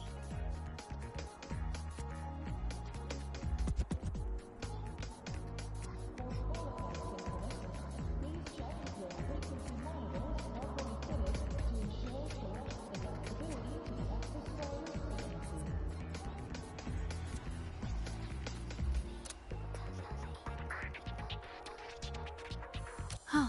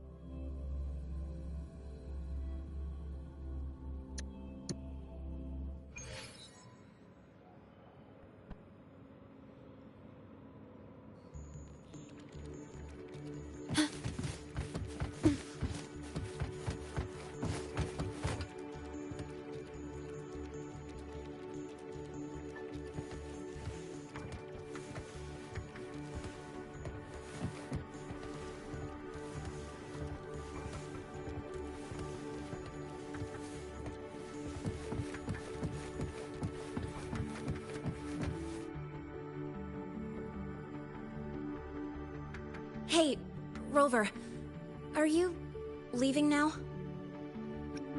Yeah, I was worried. Figured I'd catch you before you left. So, you're gonna pilot the Exostrider. You feel nervous at all? I know you're awesome and all, but Nobody's ever done this before. Nobody knows if the Exostrider will even move, or what else might go wrong. Everything's felt so heavy at the Academy lately.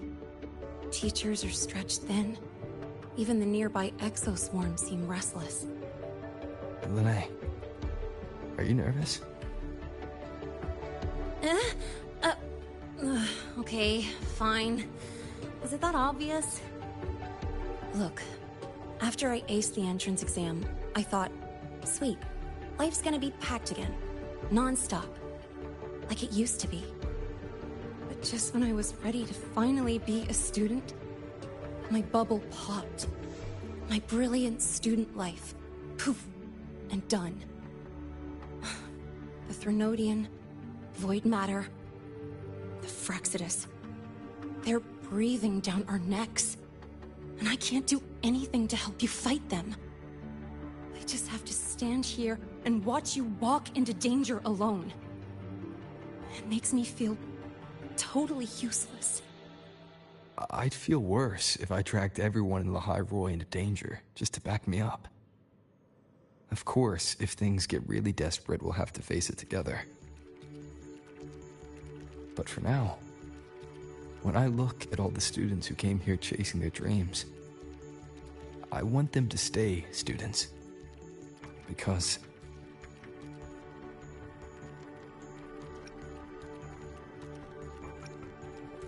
Whew, dang, that's a heavy title. We're in the same year, you know. But I get what you're saying. Making you waste time on a pep talk when you've got a world to save? I do need to grow up. But I won't just sit around. I'll be on standby. Whatever the Academy needs to support your mission, I'm in. And when this is all over, we're going for a drive.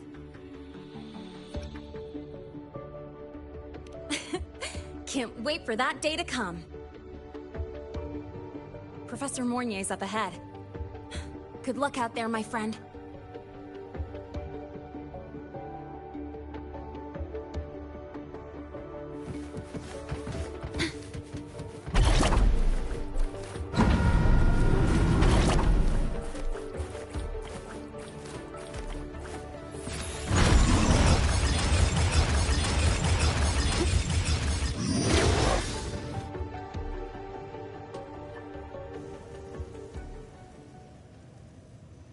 Temporary passage is complete. It'll take you directly to the Keystone. The Black Shores will keep a team on standby here at the Institute. If you need our support, just say the word. Thank you. We couldn't have built the data framework this quickly without your team's expertise. The High Roy is a top priority. A joint call by the Shorekeeper and the Tethys system. Oh, Professor Mornier. Your guest has arrived.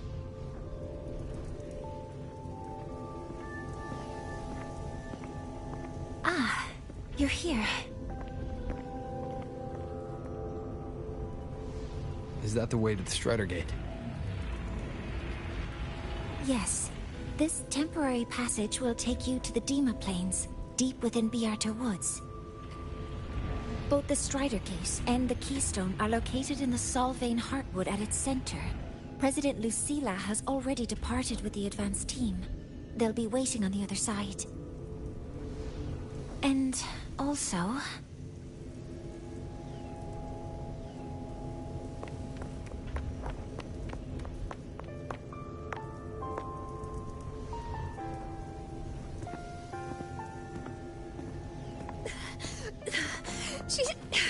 She's too fast. What happened? Professor Monnier, she suddenly bolted into the cassette depository and took this. This is...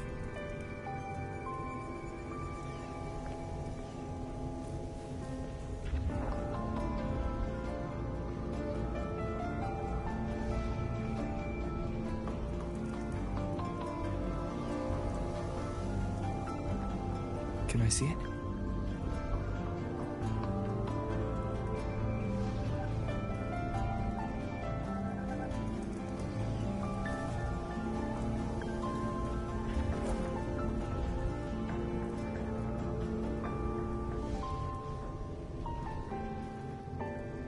I'll give it back in a moment. Mornier, do you see what's special about it? This ID number. I saw it in the student file during her inspection. This is Imeth's own cassette. It's been stored in the depository since she went missing. Why did you want to bring this now? It may be instinctual. Dr. Luke did say this exoswarm-like shell shares a frequency link with the real Imeth.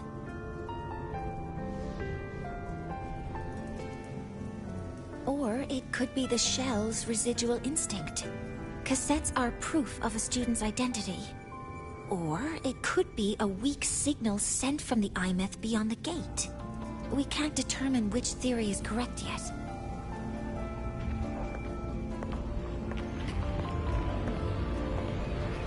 However, this does remind me, carrying a cassette into an unexplored Voidstorm zone follows standard exploration protocol. Do you have yours? Yeah, I've kept it with me. I'll head to the Deemer Plains now then, Mornier. I'll have to stay here, monitoring the data and ensuring the drive replica is ready. I wish I could go with you. But I'll be fully supporting your mission. Mentor, please, take care. I count on you to watch my back, Mornier. With what we accomplished with Helios, I trust you'll handle the drive replica. We will succeed again. I won't let you down, Mentor. Let this be a new promise between us.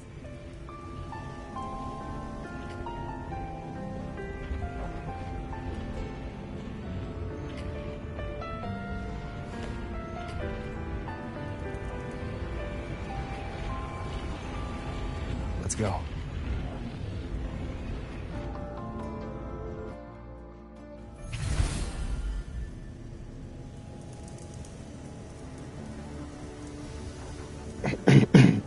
Oh, you ready? Want to get some snacks or anything before we start?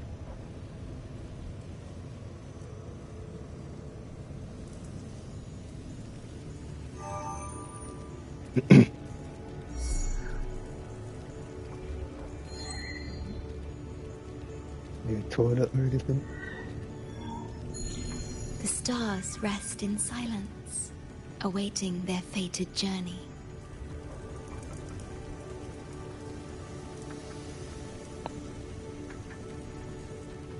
Pretty fucking 1 AM for you now, but not for me. I'm not going to sleep till I finish this.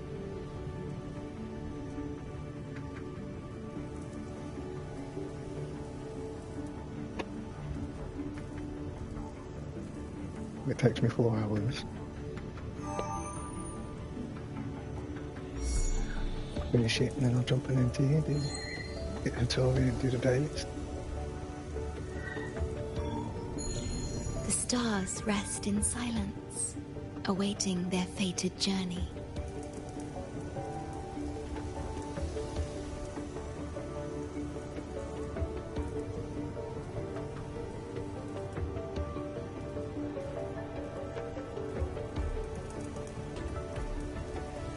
Welcome back, welcome back.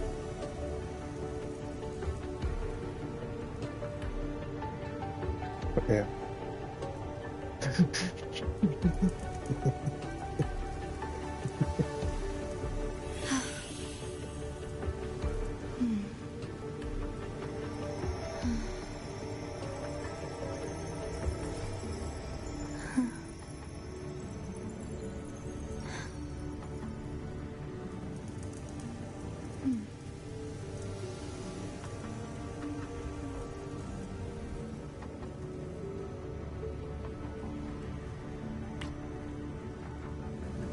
But yeah, I was also going to say that whole bit then with Amy, with the cassette and everything. I was a bit sad. Not crying sad, but I was there like that.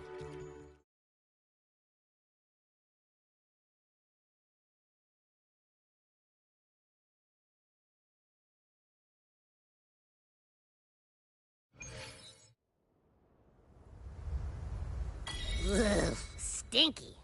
This place reeks. The smell of that giant eyeball's getting stronger. That massive glowing tree. Is that the Sylvain Heartwood?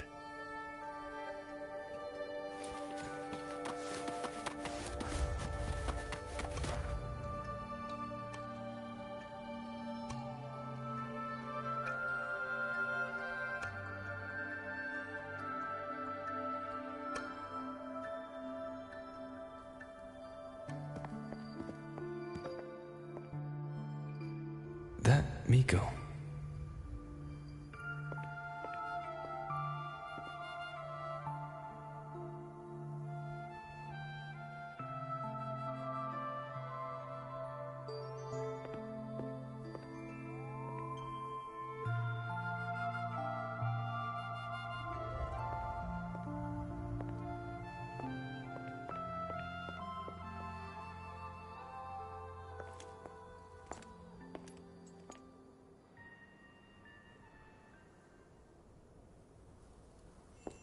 Wait, before you go, you should say hello to him.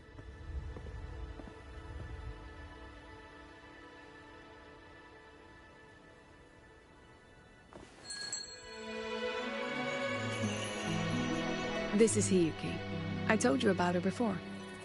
The only reason we could set up the monitoring equipment so quickly is because she cleared the way for us.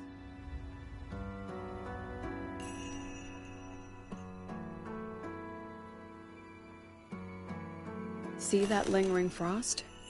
10 years ago, a void matter rift opened in the Deemer Plains. Hiyuki went there alone and sealed it.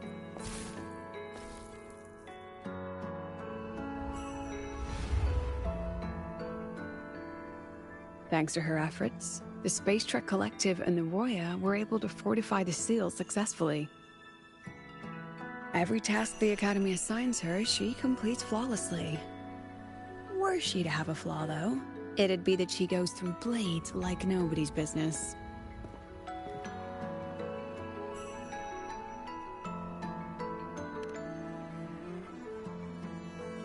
Yes. Lucilla spoke of what that child did. She is a good one. Strong. But her strength does not change the fact that she is a student. That we allow a child to bear such a burden is a failure on our part as adults.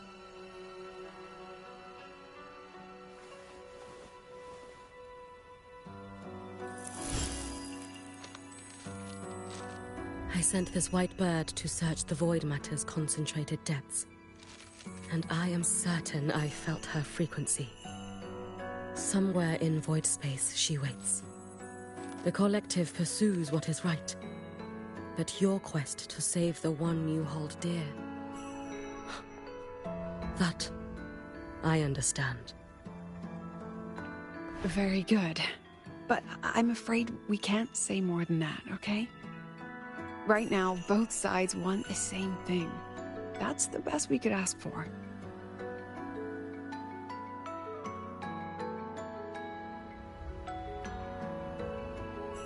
You were worried about the Fraxidus, weren't you? While you're beyond the Strider Gate, she'll handle perimeter security.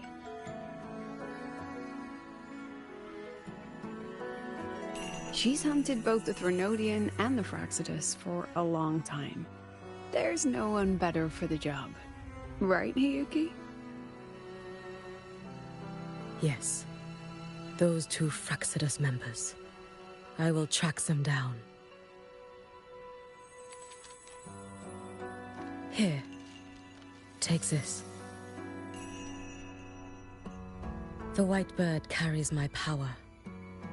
It will shield you, Should you lose yourself in the void matter, it will also guide you back. Hiyuki is part of Star Torch Academy's Special Response Force. She works from the shadows. She's been an incredible help to us all. If, in your fight with the Threnodian, you require aid, you may make a wish to me.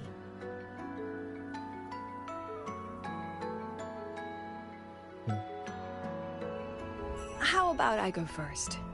I wish for peace and safety across the Dimmer Plains.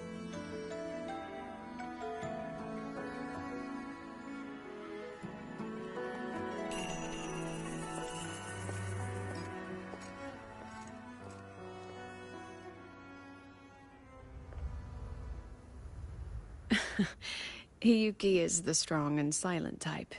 Spend enough time with her, though, and you'll find she's rather fascinating. Why didn't you introduce us before? Why the reveal now? No point in hiding what's already in plain sight.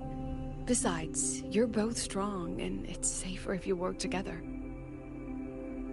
What did she mean, make a wish? Just what it sounds like. But don't make one unless it's life or death.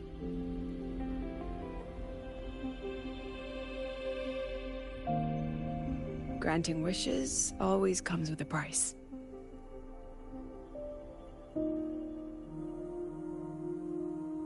I've sent you intel on high concentration void matter zones. Review them when you can. I couldn't say this with Chase present, but I think you understand. For him, this is a calculated investment. For you, it's a suicide mission. You've been in void space. You've faced it. If Aleph 1 truly lies beyond that gate, it'll sense you the moment you cross over. This won't be easy. The Exostrider isn't fully repaired.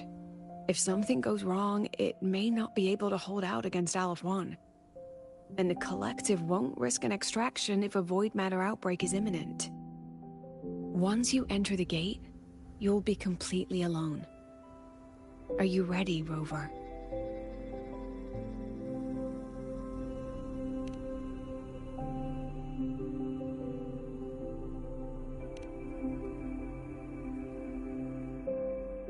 I've been in situations like this more times than I can count.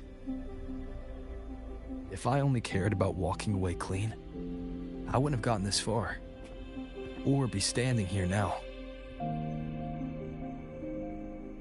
So, thanks for the concern, President. But I've been ready. Very good.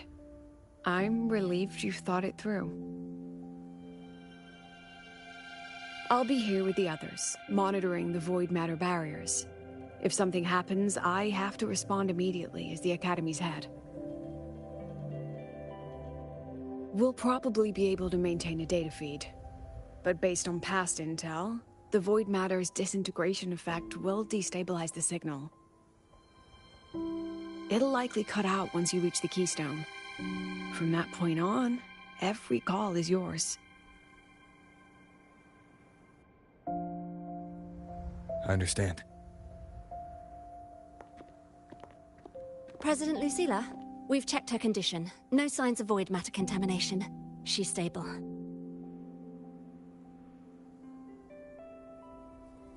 All right. Go on, Rebel College freshman.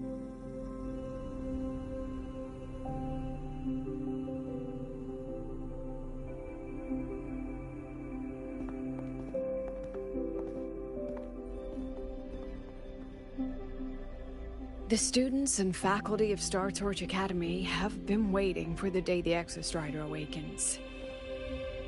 May you return victorious.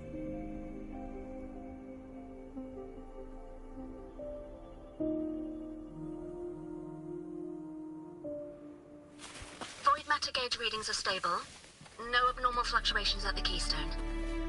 The synchronous vitals are within the expected range. All readings normal.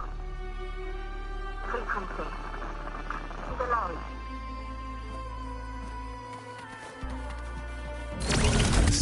about. It's so quiet. Are these solid skin?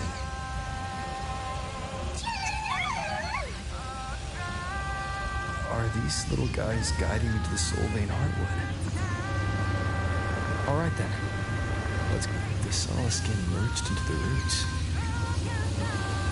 They didn't return to the Exostrata to the Solace Trees. They used themselves to reinforce the Keystone Seal.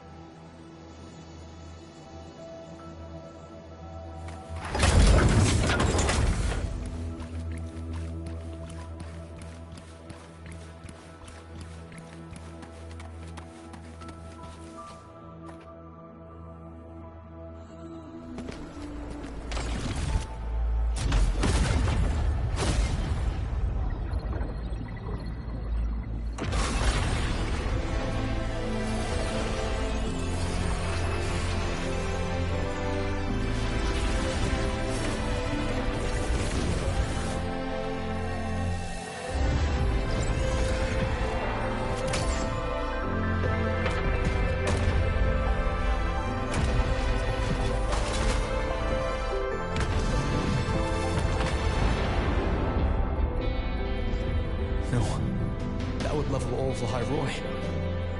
Then there's only...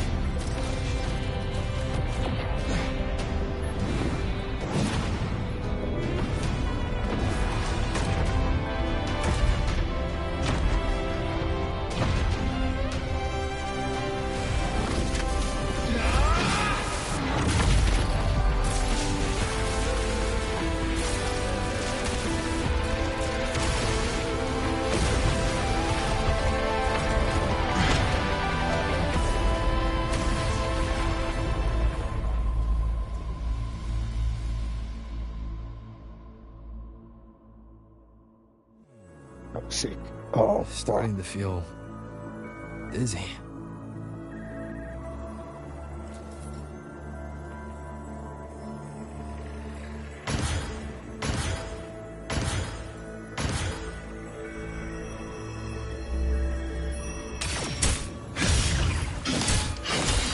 Imeth once said void space in the depths of the Thenodian black hole is a higher dimension, like a kaleidoscope. Time and space here don't flow. They're tangled. Is all of this inside Aliform? Those figures. That space trek collected in roaring clothing. They're reaching for something. Can't make out what.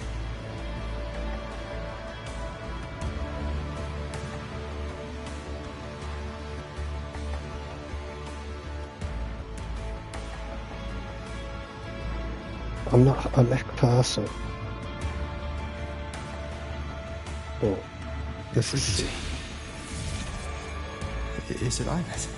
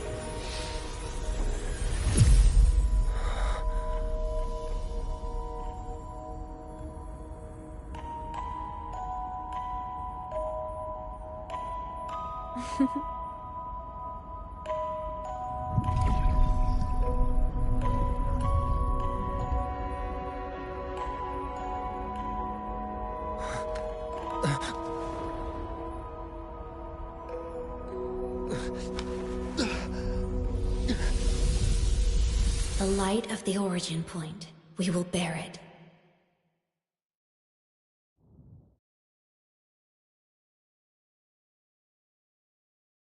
It could end there and I'll be happy.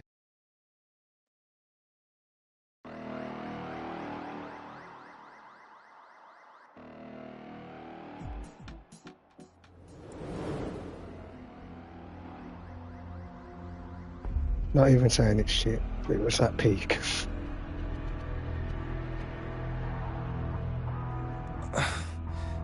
Am I back at the academy?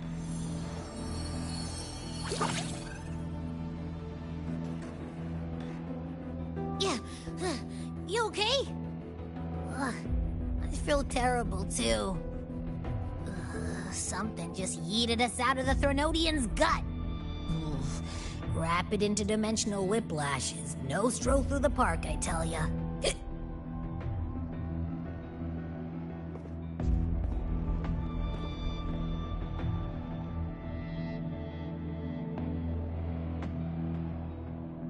The Exostrider isn't here.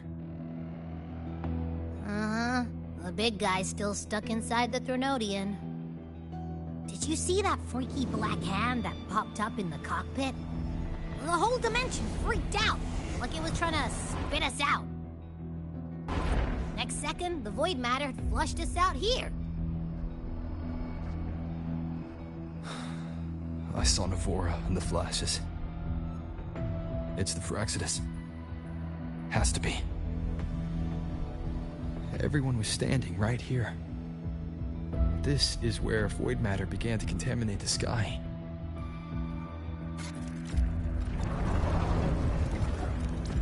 And Aleph 1 was watching me and the Exostrider beyond the gate.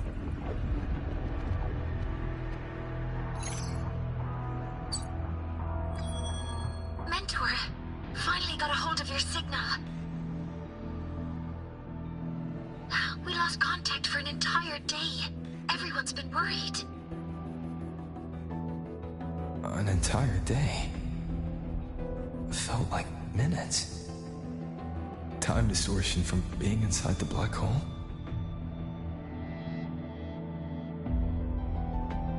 Mornier, I'm fine. We had an incident. The Exostrider is still inside void space beyond the gate. And now, even the Academy inside the void matter barriers is getting hit by void storms. What happened while I was gone?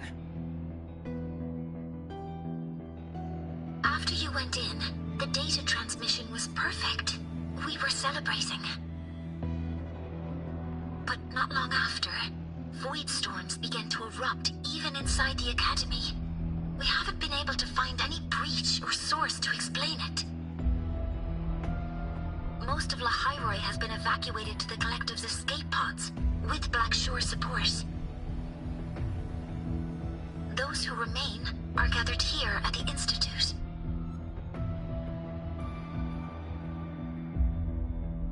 Whose eyes was I seeing through in those flashes? If they're the cause of the Thenodian's breach, could they be a harbinger? Like in Renacita? In that moment, that Shell, she had the same look in her eyes as the real Imeth. Why was she so set on giving me this cassette? What was she trying to say? Looks like I'll have to open it up to find out. I'm coming to you. I brought something back from the other side. I want you to see it first. The Threnodian struck like a bolt out of the blue. We may not know why yet, but we need to figure out our next move together. Understood. We'll be waiting for you at the Institute. That's a lot of Waveline messages. All from when I was beyond the Strider Gate. I really made them worry.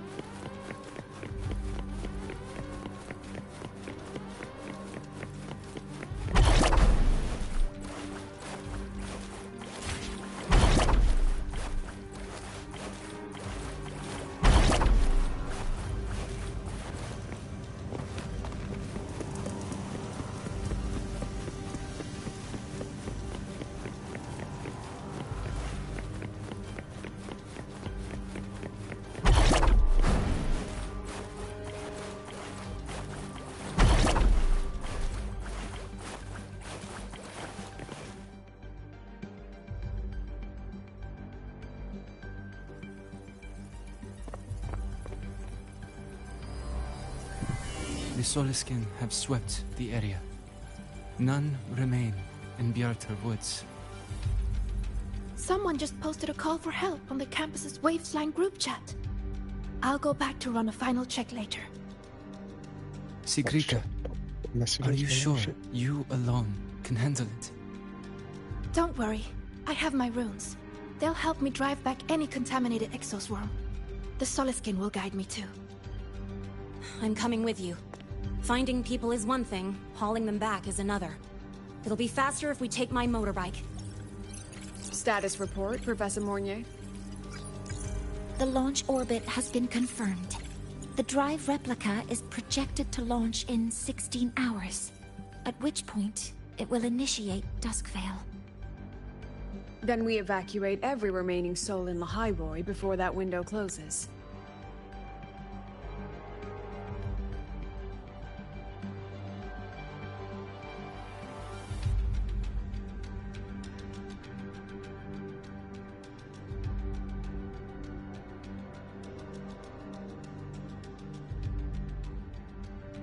Check the ships at the Royal Frostlands port, in addition to the escape pods. We don't know how long Duskvale will hold. No one stays a second longer than necessary.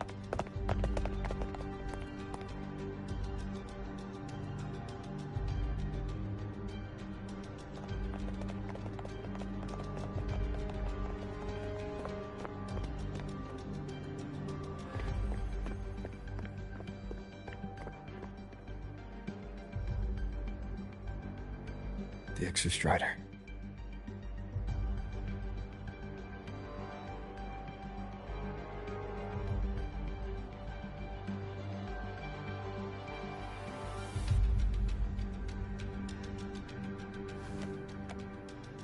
I heard from Professor Mornier.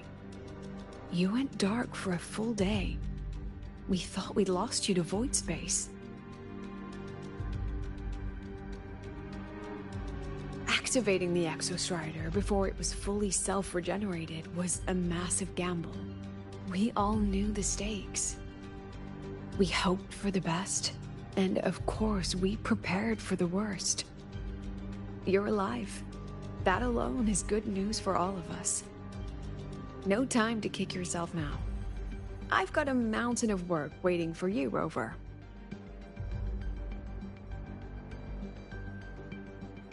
Please, have a look at this, Mentor. The Research Institute is running the final modifications on the drive replica now. The Roya are assisting with assembly and verification. It's built from the framework of the fallen reactor drive. Various materials from the Exostrider too. It's everything Lahairoi has been working toward. This man-made heart is our final legacy for Solaris. In 16 hours, we launch it into the canopy above Lahairoi. Once evacuation is complete, it will activate, transforming the canopy into Duskvale. It'll contain the spread of void matter. We only finished it because of the data you sent back from beyond the Strider Gate. See? Not a total loss after all.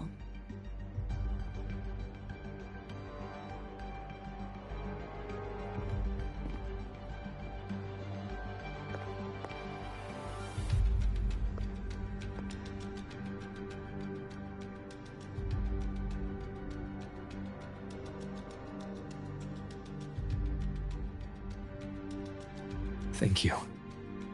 All of you. About what I experienced beyond the gate. There's something I want to show you.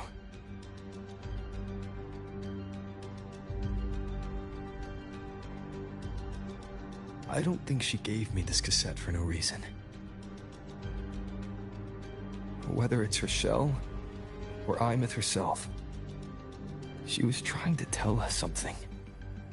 A cassette retrieved from within the Threnodian. Huh. Now that is intriguing. Professor Mornier, is the analyzer in the cassette depository still operational? We can head there now.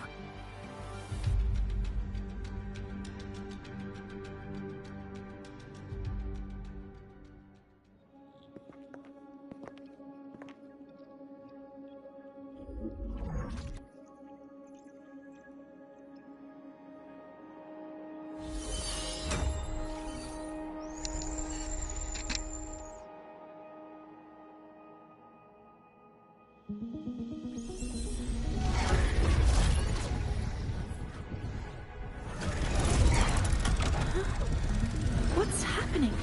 Why are all the cassettes rewinding?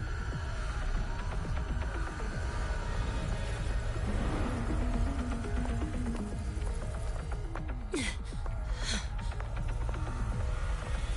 whole server bank's going nuts. Every screen is flickering. Oh. The data volume is far beyond the cassette's capacity. It's as if thousands of people left their records in it.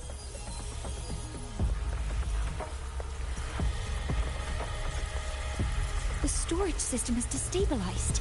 It's now flooding data into every archived cassette in the room. But this isn't memory data. Aside from the corrupted junk, the compressed mass consists of coordinates. Coordinates? From beyond the gate? Are they locations inside the Threnodian's black hole? Based on your report, Mentor, conventional space-time doesn't apply in void space. You can't plot a standard map there. If Imeth went to these links to give us this, she wouldn't have made it impossible to follow. What if they're coordinates in Lahairoi? If such is the case, the origin might be... Please, allow me.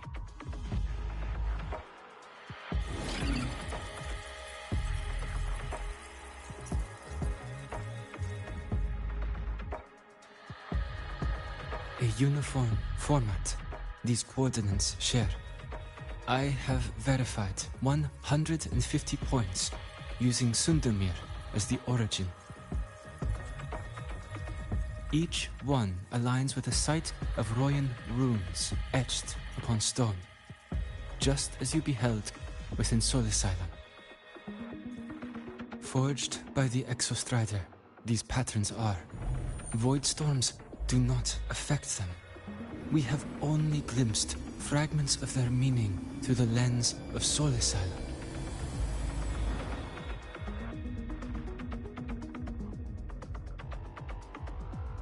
I see. Let me overlay these coordinates onto a Lahairoi map. It should make things clearer for us.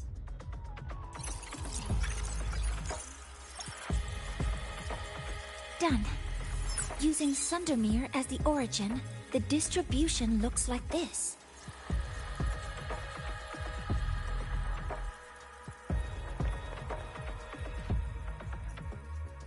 Everything matches. I'm spotting every Royan rune site in Bjorterwoods on this map. But what about the other coordinates? Wait, I know that spot. That's where the Void Storm hit at the start of all this.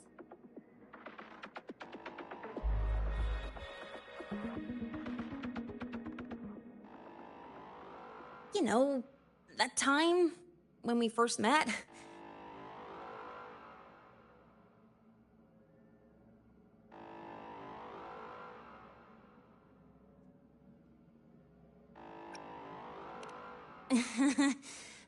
Sorry. Anyway, back to business. Void storms. If we reverse match the coordinates by transcription order, then Royan runes could be marking every spot a Void Storm has ever hit.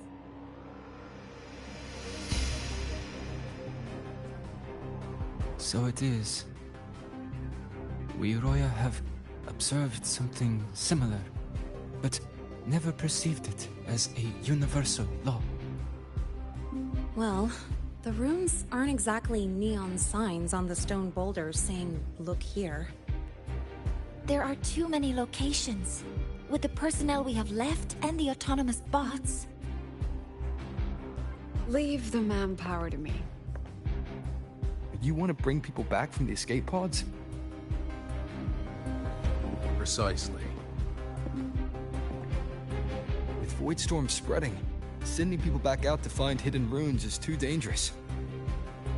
Any venture into the unknown carries risk. Studying the Threnodian was a risk. Playing chess with the Fraxidus was a risk.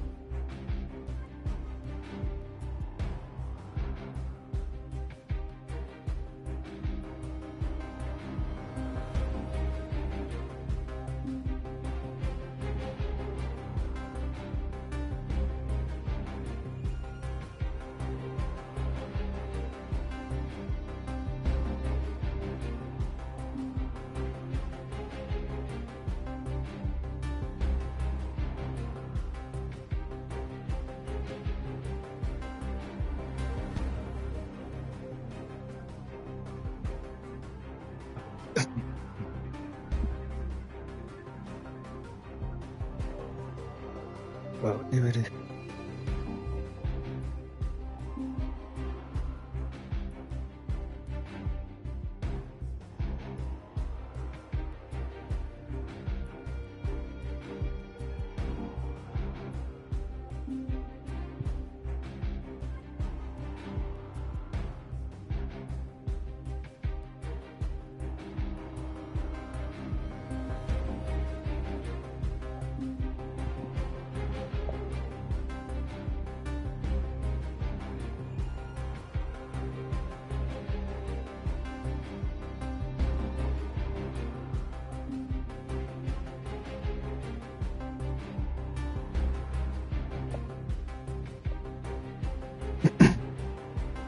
Did you fall asleep?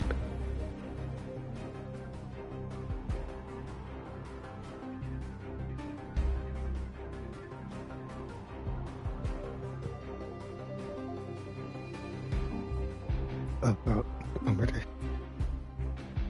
And piloting the Exostrider through the Strider Gate was certainly a risk. But where there is a sliver of hope, the Space Trek Collective will always find people willing to bet on it. Once Dusk Vale is initiated, this place becomes a sealed tomb. The intelligence retrieved from void space is our only remaining asset up for study. It's our only leverage against Aleph-1 before Dusk Vale fails. We have the capability, the responsibility, and the will to secure this void space data. Face the unknown and we may lose much. Flee from it, and we lose everything. Then leave Bjorda Woods to me. It's the most heavily contaminated area. If this is because of what happened to the Exostrider...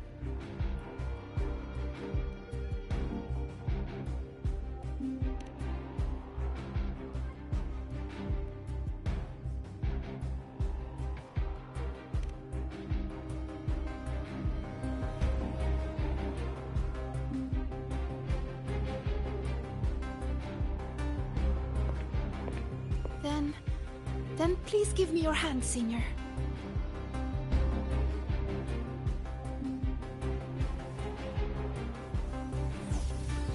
Use this.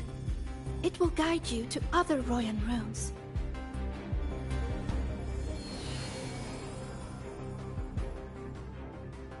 Oh, and take this one too. It's for protection. With it, you'll definitely come back safely.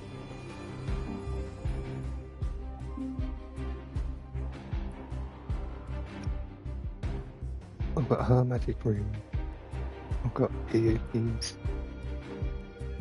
origami bird.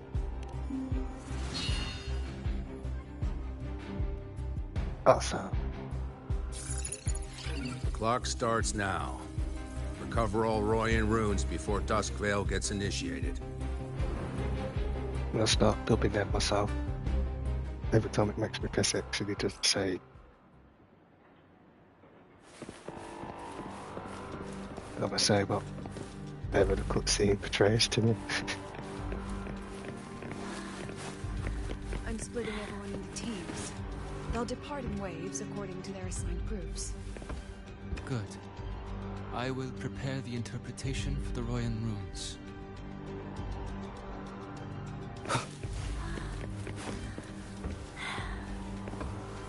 My hand feels so warm. Incredible. It's like magic. So, this is a Royan rune.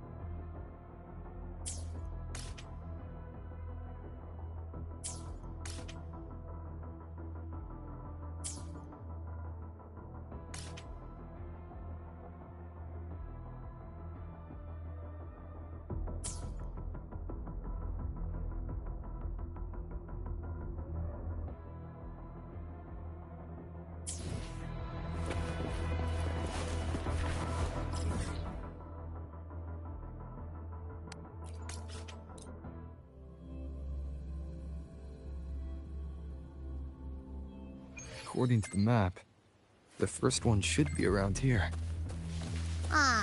Didn't notice before, but, there are some shredded frequencies hanging around this spot. Abby, you're awake? Didn't seem like the right time for a chat before. But hey, you got a real knack for rallying the troops, huh?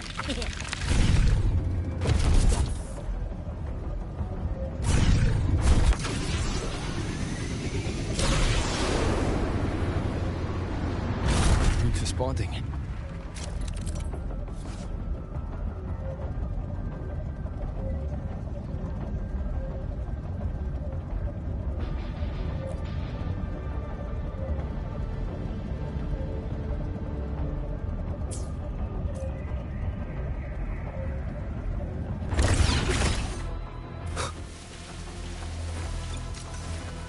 Whoa, something's glowing over there.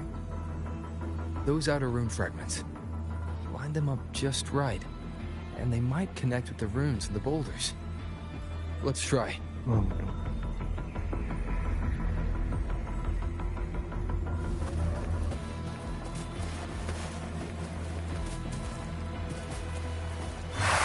Jackpot! We actually found one! Good. I'll send it to the Shaper and the others for a look.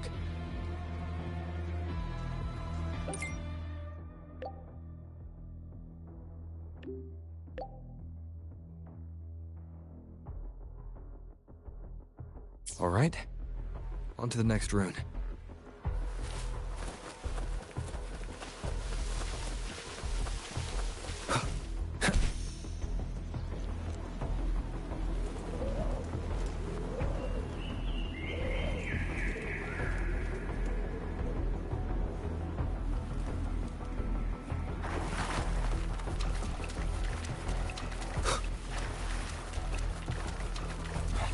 Same as before.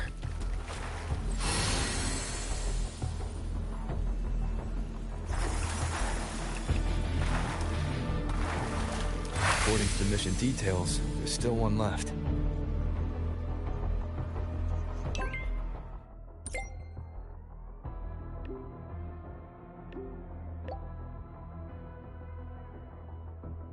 We're blazing through these rooms. Yeah. Teamwork makes the dream work, huh? Right. I hope Sagrika's having the same luck. So while you were searching, I tried tuning into each rune's frequency. Each trace felt different. They're definitely real, but whatever's left behind is way too faint. Can't really feel what it is. This is the last one, right? Yeah.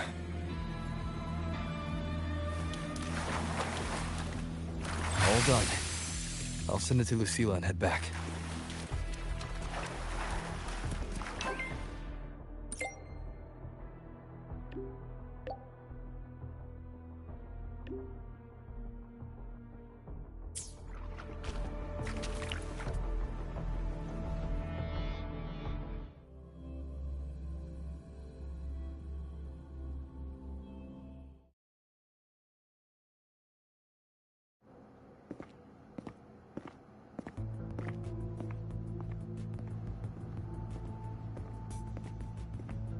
What's going on? Mentor, you're back. We've finished analyzing the runes, but their meaning still escapes us. As for the overlapping coordinates, we've run multiple standard decryption algorithms, but the results are contradictory.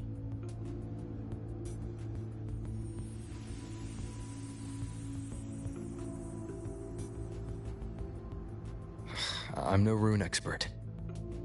But we have one here, don't we? She resonates with them. Who? Wait. Me?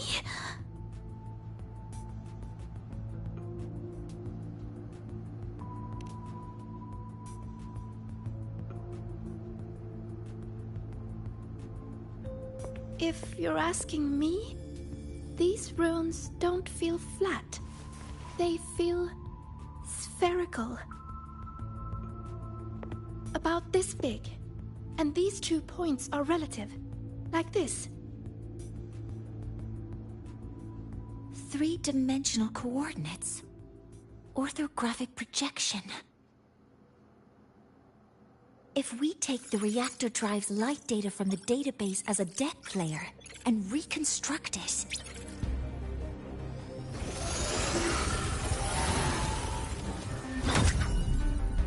a map forms. The Royan ruins are conveying a spherical map.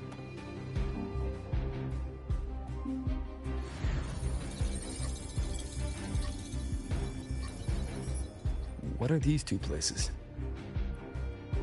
The one on the surface corresponds to the Strider Gate. As for the one at the center, there's too little data to confirm. But by geometric definition, it's the origin point of the entire map.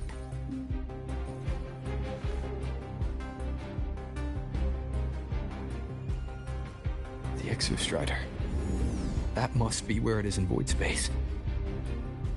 It's the only thing that could survive there. The Lodestar Eye-Myth was trying to show me. Contamination around the Keystone is off the charts. We've got no viable spatial data. In other words, using the Strider Gate to get you to void space isn't an option.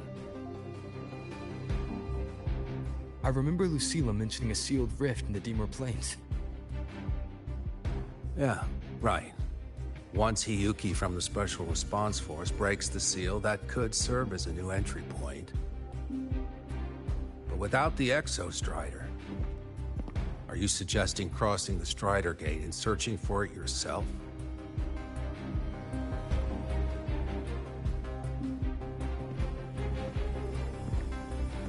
Now that we have a concrete map, I should be able to retrieve the Exostrider before my power of separation gives out.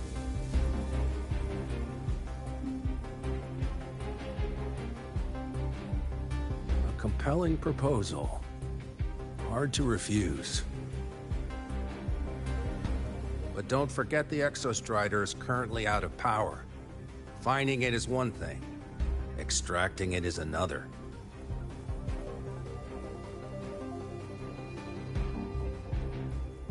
And then we set a hard deadline. If I can transmit the Exostrider's coordinates to you before Duskville initiates, then tell me you'll consider entrusting the drive replica to us. Consider, huh? So you're handing the choice to us?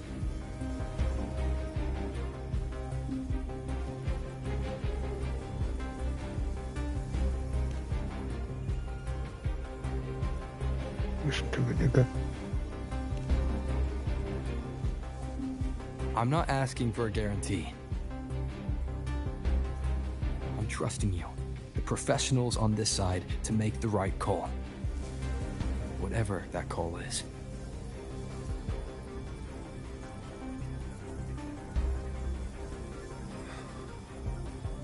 The Exostrider's value justifies the risk. I agree to your proposal.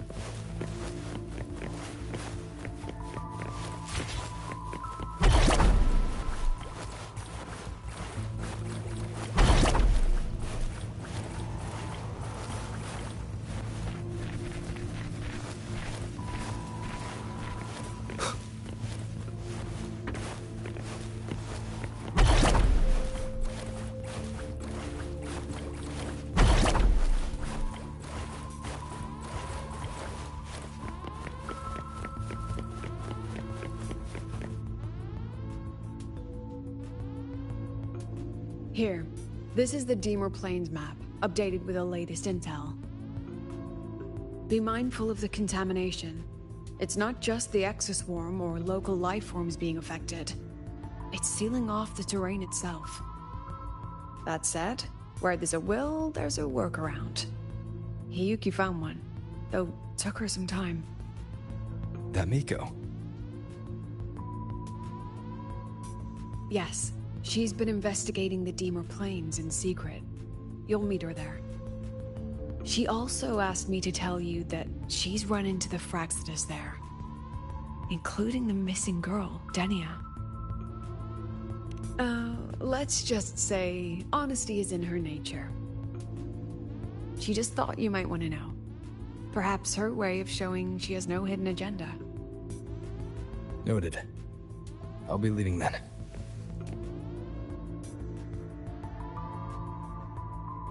Wait.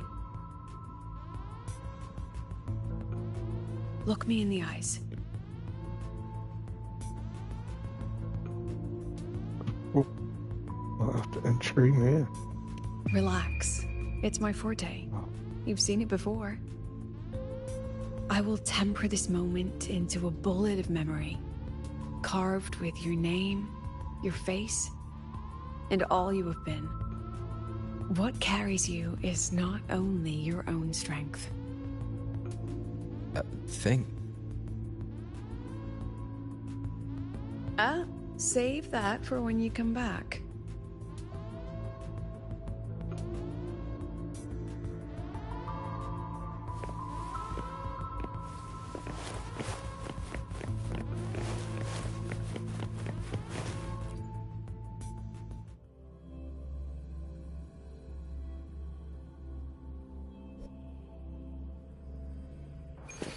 An entry point hidden in the Deemer Plains.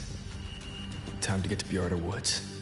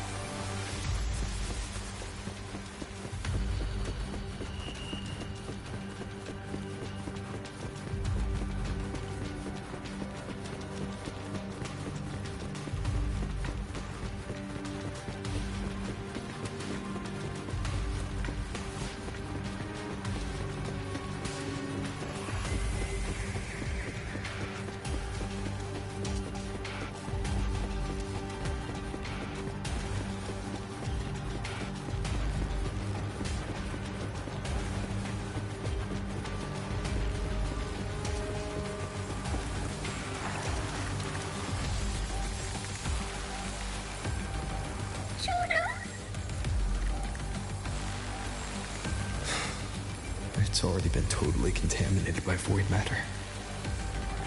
It might be worse than I thought the lower I go. The frost seems to be slowing the spread. That frequency, it feels like Hiyuki's.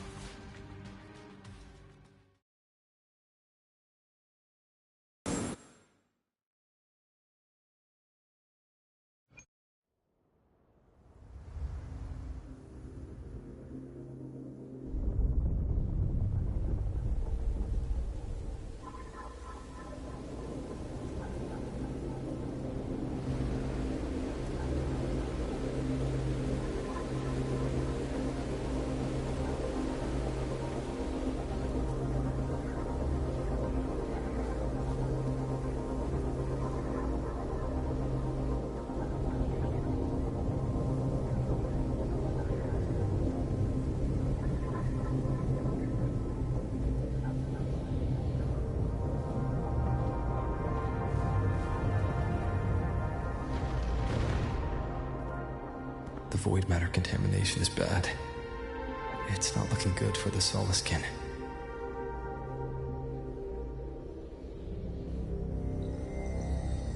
This white bird. Did Hiyuki leave it here?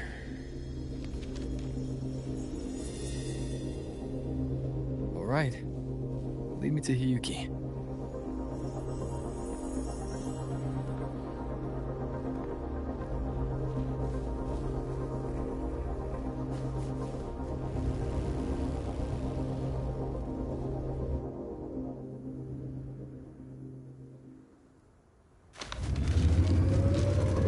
Where is it leading me?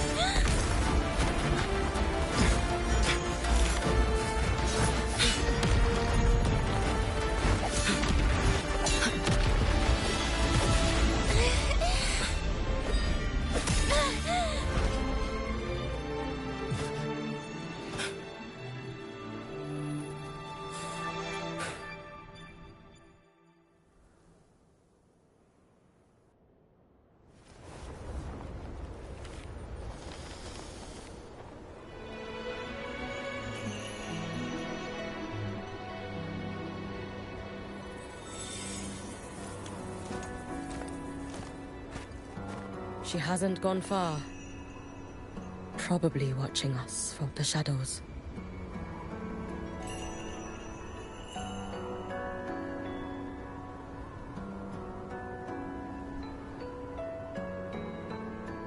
She seemed like her grip is slipping. She was already like this when I last encountered her, shortly before the void matter surge.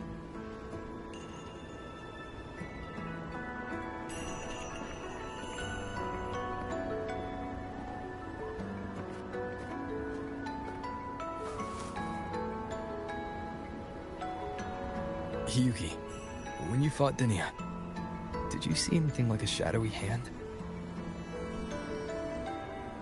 Yes. Then Denia was behind the incident beyond the Strider Gate. Could she also be responsible for the Academy's void matter surge? Lucilla contacted me. She said you intend to return beyond Strider Gate. The roads here have been swallowed by void matter. There is no direct passage.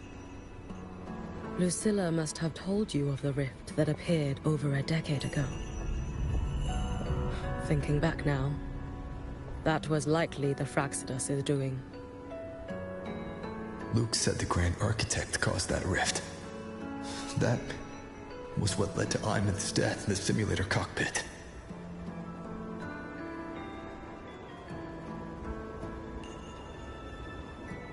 If they used a Thenodian frequency extracted from here to influence Denia, then the Space Trek Collective was already infiltrated from the beginning. The Thenodian surge now could be their attempt to force the girl to master that power. Or perhaps that power within her has simply broken its leash. Long ago, I sealed a portion of my own power there to help aid the Solvane Heartwood resist the Thenodian. Break the seal, and you will pass through the rift to reach the void matter depths beyond it. Understood. I'm relying on you. Let's go. Time isn't on our side.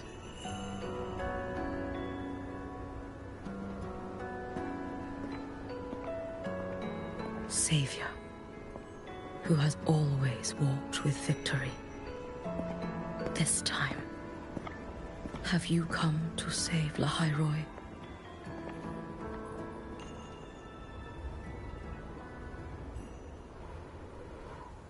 This is...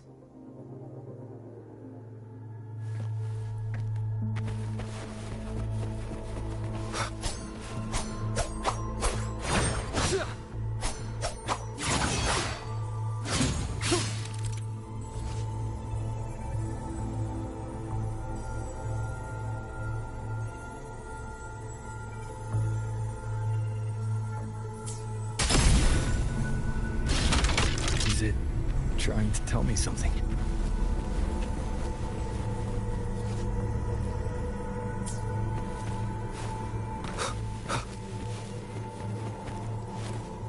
Aleph 1 seems to hold little interest in anything besides humans.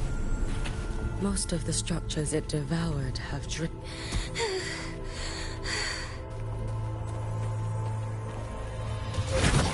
It's that girl.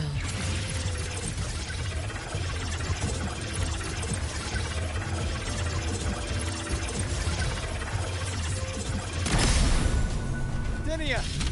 Can you hear me?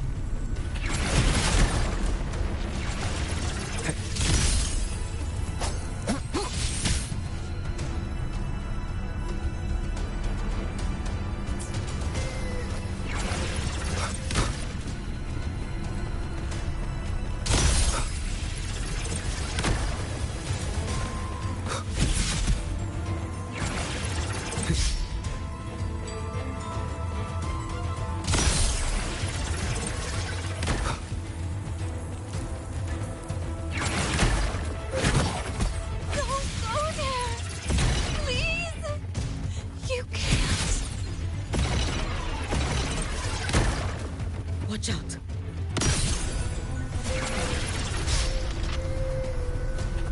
No! Don't! She's straight without let me handle this.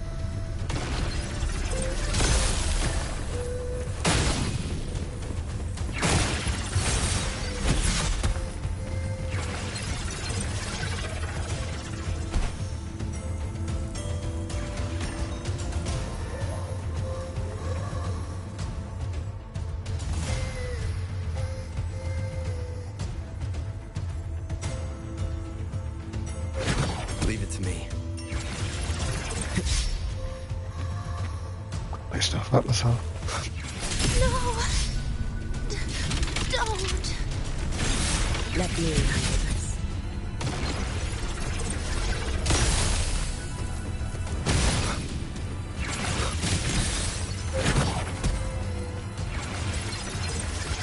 It's fine.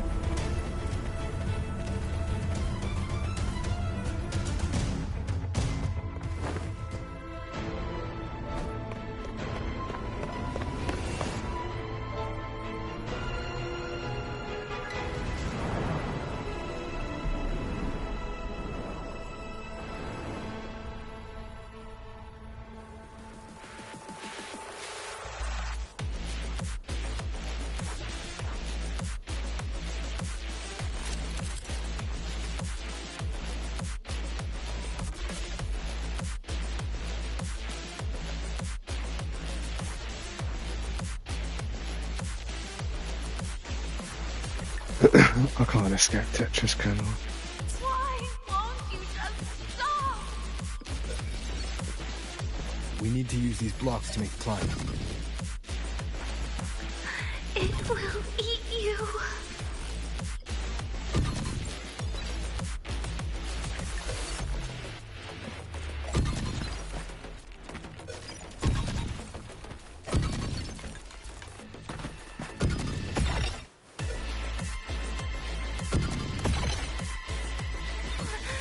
Sorry. You really shouldn't go.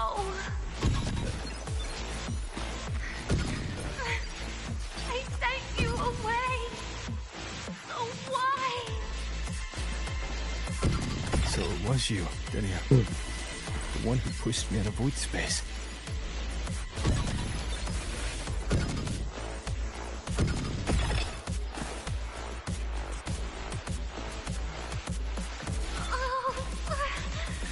My head.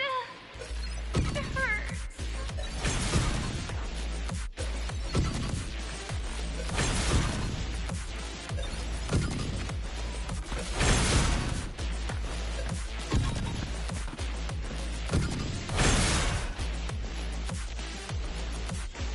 No.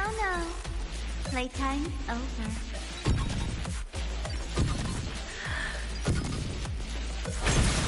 Come back to me, sweet girl.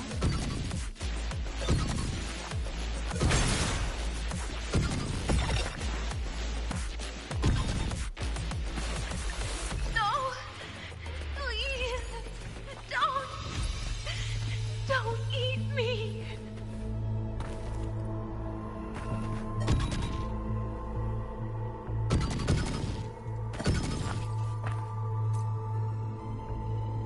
That child's state. She did not appear to be under complete control. It was Denia herself who stopped us. Let's go. We need to get up there first. Got it.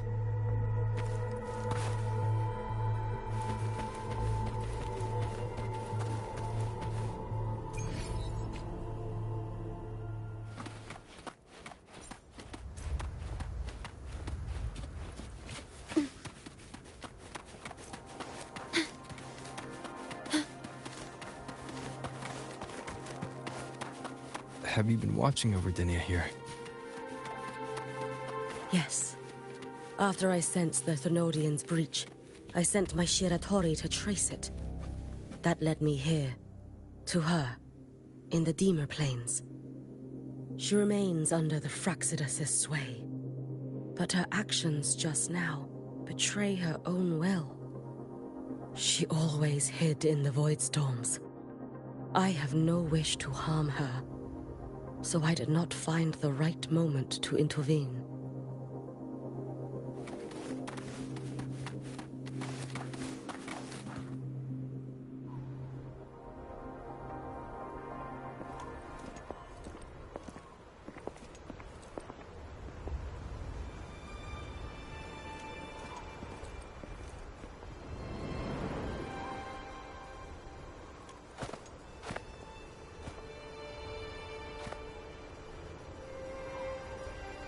Wait here.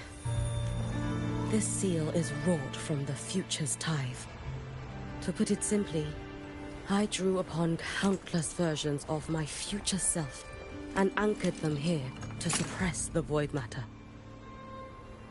To break the seal is to reclaim those futures. That task is mine alone.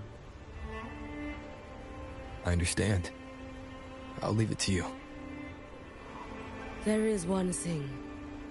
With Aleph 1 active, I may not be able to restore this seal once it is broken. You choose the most perilous path at the most perilous time.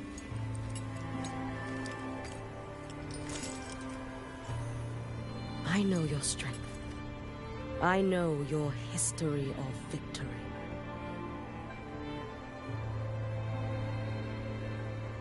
To take such a risk? Is it because you remain confident you will not fail?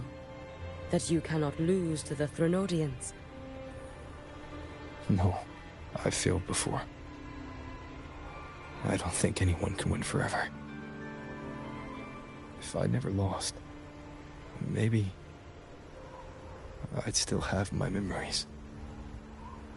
I wouldn't need to start over. Solaris would be free from the lament.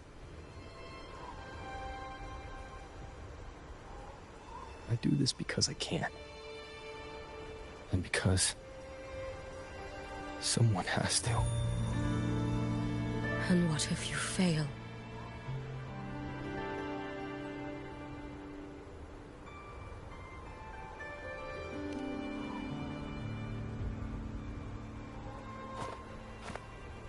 I meant, what becomes of you? Maybe I'll be lost to void space. Maybe I'll find a way to turn the tide. I can't know right now. But if I don't try, there's no way I'll ever know.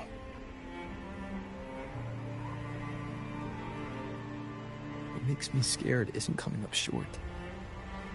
It's the thought of not giving it my all. The cost of this attempt is steep, and you bear the weight of many. I expected more caution. To fail even once against a Threnodian is to invite apocalypse. Even knowing this, you would still go. Hiyuki, Lucilla told me you fought a Threnodian in Oshinahara for a long time. I don't know how you did it, but I can only imagine what it took to hold the line in a place already so destroyed. So, I'll ask you. Did you fight in Oshinahara because you were certain you would win? No. I was not. I never was. Then you understand why I'm doing this. You would make the same choice in my place. I see. I will attend to the seal of flaming Sakura. It will not take long.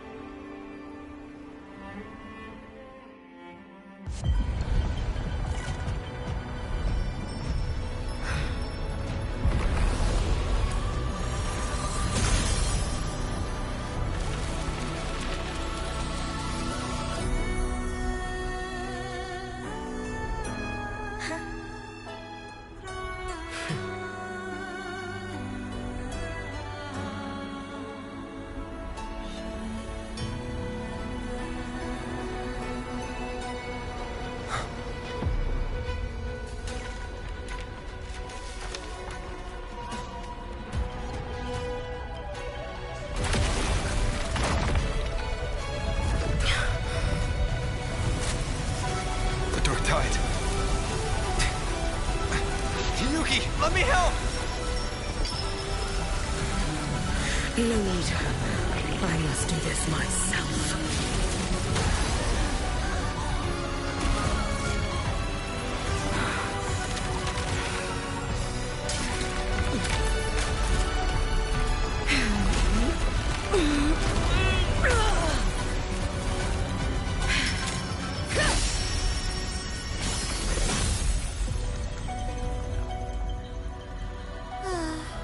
Why not choose the easier future?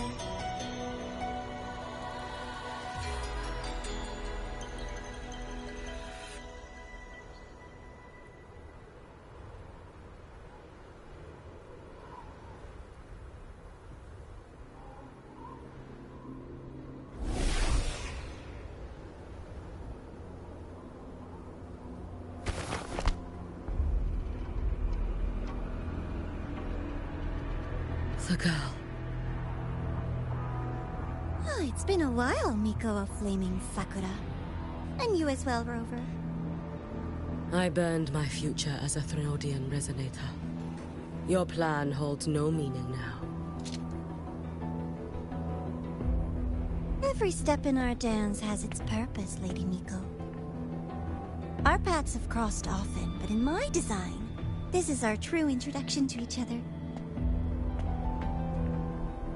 Because at last, I have a masterpiece, worthy of your attention.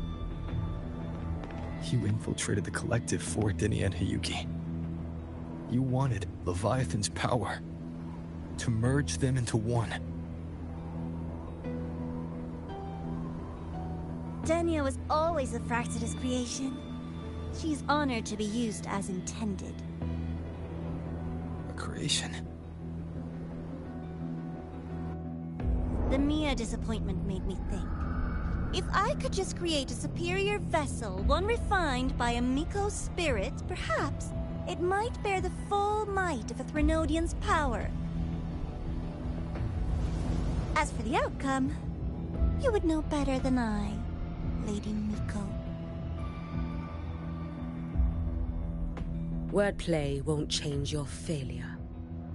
Leave, you tedious avatar.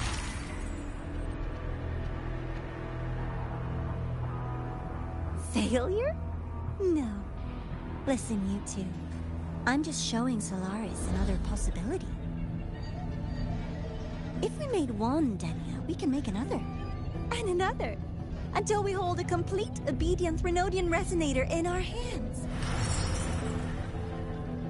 Your own borrowed future showed you that. A true Threnodian resonator will exist.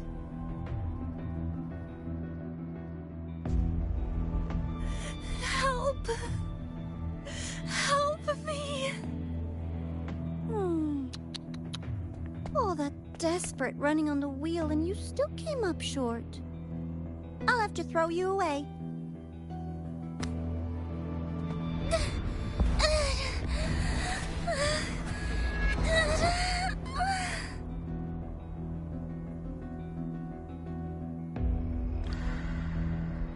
She can deny it all she likes, but the void in her heart is the same as Aleph One's. That emptiness, it will always pull her towards the Threnodian's power.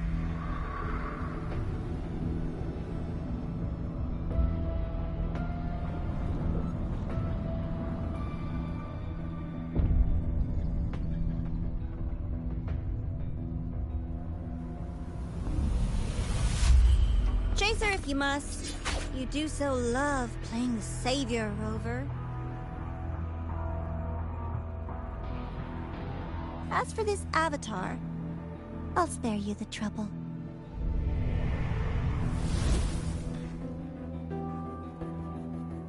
Wasting time on one of their avatars is pointless. Come on, Hiyuki. The seal is open. We have a job to do. Denia needs us.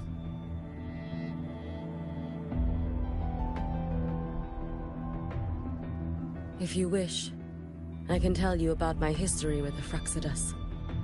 But of course, Denia is the more pressing matter. It's not hard to guess. The Grand Architect wanted your power as the Miko of Flame and Sakura, didn't they? But like you said, you burned that one future as a Threnodian resonator. You can be done with them.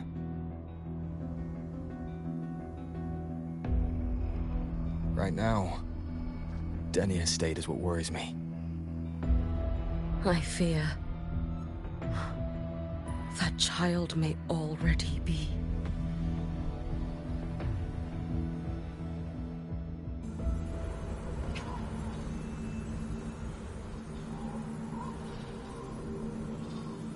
Man. Let's go.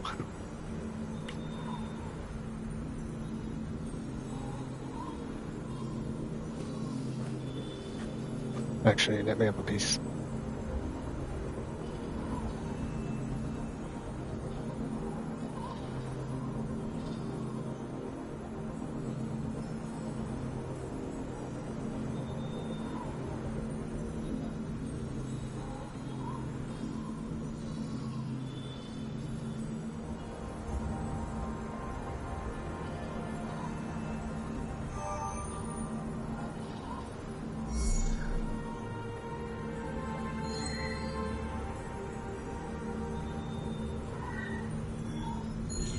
The stars rest in silence, awaiting their fated journey.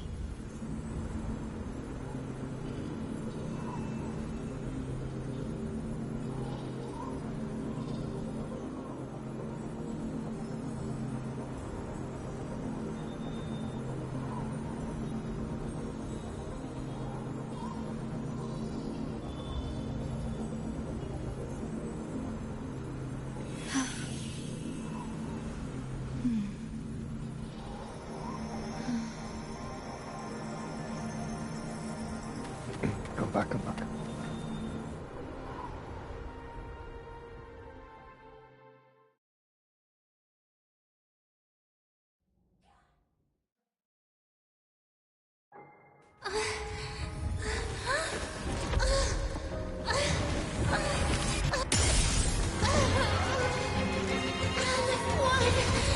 curse you!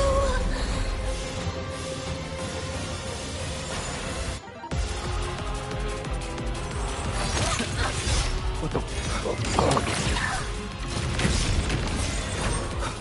You, the Space Trek Collective, all this running around for nothing.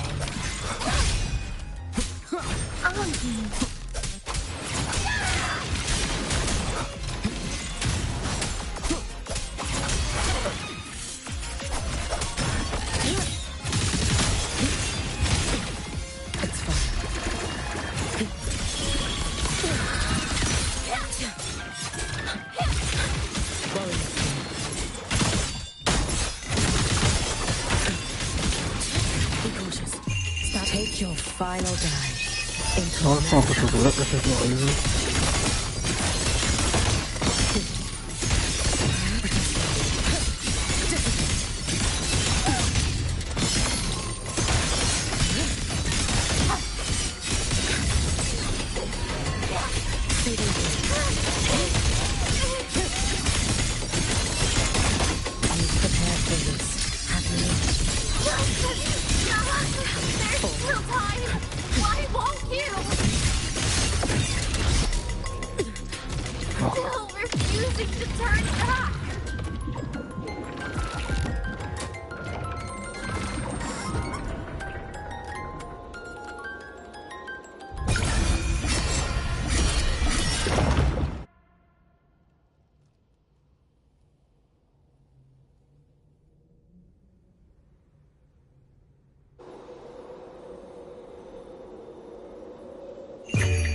For all wishes spoken, this vessel I offer. Damn you! I'm in blood! Your days are numbered. Lend me your strength. Wind cold, wait, I am the Tempest!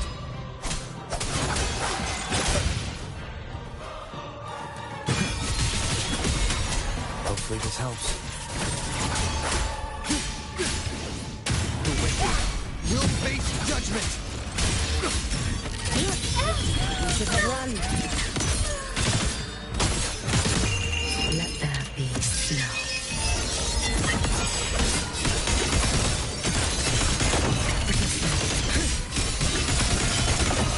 Down you go. Follow my rules if you can.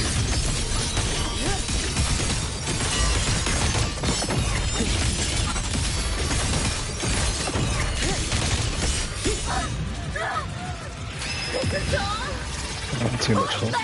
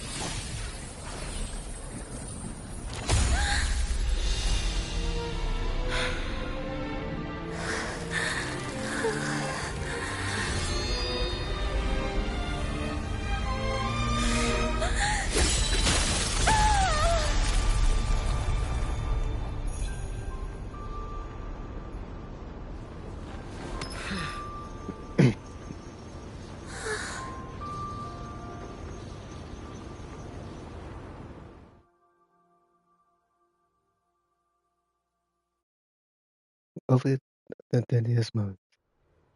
What it is to fucking peak.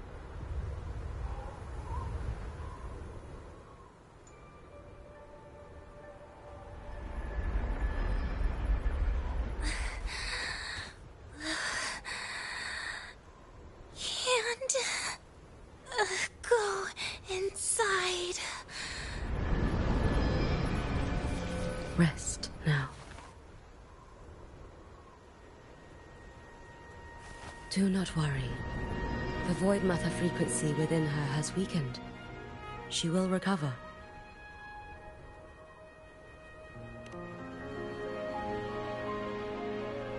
Forgive me, but I believe waiting for the void matter to spread would take too long. This will be faster. Allow me to handle this. There is not much time left in your deadline with Mr. Chase.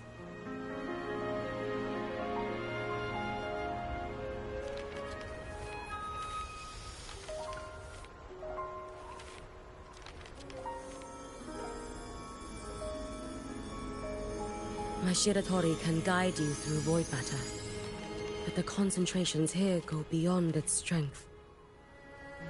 So I will draw upon a future where I learned to fully channel its power. It will protect you and help you find the path you seek.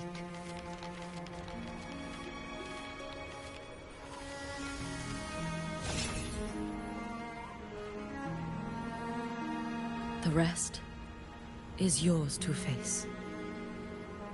Thank you, Yuki.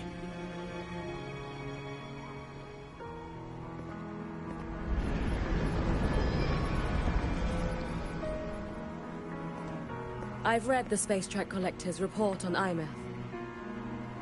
She wrote that her intention is saving the world. Lucilla said you are her family.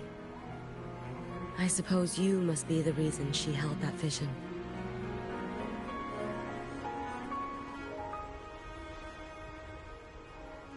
Do you regret it? Leading her to the Savior's path? To a life of pain and struggle?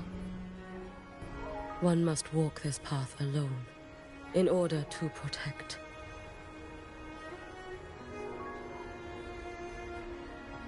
And those who walk it out of admiration will lose themselves in the mire. No, Yuki. I don't seek Imeth to confess my regrets. I want to find her, so I can tell her.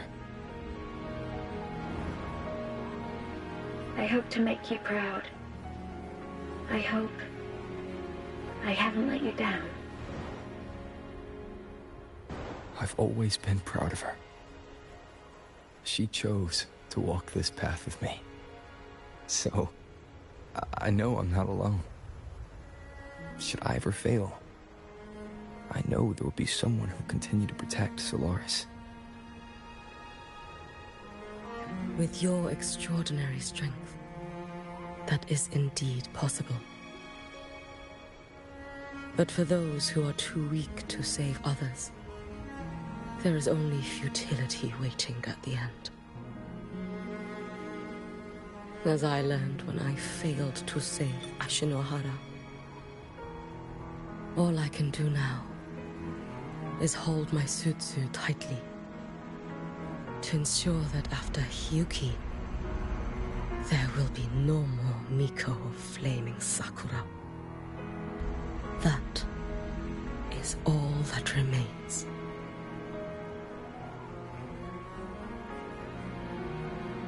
From Lahai Roy to the distant lands of Jinzhou and Renacida, people rise up to fight the Thenodians.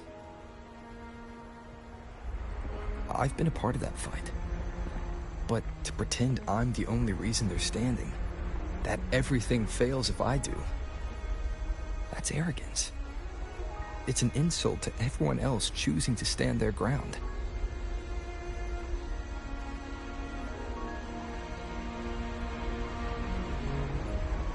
My victories were never mine alone. If even one person makes it to the end of this road, then we're still winning. Yuki, when you're walking alone and feel that weight, just stop for a moment. Look around. Stop. You'll see that there are people who draw strength from you. People out there who are proud of you. And when you finally reach the end of your journey, you'll know. it was never futile.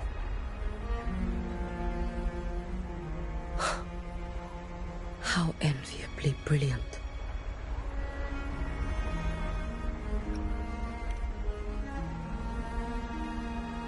It is nothing. I will tell you when you return. All right. I'll be back soon. I will hold the line here until Duskvale initiates. I will wait for you. Together. With everyone.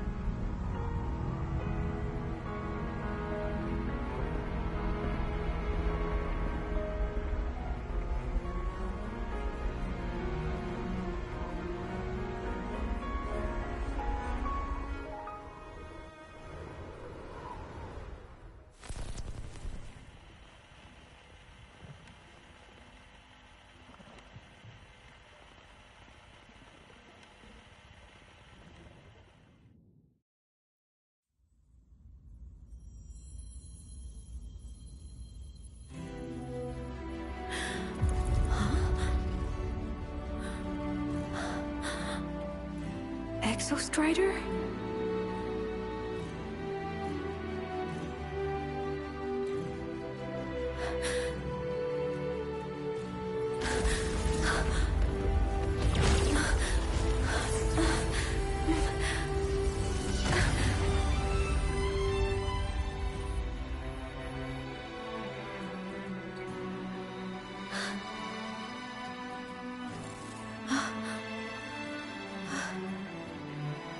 Someone consumed by void matter.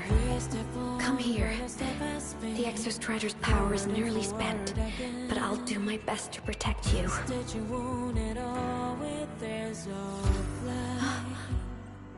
This frequency. No! Your existence is already nearly... Where am I? Did the void storm consume me? Am I dead? Is this void space a higher dimension? Our existence is fading. Did you just say that time and space have no meaning? Who's speaking? I can't see you, but I can feel you. Sound doesn't travel here. Thoughts do.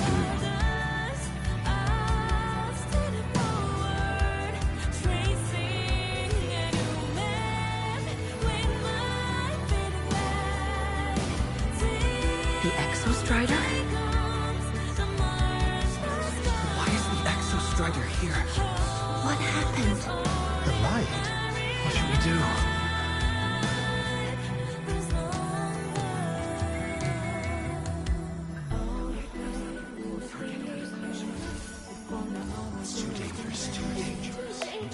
What are you doing? This is meaningless.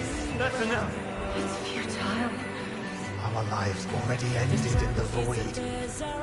I heard the Exostrider's cry for help. I want to find it. Time and space don't mean a thing. You'll never reach it. I know what the Exostrider means to the High Boy, but This is meaningless. You want to save it? How? But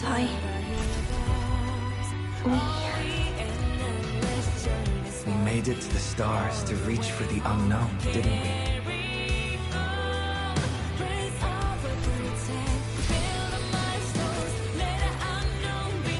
just another step on a long road of discovery.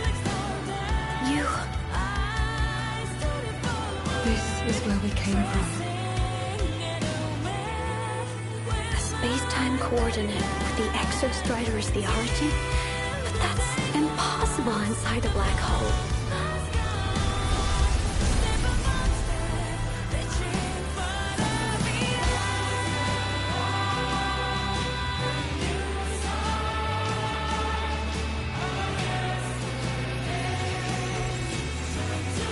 Now, we will mark the path with the future.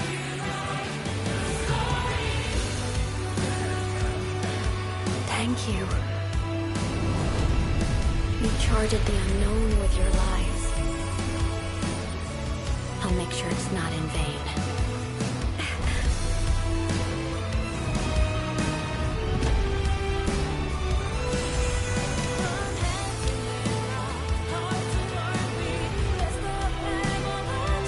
The light of the origin point. We will bear it.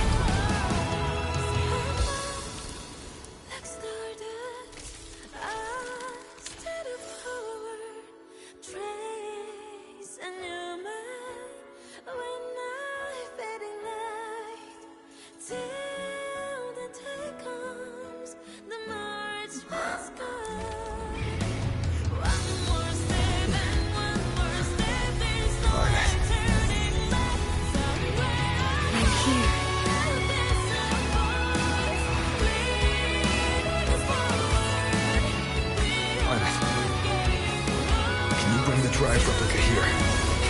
It's the heart they built for the Exostrider. Don't worry. This time, we'll save the world together. Okay.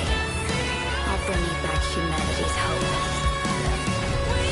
So, wait for me.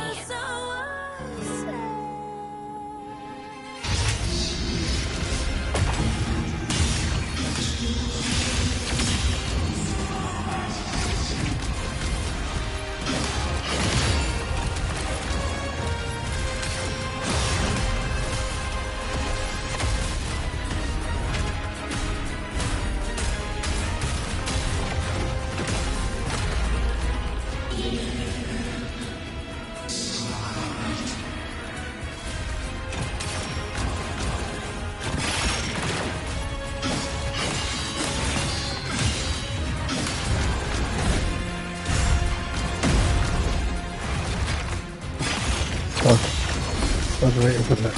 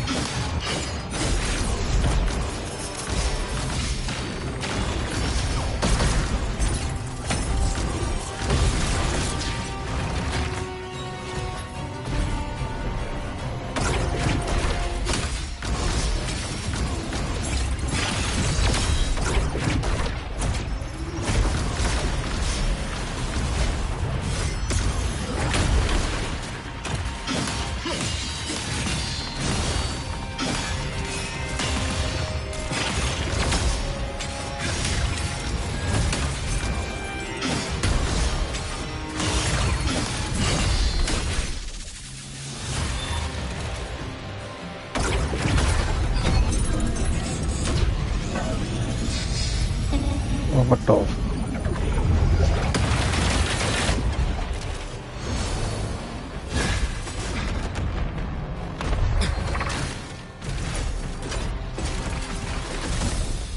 The Exostrider's frequency is decaying.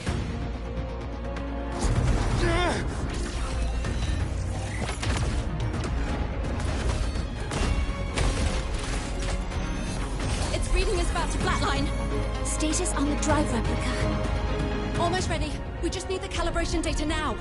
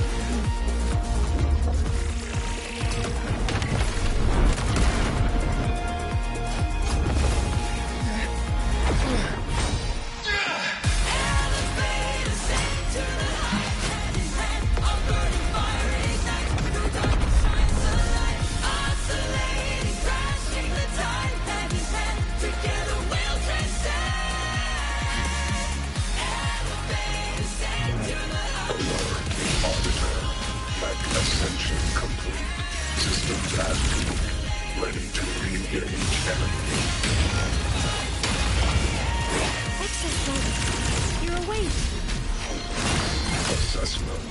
A human hive is now operational within you. I can now speak with their voice.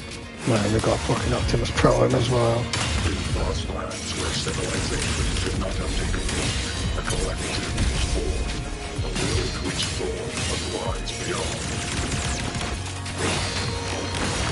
They have chosen.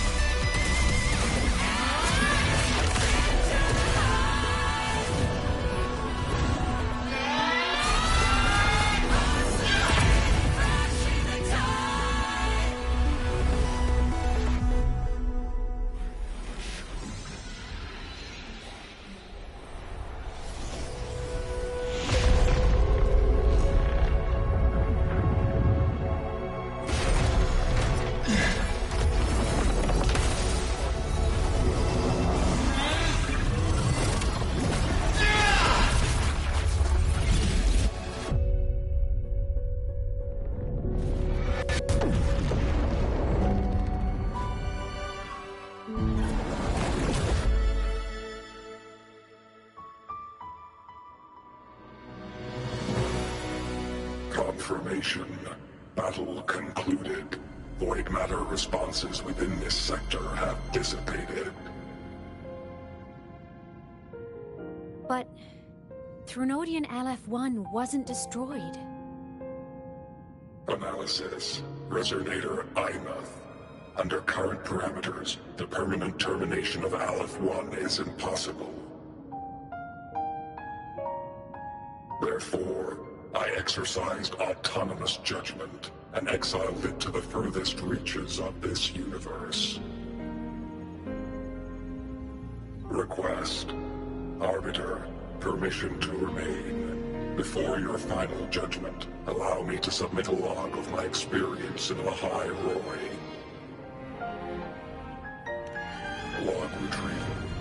On multiple return transits, I was detected by Aleph-1. It pursued me, its objective to enter Solaris through the Strider Gate. It attacked. I fell. But Resonator Imeth answered me with her power, and I was able to banish a part of Aleph-1. I should have initiated a full system seal to await repairs, but I saw countless pairs of terrified eyes. Discovery. The Roya in the Frostland stood helpless before the Threnodians' void matter calamity. I saw panic and dread. Following the protocol shared with the Sentinels, I extracted my reactor drive and encased it deep within the ice. Then I powered down to slumber. Exception. A momentary reactivation occurred. Resonator Imeth resonated with me a second time. She required my power to mend the Strider Gate rift. I complied. That was when I became a digital ghost. But was that the second time we resonated? Or the first? Initial assessment. Upon reactivation, standard procedure was to request your retreat. Direct engagement with Aleph-1 was a tactical irrationality. But the human heart granted me a voice. The will of this civilization gave me the strength to stand with you. Component analysis. This drive replica forged by humans is crude and fragile compared to my original drive. I can feel each one of its pulse cycles, violent, eroding itself with every beat. The shrill, grating friction of wear. This is the first time I have ever heard myself. A heartbeat bestowed upon me by them. With this heart installed, I have acquired capabilities previously undocumented outside the Sentinel Mech series. Projection. Given Threnodian Aleph-1's abilities, we must assume it retains the capacity to return. Once the Strider Gate is fully sealed, I will remain on this side as its guardian.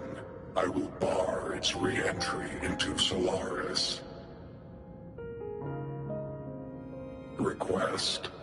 Arbiter, I was born from humanity's hope.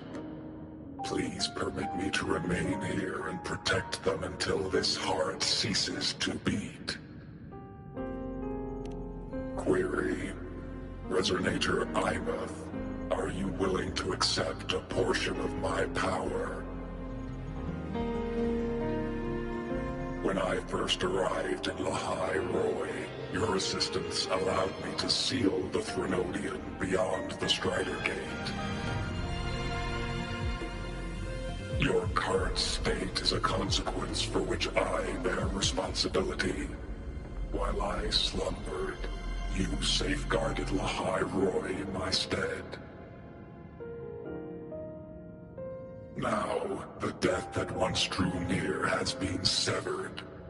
Henceforth, your companion will be an enduring life. Summary. I am experiencing the state defined as guilt. Oh, Exostrider, you're really wearing your heart on your sleeve, aren't you? But hey, I chose this path myself. Made my peace where it ends a long time ago. As for your question, this savior's got a career to uphold. Gotta level up if I'm gonna keep kicking bad guy butt, right? So your power? Hell yeah, I'll take it. Authorization. Resonator Ibeth's agreement confirmed. Synchronization limit removed.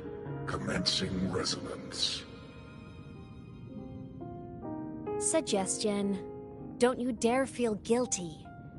Thank you for living up to my hopes.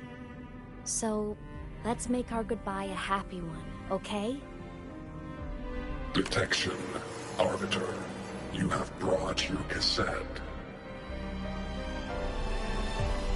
Proposal. Please allow me to take it. I wish to burn a frequency onto the tape for you to return to Lahai Roy. Briefing.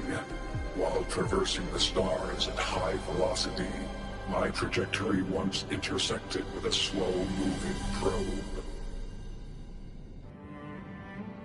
Its hull was marked with Solaris script. Its launch date is estimated to have occurred a long time ago.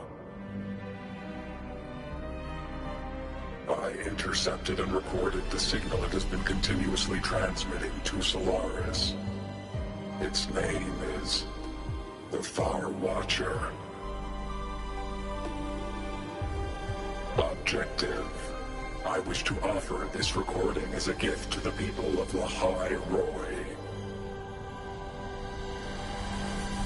Status. Strider Gate closure imminent. Preparing to return the Arbiter and Resonator to Lahai Roy. Query. One last thing, Arbiter. Will you permit me to alter my designation to bear the name Lahai Roy? Designation change complete. Thank you, Arbiter. Valediction. Farewell, Arbiter. Please deliver my temporary goodbye to the people who forged this heart. Prediction. We will meet again in the boundless sea of stars.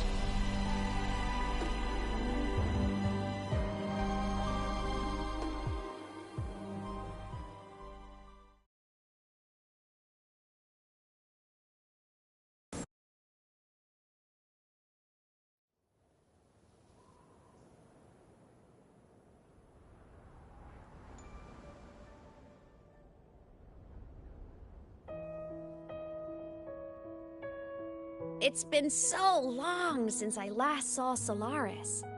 Feels weirdly nostalgic. Now that Aleph 1's been kicked to the cosmic curb, Lahai Roy can finally breathe easy. I was gonna say we saved the world this time, but honestly, it was the explorers who fell into the void matter. They're the ones who mapped that data on me and the Exostrider inside the Threnodian's black hole. All I did was burn their findings onto a cassette for you. And it was the people of Lahai Roy who decoded the cassette and forged the drive replica. That's what let the Exostrider finally cast the Threnodian out. So, this wasn't a story about heroes saving the world. It was the world saving its heroes, right? Yes. And now, we're home.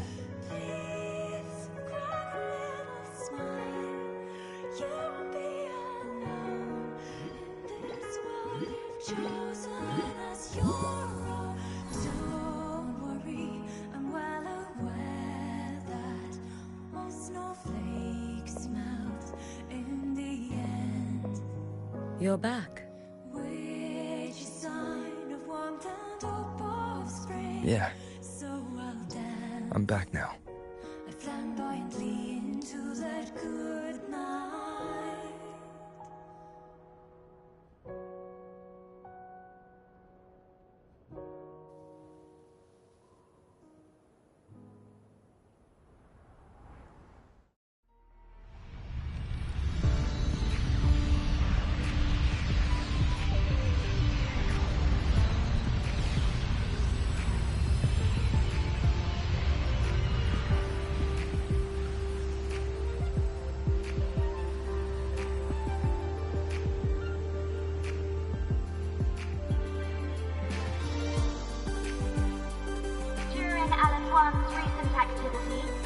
was successfully contained to the Dema planes. Within the planes themselves, void matter concentrations have dropped significantly across most sectors. Monitoring data from the Space Trek Collective confirms that Frenodian markers within the region of the High Roy have now fallen to near zero levels. Exostrider activity has fully ceased. However, related research into its technology will continue. Research units deployed by Star Torch Academy have successfully neutralized all anomalous constructs activated by the Frenodians across the High Roy. The experience gained through this mission will carry forward. In the Outer Woods, the area closest to the Frenodians' attempted breach, partial structural damage has been confirmed. Overall, the situation remains well within control. As void matter levels continue to drop, the Roya will regain access to a broader and more stable range of territory.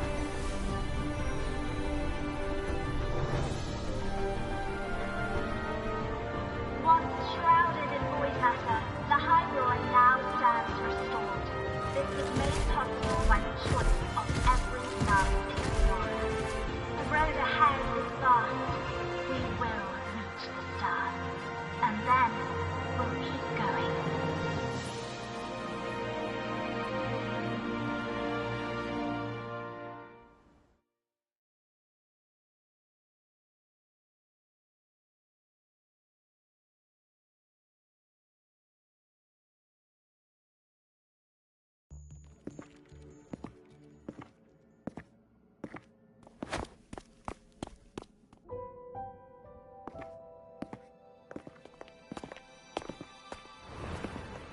You made it!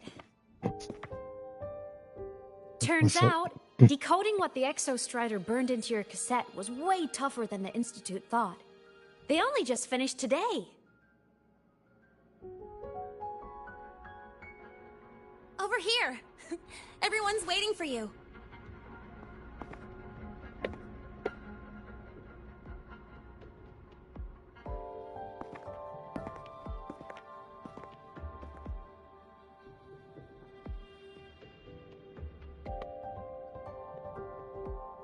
No. I said something when the cutscene ends. I literally thought of it 5 minutes ago. What could it possibly be? Oh, I can't wait to find out.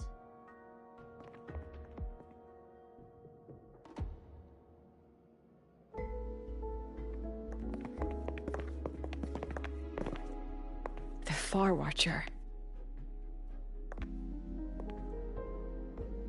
I have to admit, I was genuinely surprised when you handed me this tape and said that name.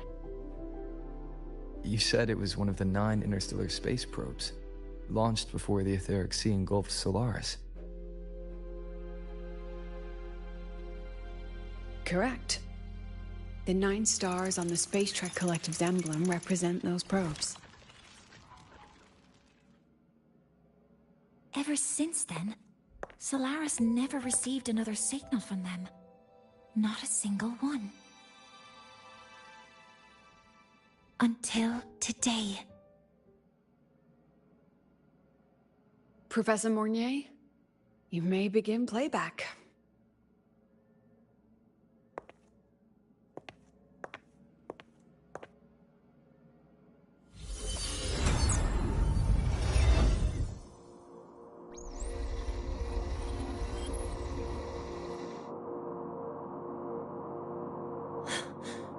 This sounds like white noise. Judging by the cassette's data, they're sounds the Far Watcher recorded while drifting through different galaxies. Sounds that have been lost to us for centuries. Silenced by the etheric sea. So that's why the Exostrider wanted to give these recordings to the explorers of Lahai today. Because this is a gift from light years away, sent by the explorers of Lahai past.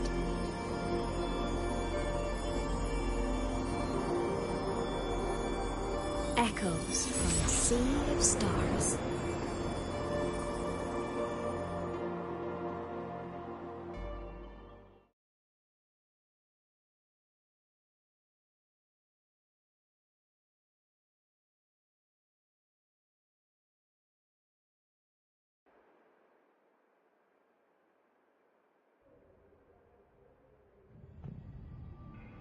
The Space Trek Collective has taken in that Denia girl, just as you wished, Grand Architect. Good. Just let them care for the little doll for now. Such an extraordinary performance. I'm sure I can find another role for her later. All retrieved data has been processed, awaiting review at your leisure. May I ask what you plan to do next?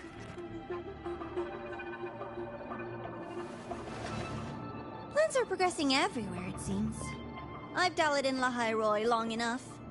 Time to stretch my legs. Cristoforo, be a dear and run a message to Eris and the new Federation for me. Understood. Though I suspect the Vice Architect will begrudge once more your sending me to disturb their precious quiet. Oh, and will you require me to draft a prologue for your characters? No need. I'll pay for Lova a visit myself first. That will be all for now. This body tires so easily. Remember to give her a silent ending. Grand Architect, with this phase of verification complete and full production proceeding, do we still have use for that Miko? That won't be necessary. Her future as a Threnodian resonator has been taken. She no longer requires our attention. Besides, she's failed one too many times, drawn one too many futures from herself, and she still insists on walking the path of saving Ashinohara alone with no intention of stopping.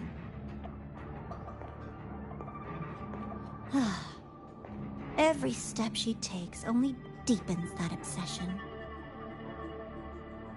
After countless cycles of failure, she too will be reduced to ashes by her own vow, just like her sister. That reminds me. Zashiki Warashi has brought us some rather interesting news.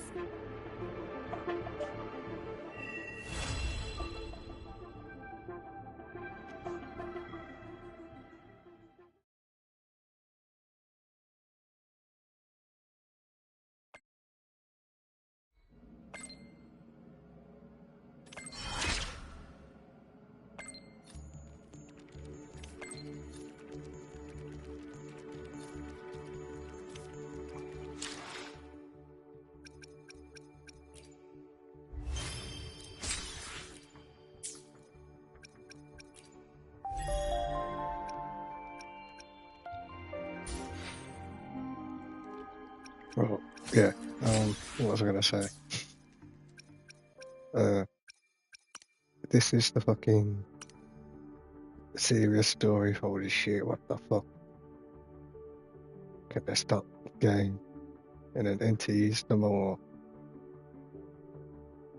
chill comedy, starts love, and then make that again.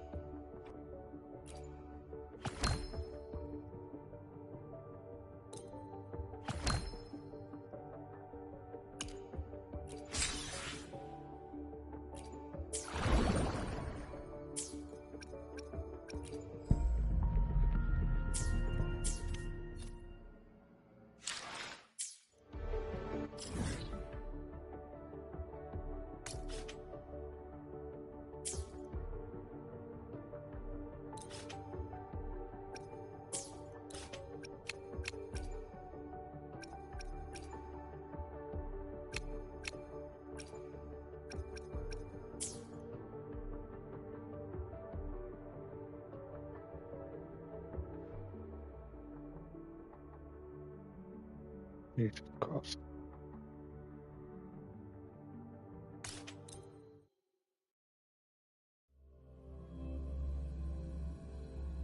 It's only 10 past.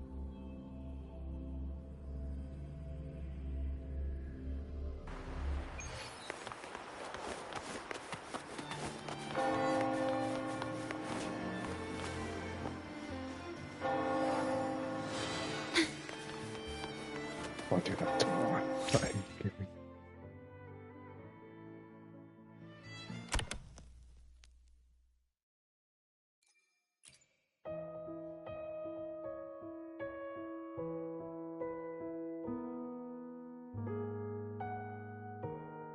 I don't think there's been a single song that we listened to while doing that I didn't like.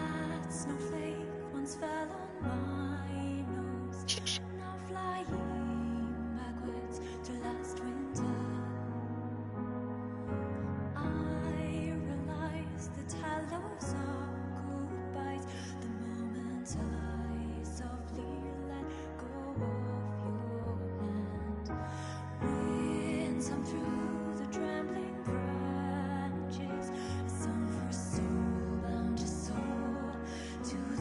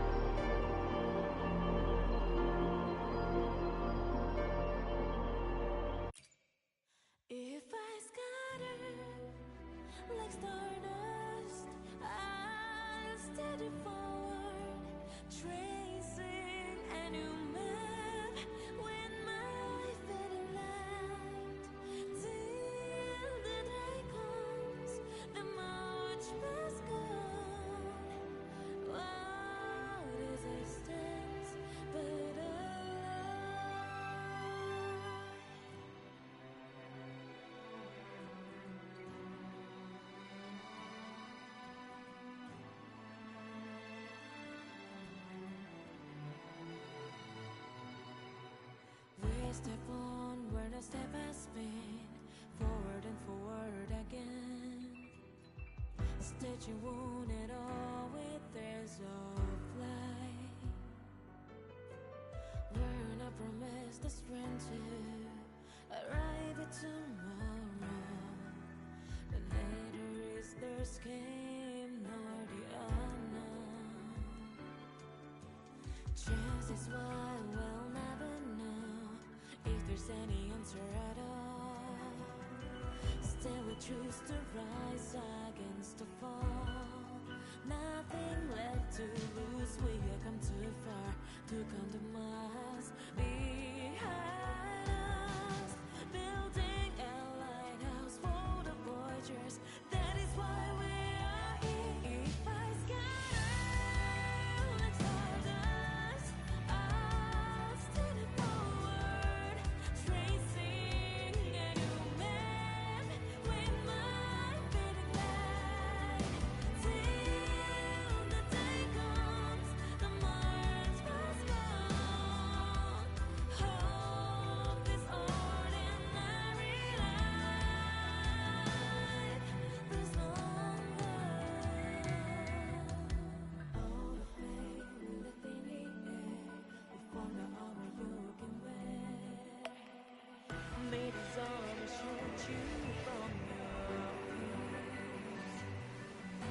The struggle is a phase already, enough to fill one's heart and tear the facet of the void apart. Time and space blend together in the silence and chaos. Can't hear a heartbeat, but I hear bombs. Only an endless journey's worthy of the way home. Carry on, raise up a pretend, build a milestones, let the unknown be known. If I scatter like stardust, I steady forward, tracing a new map with my guiding light. Till the day comes, the march must go on. Step upon step, reaching for the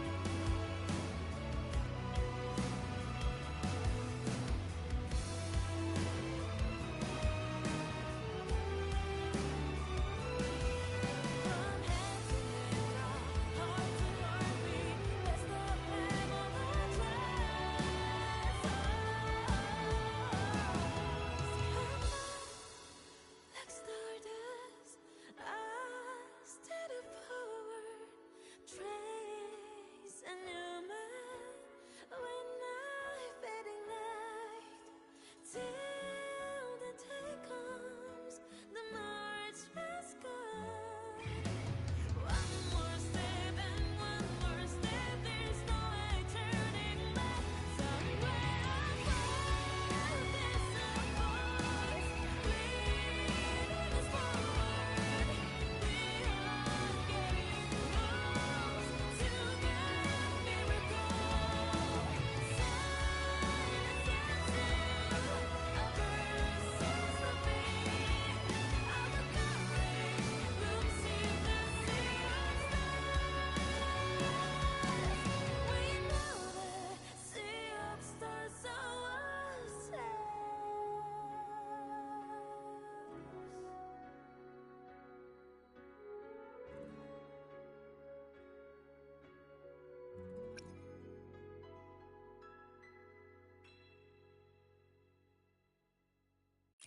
Eclipse.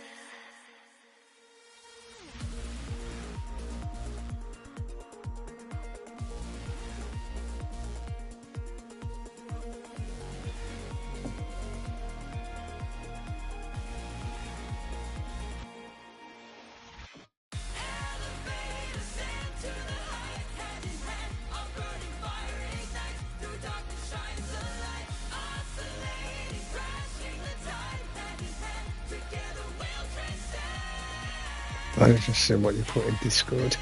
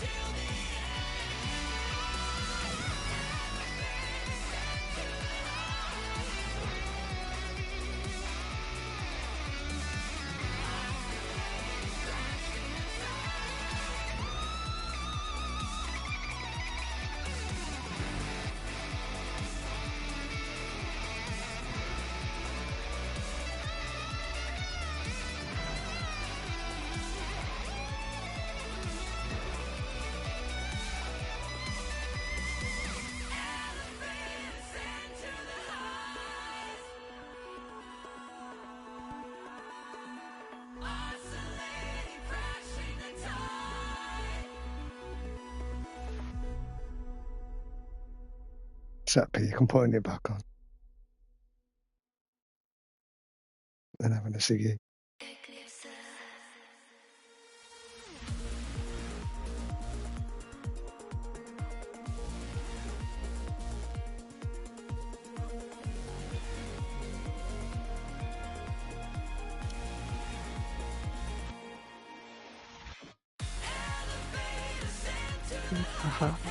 Yeah, I was about to say get an over for the lyrics.